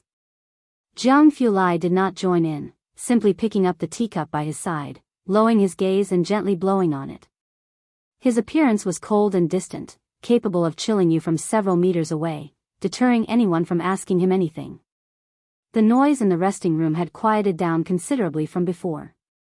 A few minutes later, Jiang Fulai's phone chimed. He took it out and looked down. It was a message from Bai Lian. She was eating in the canteen with Ji Xiaojun, Yang Lin, and others, and sent him a screenshot of a bank balance, 9996662, 9. Jiang Fulai disregarded the account, his slender fingertips tapping on the phone screen, and directly replied, "Is Uncle Ji still there?" His expression seemed noticeably softer. After sitting for a few more minutes, he gripped the phone. He stood up and politely said his goodbyes to the Su family members.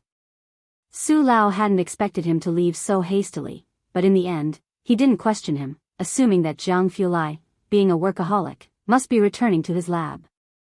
They took a private elevator from the third floor to another exit, passing only through areas with security. Once Jiang Fulai had left, Su Juling remembered the earlier discussion and turned to look at Su Nanjing. "What exactly is going on in Yunshao district?" "I'm not too sure myself." Su Nanjing was actually puzzled as well. Given that Bai Lian was involved, he knew that Jiang Fulai wouldn't let Yu Hongjing and the others get away easily. Su Nanjing anticipated that the situation would be serious. But he had not expected it to be this severe, with a whole new batch of people in Yunshao district replaced from top to bottom. Had things escalated to this level of severity? Not far away, Su Jueming and his party came to a stop at the elevator entrance. Someone respectfully addressed Su Genie, Miss Chen has arrived." "Genie." Su Jueming turned his head to glance at his daughter and then returned to his senses. "Which Miss Chen?" In Jiangjing's circle of well-known ladies, Su Genie was considered the leader, the only girl among the several major families in the area. Su Genie looked at the closing elevator doors. "Chen Beixian. Recently, Yu Hongyi's family got her into trouble. I don't know the situation, but they begged me to arrange a meeting with Miss Beixian." Because of Chen Lupei's connections, Su Jueming also knew of Yu Hongyi. Upon hearing this, he said no more. Su Genie then turned around and went downstairs. On the second floor, Yu Hongyi, no longer as haughty as before, stood at the top of the stairs waiting for her. Upon seeing Su Genie, she managed to speak, "Mississippi." By Yu Hongyi's side, Chen Lupei, too, showed a dispirited face as he greeted Su Genie. Yu Hongyi wasn't directly involved in the club incidents. However, she was also under investigation, officially cooperating with the probe, with all of her work effectively on hold. Su Genie was well connected and could get a foothold in any circle. Chen Beixian was in the lounge at the end of the corridor, door wide open. Even in today's context, she was still dressed sharply, one hand crossed over her chest. Her gaze swept past Yu Hongyi and slightly nodded toward Su Genie. Su Genie did not intrude on their conversation. Miss Beixian, Chen Beixian was not Ming Dongheng. She had been on countless battlefields and the fierce aura about her was real. Yu Hongyi, under pressure, spoke up. "I know my brother has offended someone he shouldn't have, but is the demanded penalty not too severe?" Her words implied that she thought the Chen family and Jiang family were deeply involved in her current predicament.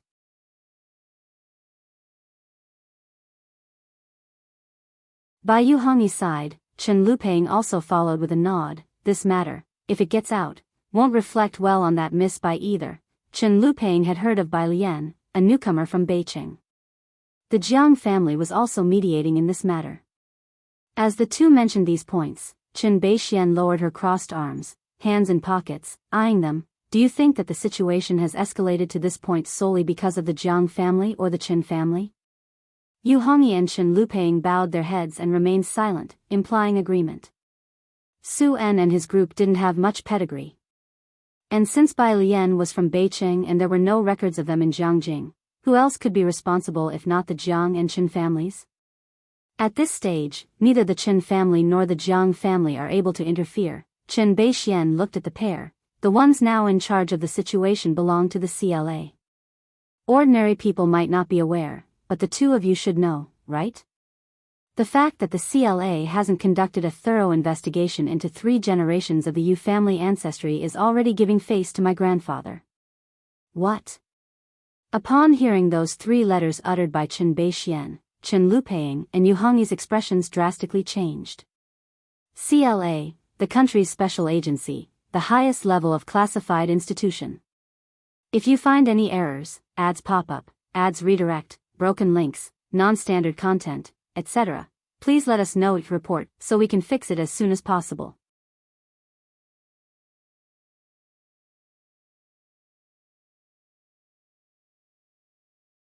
Chapter 605, 235 Member of the Ma Institute, Is It My Turn? Second update, _1 Why would they concern themselves with this matter? Chen Lupang's hands were already trembling as he looked at Chen Beixian. It wasn't Zhang Fulai who had an issue, was it? Let alone them. Chen Beixian herself was startled when she found out who took over the case after learning about the incident. She looked at the two of them and said, both students are from Jianghu University, and you know how protective Jianghu University is of its own, right? One of them is this year's top Gaokao scorer from Jianghu University, and the other girl, who has already had some drinks, ranks just behind Liang Wuyu as a student. Especially by Lian, she is personally protected by the president of Jianghu University this year, basically pre-selected for the Tongfeng class. You've heard about the incident in the snowy mountains more than a decade ago, haven't you? Many professors and academicians died in that incident over a decade ago, and several promising young people from Jianghu University were also buried in the snowy mountains. Because of that, scientific research suffered a huge blow, and development came to a halt. It caused a significant shakeup in the scientific community, and since then, the CLA has been specifically assigning people to protect these individuals. Yu Hongyi, with this kind of attention, your brother still dares to commit such an act in Jiangjing. He's essentially challenging the foundation of Jianghu University. Now tell me, why wouldn't they deal with this matter? After saying this, Chen Beixian left and exited the lounge. When Yu Hongyi heard Chen Beixian mention that Bai Lian was this year's top Gaokao scorer, her expression became blank. She had originally thought that the Chen family made such a fuss only because of the suspension incident and Zhang Fulai's involvement. Little did she know there was this underlying reason. Yu Hongyi, I've really been ruined by you this time, Chen Lupang said, with cold sweat running down his back. Both of them had not come this far easily. Especially Yu Hongyi, who originally moved out from Mingfeng district. Like a fish leaping over the Dragon Gate. But now, being targeted by the CLA, the Chen family will no longer be able to use them. Not only that, no matter where they go in the future, they might be under surveillance at any given time. Shanghai apartment. When Zhang Fulai returned, Ji Xiaojun was inspecting the environment in apartment 303. Pu Xiaohan was showing Ji Xiaojun Bai Lian's study. Bai Lian was on the balcony, taking a call from Tang Ming. She leaned against the balcony railing, fiddling with a pot of cabbage seeds that had sprouted, now about 5 centimeters tall. Alien, Tang Ming has just gotten off the plane, making his way to the baggage claim area. Uncle Zhang is also coming with us. Uncle Zhang? Bai Lian paused her fiddling with the cabbage, her pale fingertips gently touching the tender green leaves, squinting her eyes. Is he coming to Jiangjing on a business trip? Everyone in class 15 knows that Zhang Shi's father is often away on business trips. Once he goes, it is usually for more than half a month. Yeah, we just happened to run into him. It seems he's heading to Xinjiang district. It was noisy on Tang Ming's end as he hurried along. Alien, Ning Xiao and I are going to pick up our luggage first. In the living room. Zhang Fulai saw her on the phone and did not disturb her on the balcony. Xiao Jiang, you're staying next door? After learning that Zhang Fulai was next door, Ji Xiaojun had him show apartment 302. The door was open, and Zhang Fulai led him straight to 302. The floors of 302 were carpeted for convenience. As Jiang he could assemble Legos anywhere, anytime. Jiang he was sitting on the carpet assembling Legos by himself. When someone came in, he even tried to hide the Legos behind him in a futile attempt at concealment. Seeing that it was Ji Xiaojun and Zhang Fulai, he blinked dumbly. He then slowly took out the Legos from behind him again. He had been insistent on staying at Bai Lian's house for the past few days and now remembered that the gift he was making for Bai Lian was not yet completed, so he was working overtime to finish it. For Alien? Ji Xiaojun looked at the stuff on the floor and couldn't help but squat down, rubbing Jiang He's head. Jiang He nodded. Ji Xiaojun talked with Jiang He for a bit, looked around apartment 302, and before leaving, he noticed the piano room in the middle and paused in his steps. In the center of the piano room were two gushings, with several simplified music scores scattered on the table behind them. After being educated by Bai Lian, Ji Xiaojun could recognize the notations used by Bai Lian to transcribe music scores, their neat and well-behaved handwriting.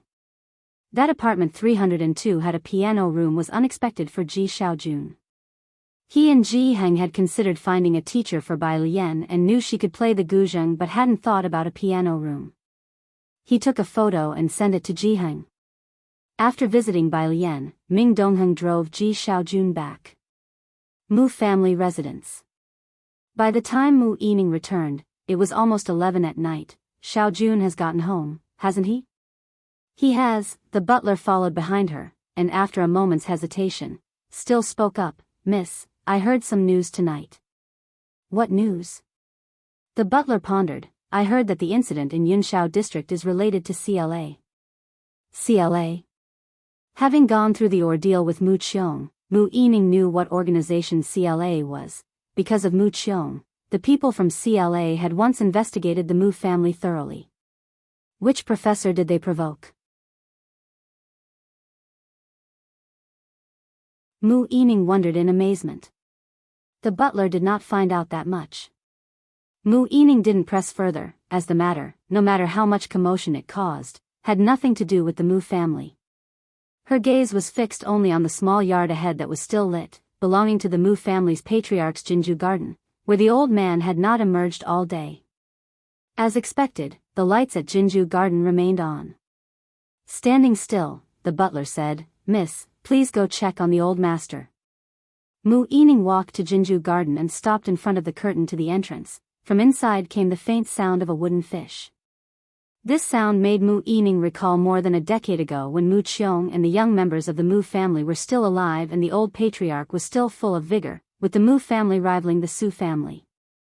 But after the departure of Mu Qiong and the others, the Mu family had fallen from grace. The old patriarch never recovered, living only in the Buddhist hall. Mu Yining spoke softly, Dad. The old patriarch did not speak. I want to hold a ceremony for Xiaojun, to officially hand over the division to him, Mu Yining said. Emichim, the old patriarch finally responded. His response was casual. Mu Yining looked at the curtain fluttering in the wind and ultimately said nothing more, turning to leave. Outside, the butler, upon seeing Mu Yining's expression, knew that she too had hit a wall. The old master has been hit too hard. I know, it's just, Mu Yining looked towards Jianghu garden, her mind going back to the old patriarch's previous strategic prowess. Now that the Mu family is struggling to survive in the gap, and even Xiaojun has come back, won't he emerge from seclusion? The old patriarch had once been a figure similar to old Master Chen. If the old master took up his spirit again, the butler looked back and muttered, our Mu family, at least should have someone like young Master Mu Qiong. Alas, to wait for such a person to emerge would take no less than a century. Forget it, Mu Yining no longer wanted to talk about these things. Butler, please give them the gifts tomorrow. Mu Yining had prepared presents for both Ren Wanxian and Bai Lian. The next day. Early in the morning, Tang Ming rang the doorbell of 303. He placed his luggage in the corridor. Ning Xiao stood beside him with one hand in his pocket, his eyebrows and eyes cast in a somber light. Jiang Fulai opened the door from inside, glanced at the two men with a relaxed posture and a cold aura. Tang Ming promptly stood up straight, and Ning Xiao withdrew his hand, Jiang bro. The two greeted Jiang Fulai. Jiang Fulai grunted in acknowledgement and let them in. Tang Ming, who had been chattering non-stop, was finally silent as his gaze fell on Ming Dongheng, who was handling food containers. His eyes lit up. Hello, Pu Xiaohan sat by the table, picking up a soup dumpling and casually waving to the two newcomers. Bai Lian sat next to Pu Xiaohan, resting her wrist on the table with the other hand casually pulling out a pair of chopsticks, her demeanor relaxed. Alien, Tang Ming and Ning Xiao saw Bai Lian, their faces showing subtle excitement. They had finally regrouped. Oh, by the way, Tang Ming remembered something. Uncle Zhang said that the good kid is going to study at Jianghu affiliated middle school. Can his school record be transferred? Pu Xiaohan opened her mouth in surprise. And, is he up for it? Tang Ming didn't know how well Zhang Xiai's had been doing in his studies. He glanced at Zhang Fulai, who was sitting on the sofa flipping through a magazine, and didn't dare to ask him. Not sure, Tang Ming thought about what Zhang Shi's dad had said and also felt it strange. He instinctively lowered his voice. Qi Lu said he might even need to go back to Shangqing to keep a close watch on the kid at school. Yet Zhang's dad said his son's record had been transferred to Jianghu. Bai Lian didn't pay attention to their conversation, as she wasn't well versed in school registration matters and didn't think it was odd that Zhang Xiai's, a student who had struggled academically, could now study at an affiliated middle school. In her eyes, Zhang Xiai's was okay. Her phone rang beside her, and she glanced down to see it was a call from Scholar Ma. After finishing her dumpling, she answered the phone. On the other end, Scholar Ma didn't wait for her to speak, preemptively lamenting, "By student, are you still busy? Don't you plan to come see my research institute? If you find any errors, ads pop up, ads redirect, broken links, non-standard content, etc., please let us know each report so we can fix it as soon as possible."